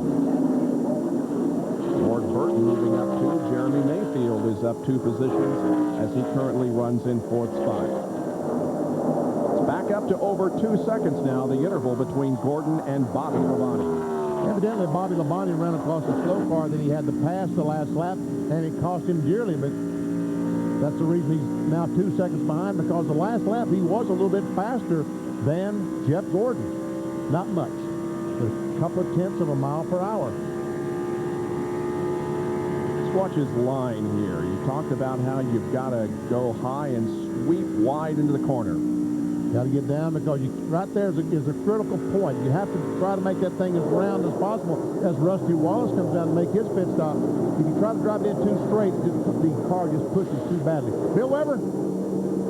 Well, it's been a battle for Rusty Wallace all day. Now they're going to try and make it here, just hopefully being their final green flag stop. To go around to the right side, and we'll get 4 fresh sticker tires and plenty of fuel to reach the finish.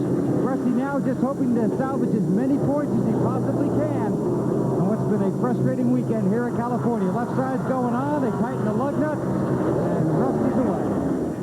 The 60 car of Jeffrey Bodine, who was another car on the lead lap, has just gone behind the wall. Jeffrey Bodine driving it straight back into the garage area. Meanwhile, the 22 car of Ward Burton hits pit road. He was in 7th position last lap, Doc. Scheduled pit stop for Ward Burton, the same car. They had a great run at Las Vegas early in the year from 30 to finish 2nd. Tommy Baldwin and the Bill Davis crew will change tires, right side tires going in. They will put 4 tires on this car. No one going to gamble now in the final 50 laps on just 2 right side tires. Need fresh rubber all the way around. Got to get it full of fuel. The 4 car pulls in front. The 22 on pit road, but he's able to get out without any problems. Ward Burton down and away. 19-second pit stop for Ward Burton. And Dale Jarrett also heads toward his pit box. To Bill Weber. Well, they continue to fight a handling problem on the 88 car, but what we're going to try and do now is put a pound of air pressure in the right front and take a round of wedge out so Jarrett has a better handling car. It has not been able to find the handle car. It's brought a loose condition all day.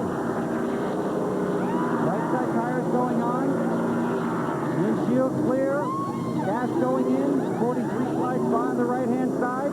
Now they'll put on the left side tires for Dale Jarrett. And he'll return to the race.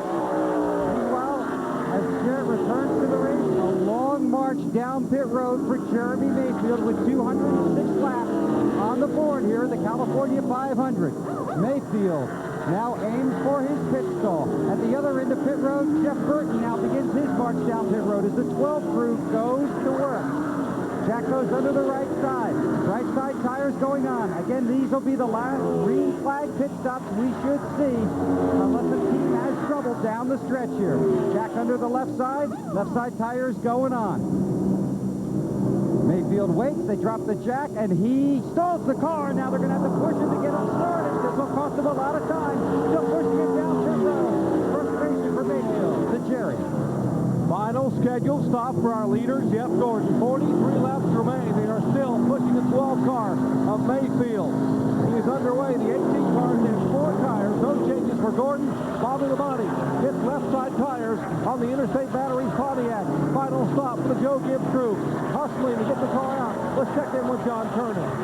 Wally Dallenbach and his crew chief Tony Burke contemplating the 2-tire change, but because Jeff Burton leaves the pit. Oh, the jack falls down before they get the left side tires on Wally's car. They made the chassis just 2 rounds of bite out of the left rear. Now they got to pull the fender out. Tell them plenty to pull the fender out, and Wally goes. But man, that cost them a lot of time, and it probably made some problems for aerodynamics. Tony Stewart coming down pit road up to the booth. Now, a couple of drivers having problems on this round of pit stops. Jeremy Mayfield also with trouble. Let's see how it goes for Tony Stewart. Brings the car to a stop. Jackman up to the tire. They throw on that right side. Jackman's watching. Lug nuts are tight. Down goes the car. Around to the left side. Car goes up. Left sides are off. Almost gas is full. We see the ditch can, man. Signifies full. 17.6 seconds for Tony Stewart. But did you notice the time for Jeff Gordon and the Rainbow Warriors? 15.9 seconds for 4 tires.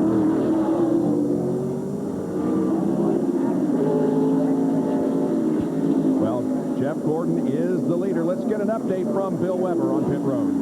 Well, first of all, let's focus on Bobby Labonte in the 18 car. They had talked about taking a round of wedge out, actually loosening him up about 20 laps ago. And as they got closer and closer to the pit stop, they decided not to do that. His car is handling very well, so he got 4 tires and fuel and went back out. Jeff Burton told his crew on lap 184 this car is just too loose, Frank Stoddard said, we'll put in a round of bite. Jeff said, I'm telling you, a round of bite is not enough. So what they did is they took a half pound of air out of the left side tires, put in 2 rounds of wedge. Burton's big problem, the middle of 1 and 2, and he needed help getting off of turn 4. We'll see how this all plays out. Burton closing in on Bobby Labonte for the 2nd position. Jeff Gordon with a 5-second lead. That's right. If you go in the pits with a 2-second lead, he comes out with almost a 5-second lead. And while pit stops were being made, Tony Stewart was given credit for leading 1 lap. We'll be right back.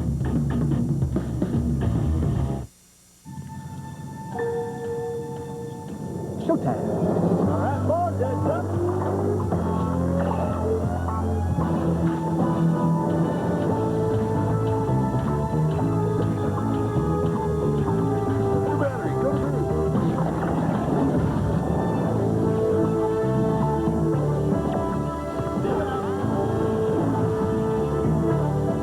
Energizer Advanced Formula. No battery lasts longer. There's something special about the folks who work at AutoZone. The fact that they know more than a thing or two about looking up parts and solving problems. Their willingness to go the extra mile. And their belief in doing what's right.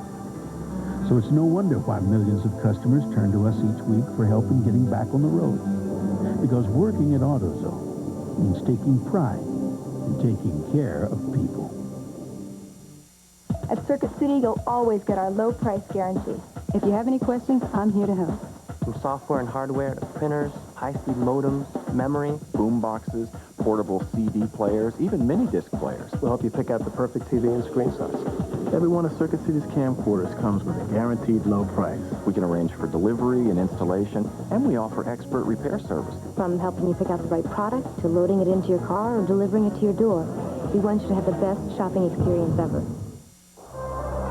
It is more than sport. It is spirit.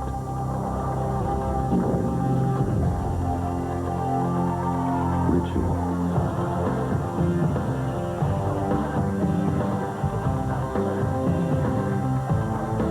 Family. The Coca-Cola Racing family. Refreshed by Coke. I never thought when my son moved away that I wouldn't see him for 3 years. It's just a tractor for my grandson. But this trip I wasn't going to miss. This is for when he's older. My son had built his own life. Hey, Dad. He got a John Deere. Of course. But he still appreciates where he came from. The LT-133 from John Deere. At under $2,000, it's possibly the best lawn tractor ever built. And it's the only one with a past as bright as its future. Less crime is no accident. Mentoring, job training, counseling. These kinds of programs are keeping kids away from crime. Look around. Kids involved in these programs are staying out of trouble. It takes you and programs that work. Call 1-800-WE-PREVENT for a free booklet and help take a bite out of crime. Back at the California 500 presented by Napa. That streak of oil was put down by the 23 car of Jimmy Spencer. He's already behind the wall. Now, just ahead of his pit box is Bobby Labonte's, and they're working hard to get that oil dried up. Just in case Bobby Labonte needs to make another pit stop. They certainly don't want him coming in, hitting that oil, either coming in or exiting. They're there with towels, shop towels, trying to sop that oil up off pit road. Now, Jeff Burton was right behind Bobby Labonte a while ago, but he apparently backed off when he saw some smoke. Is that the case, Bill Weber? Well, Bob, he might have seen it, but I'll tell you what was even more frightening for Burton and his crew is he actually drove through that oil. In fact, he got out of the gas and radioed to his crew. He said, I think we gotta. Then he clicked off the radio, didn't say anything for about a half a lap, and then said, did somebody just blow up? And his spotter told him, yeah, the 23 did about a lap and a half ago. So Jeff continued driving and then said, I drove through some oil, but I think everything's okay. I'll tell you, the heart skipped a beat down here in the 99 trip. And that lap that he got into the oil was about 10 miles an hour off the leader pace, but he is now back up to the leader pace. And another car that has gone behind the wall in the last 10 minutes is Jeffrey Bodine. John Kernan has that report. Bob, remember we told you that Jeffrey had picked up a bad vibration. They thought it was the set of tires that they had on the car. They had asked Jeffrey to kind of hang on until they got into their fuel window to come in and make a pit stop. Right before they were getting ready to pit, Jeffrey radioed in and said, something just broke. He rolled in without power. The engine shut down into the garage area. So apparently an engine problem for Jeffrey Bodine. Too bad, because they were having a very good run here this afternoon. So Jeff Gordon now has the lead, and the interval between himself and the 18th car of Bobby Labonte here on the 218th lap is 4.6 seconds. It was 5 1/4 seconds, so right now Bobby Labonte is getting a little bit closer, but I think that Jeff Gordon running across this traffic, see all those cars that he's passed? I think that's allowed Labonte to close the gap just a little bit. And as the Labonte passes those cars, then the gap should widen back out, in theory. 10 cars on the lead lap. Jeff Burton third. Tony Stewart, remember how he was up at about 4th position a while ago? Lost track position when he got loose in turn 2. He's now back up to 4th spot. Ward Burton is 5th. Then Dale Jarrett 6th. He may get a good finish out of this after all. The 12 car of Jeremy Mayfield is 7th. Then Terry Labonte, Wally Dallenbach, and Mike Skinner, those 10 on the lead lap. So Bobby Labonte now has about 5 seconds to close in on Jeff Gordon. The laps, however, are ticking away. 218 of 250 completed here in the California 500, presented by Napa. We'll take a break and be back with more live coverage here on ABC Sports. How's the car, Dale? A little tight off. 0 cars moving up. Let them on inside. Inside every member of Team Monte Carlo, there's a side that's kind of wild. Lift your come on, come on, come on. Get another tire.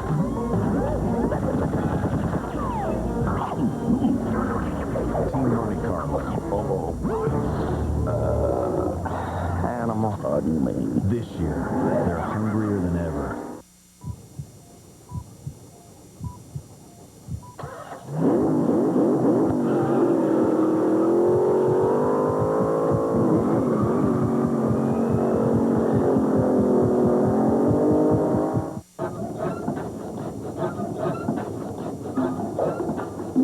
new shocks? Come to Midas. We'll save you 50% on your second R2 Technology Shocker Strut with a lifetime guarantee. Go safely. Go Midas. Coming your way, it's a month of new Drews. Like this one, where somebody put something in his bag that rhymes with Schmeibrader. Now, you people don't want to give me an inch, do you? And somebody put something in Norm's lunch. Are you all right? Yes. Did you just stare at me for like an hour? All new Drew Carey Show and The Norm Show on ABC. See you Wednesday.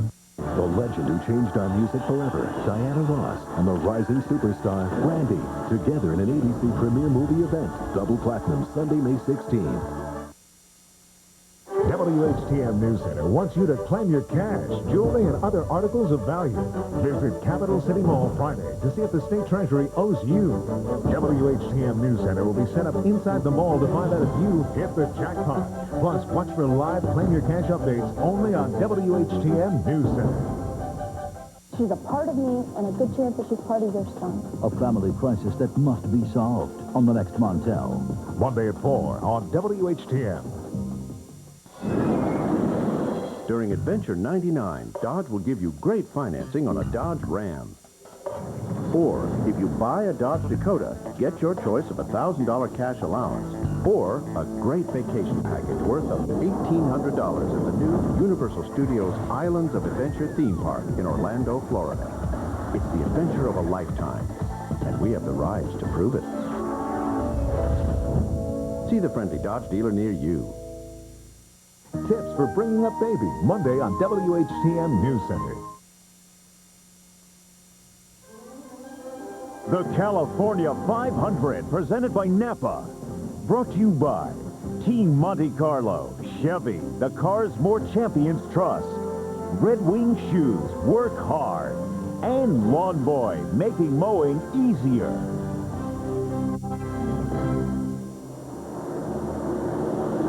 Bob Jenkins, Benny Parsons, Bill Weber, John Kernan, and Dr. Jerry Punch back at California Speedway in Fontana. The Pennzoil Copter Cam showing you the facility here located about 50 miles to the east of Los Angeles in what they call the Inland Empire. An old steel mill, and the only thing from the steel mill is the water tower located right in the middle of the racetrack. We saw Mark Martin drop out of the race a little bit earlier. Jerry is with Jimmy Finney. Crew chief for Mark Martin. Jimmy, you pulled the car very quickly in the garage area. What happened? Something let loose in the motor. We don't know if it was a rod or dropped the valve, but didn't give no warning. Mark just called on the radio as we drove. I know he backed up a little bit. That pit stop prior to coming in. Did he have a problem, or was the car handle just going away? That last set of tires we had were a little bit too loose, so we just backed off to follow cars. We were going to tighten it up at the end and see what we had for 24 car, but I don't know if we had anything or not. Anybody out there got anything for that 2-4? I don't think so. All right, Jimmy Finney calling the day here in the Valvoline Ford. Guys? Looks like he's going to finish in about 38th position. Here's the Jimmy Dean Ford summary and the manufacturer's battle. The leading Chevrolet at the moment is, of course, Gordon, and 4 Chevys are in the top 10, 5 in the top 12. As far as Pontiacs are concerned, 3 in the top 5 with Bobby Labonte, but we are watching right now the best. But Chevy, thanks to Jeff Gordon, has led the most laps here this afternoon. Gordon has been in front 126 circuits. There's your second place car, Bobby Labonte going by. There's your third place car, point leader, the inside Ford, Jeff Burton. He's now about 2 seconds behind Bobby Labonte, but a great deal of traffic he's got to try to get to Labonte. And there are only 24 more laps to go.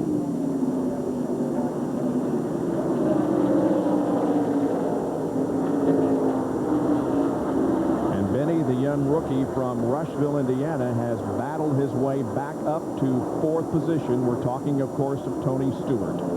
So really amazing because he got shuffled and went to go back to 8th and 9th position, lost all of us. He fought his way back, and you're right, Bob, he's down in 4th spot. Comparing Tony Stewart and Jeff Gordon's first 9 races, Stewart has a pole, Jeff didn't. They have an equal number of top 10s. Gordon had way more top 5 finishes in 9 races. And Tony has had 3, Jeff 4 top 10s in the first 9 races. But Tony is 7th in the points, and Jeff in his rookie year was 11th at this point in the season. Right now, Tony Stewart in the Home Depot Pontiac is about 20 seconds behind the leader, Jeff Gordon.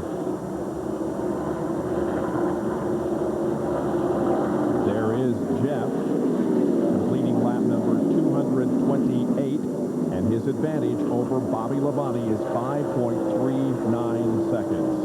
Burton, Stewart, Ward Burton, Dale Jarrett, Jeremy Mayfield, Terry Labonte, Wally Doppelback, and Mike Skinner are the top 10.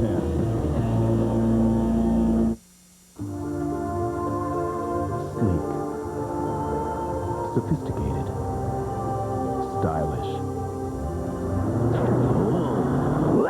and yet with an exhilarating V6. Chevy Monte Carlo lets you express that hidden part of your personality, just dying to get out.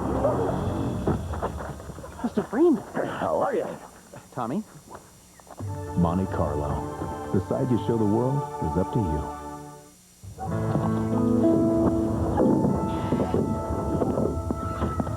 What's all that? I'm donating some old things. Are those my Red Wings? You've had those forever. Besides, you have a new pair.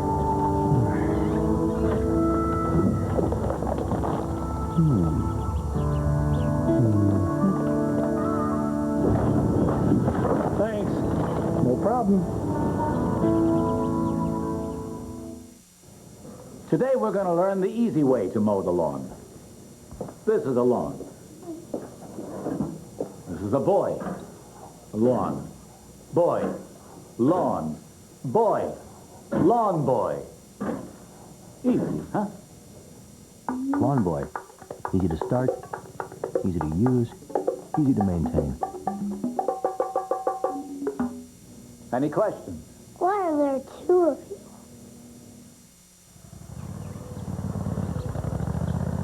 The 54-inch, 25-horsepower riding mower from Scott's. It's got a fully welded steel unibody frame, plus a solid cast iron front axle, a remarkable turning radius, and all the power you'll ever need. You'll wish you had a bigger yard. Scott's Mowers. Available at the Home Depot. As Napa drivers, you're responsible for safely delivering the best parts in the world. So I've brought in a special guest instructor. Ron Hornaday, NASCAR Truck Series champion. You want to go to the turns about 130. What's the safe distance to be from the guy in front of you? 5 inches. It's called drafting. Oh? All right, get in the truck. I'm going to have to show you. You getting all this down? They're going to can me for this. There's a hostage situation on Alcatraz. To get them out, the only man ever to escape from Alcatraz must break back in. Welcome to the Rock. Connery. Cage, a network television premiere. The Rock. ABC Monday at 8/7 Central. Parental discretion advised. You are the man. Don't miss red-hot rookie Juan Montoya in Champ Car Racing's Rio 200, May 16th on ABC. Oh, this kid is good. Less than 18 laps to go in the 3rd annual California 500 presented by Napa. ESPN continues its countdown of the top 50 North American athletes of the past century on Sports Century Friday night at 10:30. And BP, for those of us who grew up in the 50s and early 60s, not a greater hero than the Mick, who will be featured on Friday night. Mickey Mantle. Met him one time. What a huge thrill that was. Wow, I'll bet. Sure was. Friday night at 10:30 over on ESPN. Jeff Gordon now with a 5.3-second lead over Bobby Labonte, but the good battle on the racetrack right now is between the 88 and the 22. Ward Burton and Dale Jarrett have been going at it for the last few laps. Dale Jarrett has taken that spot away, moved into the 5th spot, but he didn't do it very easily. Ward Burton fought awfully hard. What you going to do next weekend, Bob? Mom's Day is coming up. NASCAR Winston Cup does not run next weekend, but old BP will be working. Yes, I will. The truck race, Memphis, Tennessee, Saturday afternoon. I'll tell you what, folks, the NASCAR Classic Truck Series, some great racing going on there. There's Ward Burton, who is back to 6th position. There is Jeff, who's continuing to lead. Where's the 18 in 2nd position? There he is, and again, there's a lot of cars between him and Jeff. Jeff Burton has gotten by him. Yeah, Jeff Burton has moved into 2nd spot. Bill Weber has more. And the reason he got around the 18 is because Bobby Labonte about 4 laps ago radioed in, "I have lost all grip," meaning his tires just won't adhere to the racetrack. He can't run the line he wants. He has to drive a little slower. But Burton was charging, and they told Jeff a few laps ago, he's cut Gordon's lead from 8 seconds to 5. They admitted that Gordon may be playing it cautious. That will certainly inspire a driver with 15 to go. An AutoZone on-track interval will confirm that, Bill. 7.3 on lap 230 and 5.4 separation on 234. Look at how consistent Jeff Burton was. From 41.4 to 41.2. And Jeff Gordon had some good laps at 41.4, but you see now he's tailed off to 41.8, about a half second per lap slower than Jeff Burton. Throughout a great portion of this race, Jeff Gordon and Jeff Burton staged a great duel. Jeff Burton got a lap down, but he is now back in position to possibly challenge Jeff Gordon for the win here. It's far from over. There are 14 more laps to go in the California 500. What's it like to bite into a Wendy's Classic half-pound double with cheese?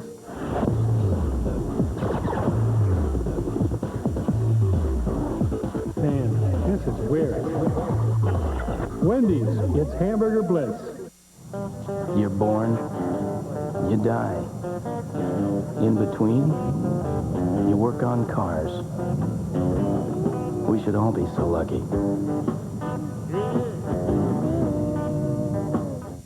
At Circuit City, you'll always get our low price guarantee. If you have any questions, I'm here to help. From software and hardware to printers, high-speed modems, memory, boom boxes, portable CD players, even mini-disc players. We'll help you pick out the perfect TV and screen size.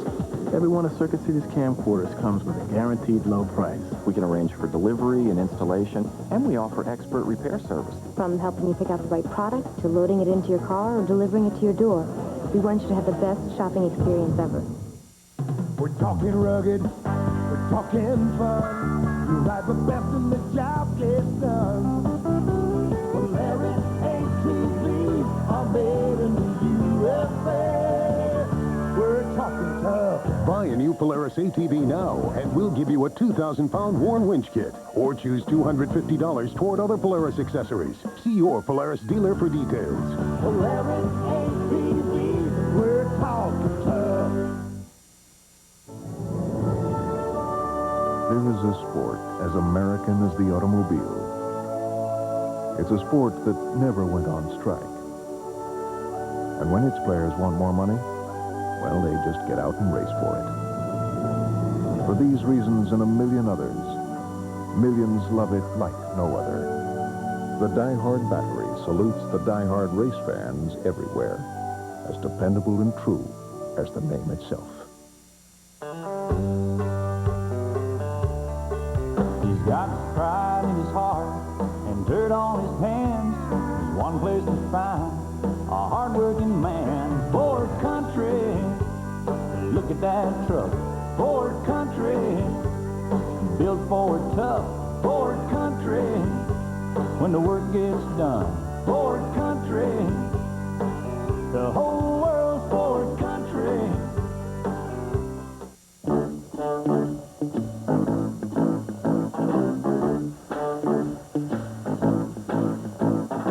When you mentor a child, you don't have to be perfect. You just have to be yourself. Do good. Mentor a child. Call 1-877-BE-A-MENTOR. From the Pennzoil Copter Cam high over California Speedway, we see Jeff Gordon has just completed the 241st lap, meaning there are now less than 9 laps to go. And his interval over Jeff Burton is 3 3/4 seconds. There is Jeff, who has never finished worse than 5th here. at California Speedway. He's competed in 2 NASCAR Winston Cup races, finishing first the first year and 4th last year. And in the 2 IROC races he has competed in, he finished 5th in 97 and 3rd last year. Tell you what, Jeff Burton is now, as you said, Bob, only 3 3/4 seconds behind Jeff Gordon. But remember when he ran across that oil from Jimmy Spencer's car, he must have lost 5 or 6 seconds trying to get that car under control. And here he is, just 3.5 seconds now, 3.67 seconds behind Jeff Gordon. But now, Jeff Burton, he's got 2 things going wrong. He's got cars that he's got to get by, lap cars that he's got to get by. Plus, there's only about 7.5 laps to go. And Jeff Gordon, who was running laps around 171, now in clearer traffic, is back up to 173.6. But Jeff Burton ran a 173.8 last lap. Here comes Jeff Gordon down the straightaway here to lap some more cars. And among them that he will be probably passing here again is the 66 of Darrell Waltrip, who is only 1 lap down in 15th spot. He lost a lap very early in the race and has been on the lead lap ever since. There is Burton. You can see the number of cars between him and Jeff. And you see the interval that time, 3.98 seconds. Now Jeff Gordon's in some traffic trying to get by the, I guess that's Rich Bickle automobile. Here comes Jeff Burton. But you know, Burton he can't take too many chances because after all, he is the NASCAR Winston Cup points leader, which pays about $1.5 million bonus at the end of the year if he can stay there. At this point last year in the season, Jeff Burton was 16th in the NASCAR Winston Cup point standings and is the leader this year. And we see that Jeff Burton gained almost 2/3 of a second that time as Jeff Gordon struggled trying to pass those cars on the back. But right now, Jeff Burton is simply just running out of time. 5.5 laps to go for Jeff Gordon. He won the Daytona 500 this year, and he won at Atlanta. Finished 38th after being involved in a crash at Talladega Speedway last week here on ABC. 5 laps to go. And the interval is 3.2 seconds. On the other hand, has 7 career wins. He won earlier this year at Las Vegas and Darlington, helping him establish his points lead.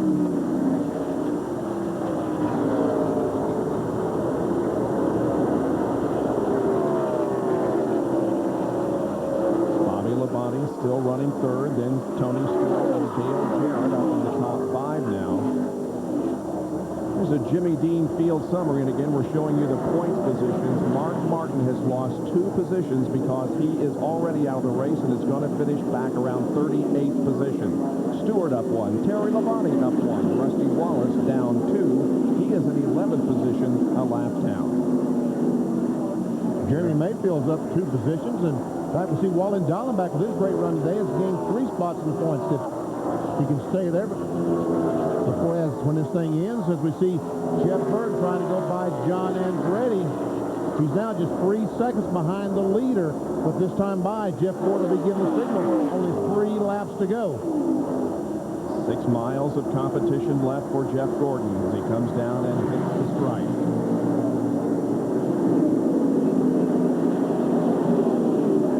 Jeff Gordon will attract a crowd everywhere he goes, and look at the crowd that's gathered around Jeff Gordon's pit area. Wow. Victory Lane is directly across from there, so it's not going to be much of a walk for Ray Evernham, who's never stops worrying, although there's only less than 3 more laps to go. Anything can happen in the last few seconds. Here is Gordon up to put Darrell Waltrip 2 laps down, and Darrell has had a very good race in 15th. As a matter of fact, Kenny Schrader right in front of Darrell Waltrip is in 14th spot. And the 28 car is in 13th. If Darrell could get up there in these next 2 laps and pass those guys, he'll gain a couple of spots. A lap and a half to go for Jeff Gordon. 3.1 seconds, the interval now between him and Jeff Burton. Burton still has a few more cars to clear. Gordon has put the 10th place car of Mike Skinner a lap down, so there are 9 now on the lead track. And running in 9th position is Terry Labonte. You know, Jeff Gordon and Evernham and this crew, when they came, white flag is out for Jeff Gordon. When they came to California Speedway, Bobby, it looked like they just had fire in their eyes because it had some trouble at Talladega. They'd been in a crash, and all of a sudden they're 200 points behind. Saturday morning, that car hit the racetrack, it looked like, wow. We're here to try to win this baby, and it looks like he's going to do it. Half lap to go. DuPont Chevy down the backstretch for the final time. Jeff Gordon from Pittsboro, Indiana, looking for his 45th career win. The car is in turn number 3. Now off of corner number 4. Recording his 3rd victory in 1999 and becoming the first repeat winner of California Speedway, Jeff Gordon wins the California 500 presented by Napa.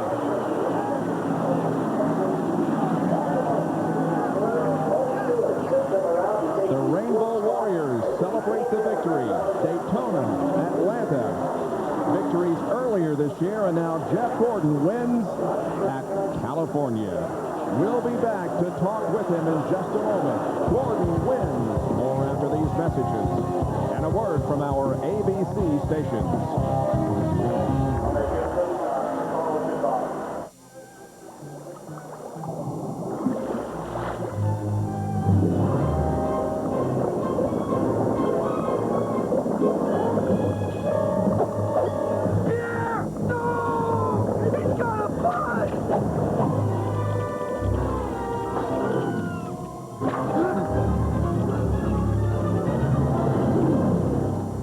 Guess I'll have the steak.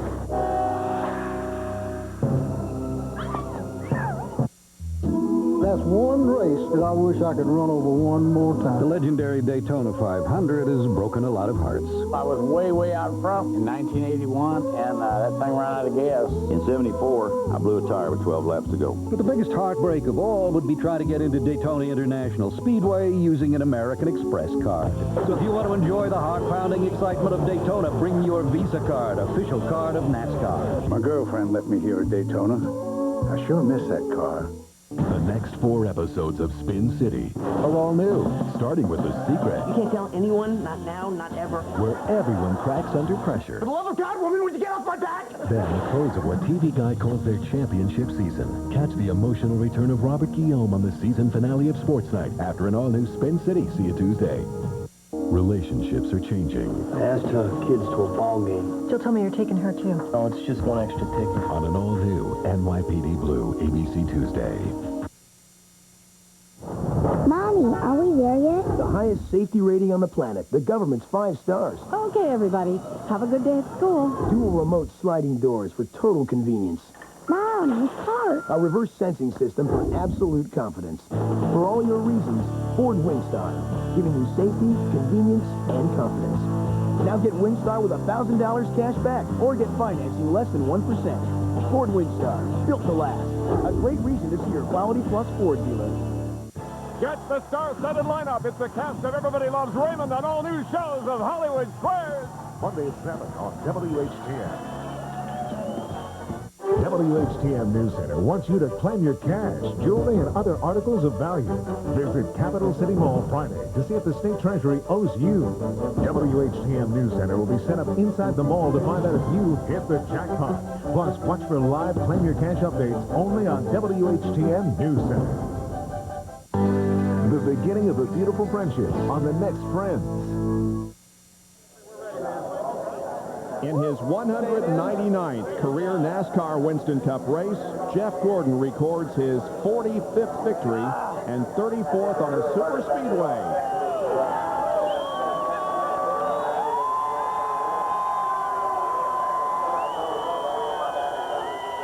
While it doesn't happen every place we go, there's a huge round of applause for Jeff Gordon in Victory Lane. Here's the McDonald's Winner's Circle interview and Dr. Jerry Punch. Well, this partisan California crowd welcoming the native back home with a win, second win in 3 starts here, Jeffrey. Congratulations. Man, I tell you what, this feels so good. You know, we had a little bit of bad luck here lately, and you know, when you do that and you have those things, you say, hey, you know, we're human and we're going to have problems, but can we ever get back to victory lane? And this team certainly proved that this week. And we had an awesome race car. Great engine. Got to thank all the guys in the engine shop at Hendrick Engines, especially Charlie Seegers putting this baby together. It was awesome down the straightaways. Man, Ray Evernham and these Rainbow Warriors made a great pit stop on that last stop, and that's what really made the difference. Got us out front there. We were in clean air and able to do a lot. I tell you, I've been trusting in God a lot to get us through some of this tough luck we've had here lately, and certainly came through for us today. You dodged the bullet on lap 131. You were on pit road when the caution came out. Great pit work kept you on the lead lap. Absolutely. Those guys are incredible. I've been saying all year long, we've got a better team we've ever had before, all the way around, better race cars, better engines, and definitely a better pit crew, and they proved it today. And they've been proving it, just haven't been really in that position to be there at the end of the day to be able to show what this DuPont Chevrolet can do. So I do want to thank DuPont Automotive Finishes, Quaker State, GMAC, Pepsi, AC Delco, Vance Auto Parts, all these sponsors that make it happen for us, and Kellogg's. It's a great day for this Chevrolet. Are you back on pace now for that 4th title, Jeff? Well, we've never been off pace. You know, we've had a few, you know, bad races, but we've also won now 3, but we won 2 big races before this, and we're 5th in points. So, you know, I think this is definitely a great momentum booster for us, get us kind of our spirits really up, because we weren't sure what was going to happen with some of these wrecks and some of these torn-up race cars we've had. But it's going to be exciting going to the next few races, I can tell you that. Hey, congratulations. Go celebrate. Hey, thanks a lot. Appreciate it, Jerry. Jeff Gordon's 3rd win in 1999, his 45th career victory, and it comes in California. The fans are still standing and cheering across in the grandstand. Bob? Jeff Gordon has done his job on the racetrack, and certainly the Rainbow Warriors, his team, the United Rainbow Warriors, have done their job on the racetrack. Back with more in a moment. No multi-million-dollar contracts. No victory laps. Not even a winner's circle. But if you think these weekend warriors who run the SCORE Desert Championship Series take anything for granted, think again. Which is exactly why they run with a Duralast battery from AutoZone. A battery so tough, so dependable, we back it with a 2-year free replacement guarantee. The next time you hit the road, don't settle for anything less.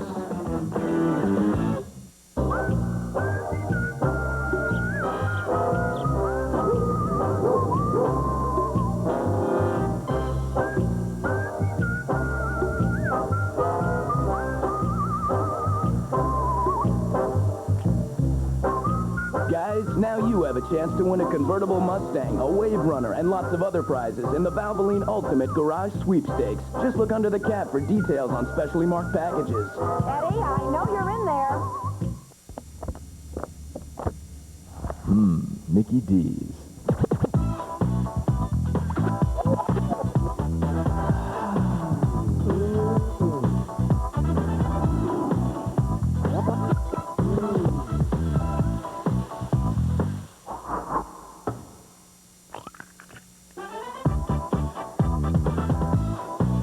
Who has the rhythm of your morning? Did somebody say McDonald's? Robin and I are going to Cooperstown together, and nobody's going to care that I got 98% of the vote and you only got 77. Yeah, just like nobody's going to care I won more MVP awards, George. We'll be too busy celebrating with Miller Lite, which tastes great because it's so smooth. Well, I think it tastes great because of the choice hops. Are you sure about that, Robin? Yeah, I'm sure. 98% sure, or just 77% sure? Miller Lite, the great taste of a true Pilsner beer. That MVP thing's killing you, isn't it? Yeah. This is it, the very last 5 original episodes of Home Improvement. And if you think you've seen great stuff before, just wait till Tuesday, with one directed for the first time by Tim Allen. I want to take a shot at directing, so there might be a lot of blind objects in that direction. Home Improvement's Final 5, followed by The Hughleys, begins Tuesday on ABC. War Admiral, Citation, Cigar, some of the greatest horses who ever lived raced in the Pimlico Special, who will be the next great one, Saturday at 3:30 on ABC.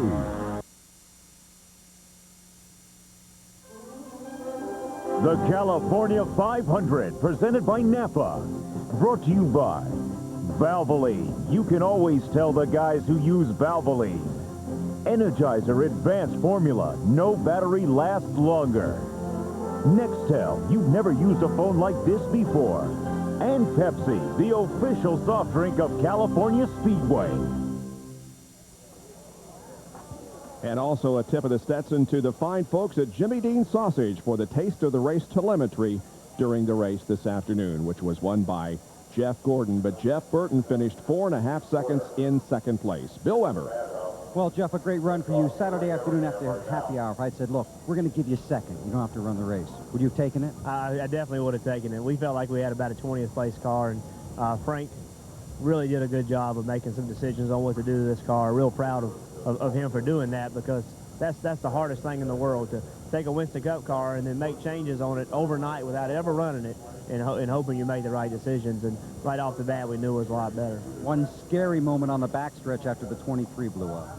Yeah, I drove into one, and I got a little bit loose, and I came off two, and I was bad wrecking, and I just didn't hit anything. And I never saw any oil. I might have just messed up. I never saw it, but nonetheless, we got through it, thank goodness.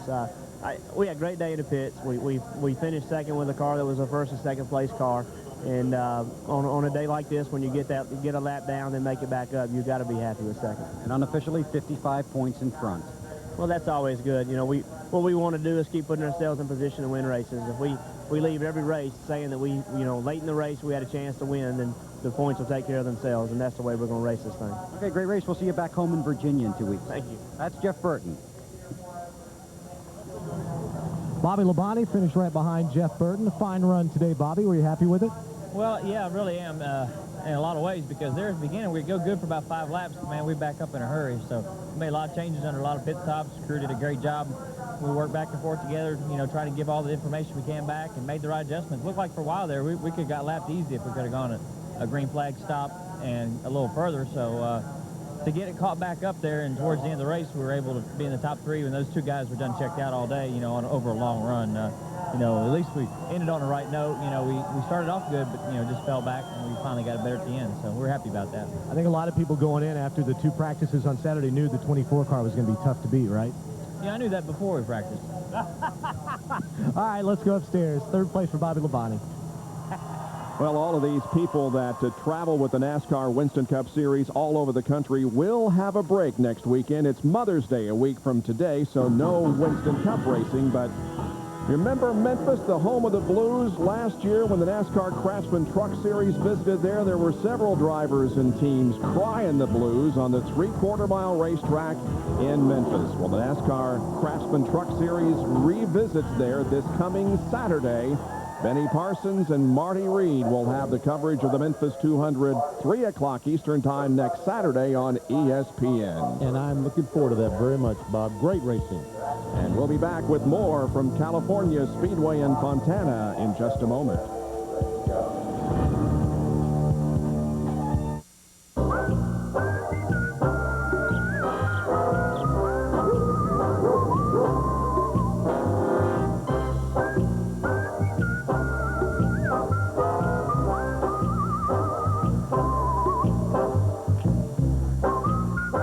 Now you have a chance to win a convertible Mustang, a Wave Runner, and lots of other prizes in the Valvoline Ultimate Garage Sweepstakes. Just look under the cap for details on specially marked packages. Eddie, I know you're in there. Showtime. All right, boys, heads up.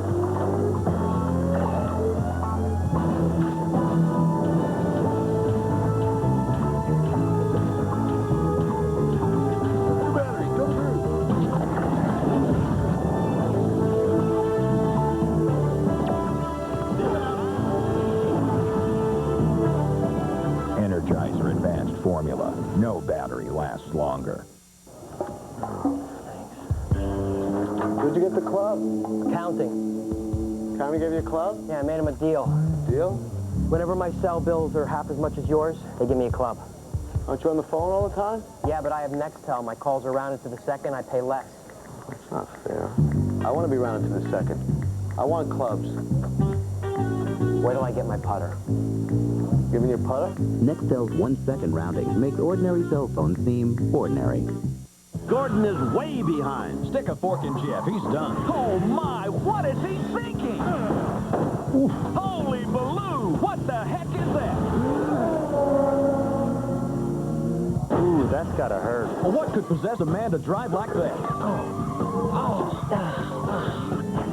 Gotcha. He's making his move backwards. Gordon is win. We got to get him a cup holder.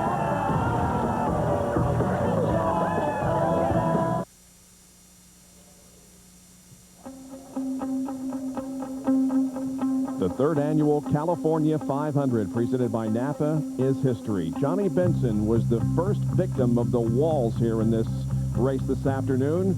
Other crew members watched their drivers as many went to the front and stayed there. Jeff Gordon, Jeff Burton putting on a tremendous battle in the early going. It was an early out for Derek Cope, who finished in 42nd position. Rusty Wallace had a battery problem. They got it fixed, but he still finished a lap down. The crew cam with Kyle Petty. And Kenny Irwin overshot at shooting the pit. And Dale Jarrett had some problems. Jack Roush and Jimmy Finney talking over. Mark Martin would have an engine failure today. And we see Tony Stewart almost crashing down the corner. He would come back to finish fourth. And Joe Nemechek gets him some oil in the wall. And they see Dale Jarrett's tire, the problem he had. You see him talking it over. They're going to fix the car. Dale Jarrett would come back and finish in the 5th spot. And then bad luck for Mark Martin, who dropped out because of engine problems, finished in 38th position. But Ray Evernham and the Rainbow Warriors were united with their driver, Jeff Gordon, in another victory, his second in 3 races at the California Speedway. ABC Sports is online at ESPN.com, part of the GO Network. Let's go down to Bill Weber, who's with the 5th place finisher, Dale Jarrett. And an up and down day, but I looked at that scoring totem pole out there, and you finished 5th, and that was pretty good. Yeah, other than getting the trophy and the money, we won this race, I feel like. We could have lost a lot of points today with everything we had happen, but these guys kept working, and somehow we made it back up to 5th.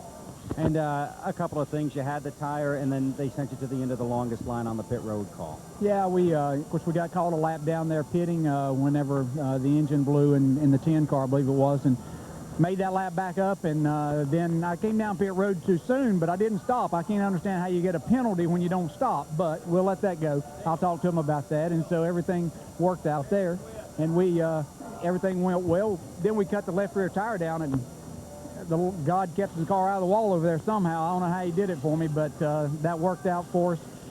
If you can have something good with a flat tire, the tire went on the racetrack and created a caution, so that allowed us to be able to come in and pit and not lose any time, and worked on the car, got it a lot better, and just kept working. And these guys never give up, and we got a buddy back home in the hospital that's not giving up either. Barry Swift, who's a big part of this race team and has been through a little trouble. He had a knee operation and then had some complications from there. And Barry, we're thinking about you, buddy. Get better and get back here with us. We miss you a lot, and he's a lot of what this team is about. Great 5th place finish for Dale Jarrett, and he's thinking about his teammates. To John.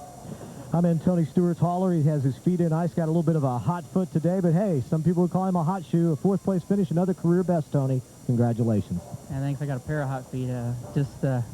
That's part of being a rookie. I forgot to put my heel boots on top of my shoes, and about 50 laps into it, I started paying for it, and for the next 200 laps, I was miserable. But you know what, a day for us and the Home Depot team.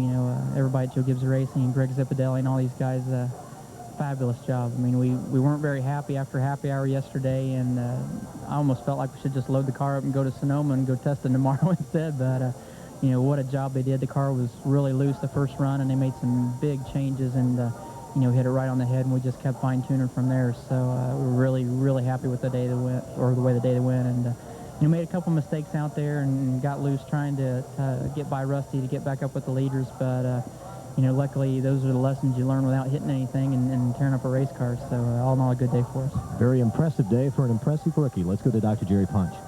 Back in victory lane, Ray Evernham, all day long you kept taking a half a round out, loosening this young man up. You knew the car would be faster. Well, we were hoping it was going to be. I felt like we might have missed just a little bit with the rear suspension setup we had in the car, but I knew the harder we ran it, the tighter it would get, and we just kept adjusting a little bit at a time. And Jeff Burton and Mark Martin and Bobby Labonte had pretty fast cars too, but these guys had a heck of a pit stop there at the end and got us in clean air. And this one's kind of got to go to Hendrick Engines because that thing was handling pretty good on the straightaway. And when those guys give you something that'll pull down a straightaway that good, it makes the chassis man's job pretty easy. All right, that's Charlie Seegers, Randy Dorton, Ray Evernham, and the Rainbow Warriors once again put their guy in victory lane. Bob? Take a look at the results here this afternoon. It was Gordon and Jeff Burton finishing first and second, and 9 cars on the lead lap when the checkered flag dropped. And DW right there just with Kenny Schrader and Kenny Irwin raced for 13th when the checkered flag dropped. Chad Little led a lap. The yellow arrows indicate those who did get credit for leading a lap. Also, Jeffrey Bodine and Mark Martin did, but they had poor finishes with Martin way down in 38th finishing position. Here are the points. As we complete race number 10, it's still a 55-point lead for Jeff Burton over Dale Jarrett. Jeff Gordon moved up a position. He is in 4th now. Tony Stewart also gains a position. He is up to 6th. Well, Bob, I'm ready to get on a jet plane and go back to Charlotte, North Carolina, but I got to go back with a heavy heart. I'm going back to a place that's very sad right now because what happened last night at Lowe's Motor Speedway, my heart just goes out to all you folks. And certainly our prayers are with those who were injured in that incident last night at Charlotte Motor Speedway. Jeff Gordon wins here at the California Speedway and NASCAR Winston Cup competition. It was a great race with him finishing 4.5 seconds ahead of Jeff Burton. That's it from California. Now to our ABC Wide World of Sports studio in New York.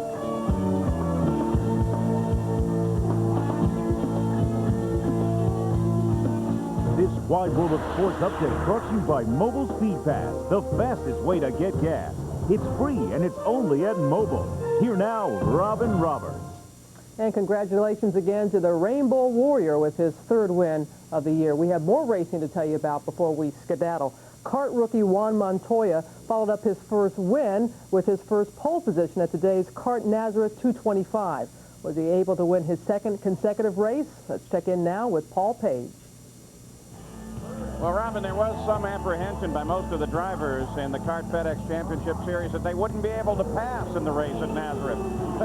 Well, this belies that. P.J. Jones battling with Juan Montoya as they chase down Helio Castroneves, a 3-way battle for the lead of the race in the mid-going, and then P.J. Jones lost it, got it back under control, and kept on. The race ended up with Juan Montoya scoring his 2nd in a row in only his 4th race in the series, followed by Jones, Tracy, and D'Amata.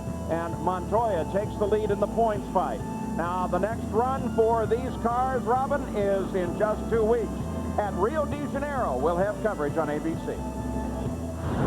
Sure do look forward to that, Paul. Formula One racing today. San Marino Grand Prix. Michael Schumacher took the lead in the season standings with his first win of the year. By the way, 2-time car champion Alex Zanardi finished 11th, his best finish in his return to Formula One. To the ice, Devils and Pins. After missing 4 games with a groin injury, Jaromir Jagr was back, and boy was he. Here he beats Devils goalie Martin Brodeur to tie the game at 2-2 in the 3rd, then in OT. Jagr again, this time from Martin Straka. And the Pens tie this series at 3-3, Game 7 Tuesday back at the Meadowlands. Also, the Blues winning today over Phoenix 5-3, tying that series at 3-3, Game 7 back in Phoenix on Tuesday. Next Saturday here on ABC, it's the Pimlico Special presented by Visa. Then the PGA Tour heads south for the Compact Classic of New Orleans. Lee Westwood defends his title against a field that also includes David Duval. Another exciting weekend here on ABC, highlighted by the Kentucky Derby. Here's a final look at yesterday's stretch call. We'll see you next week. Down the stretch they come. Cat Thief digging in at the rail.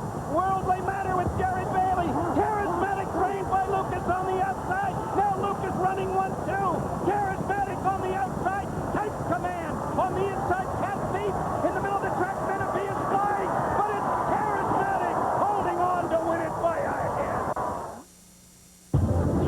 What a joy. Down the stretch they come. The checkered flag. This has been a presentation of ABC Sports, continuing the tradition of excellence.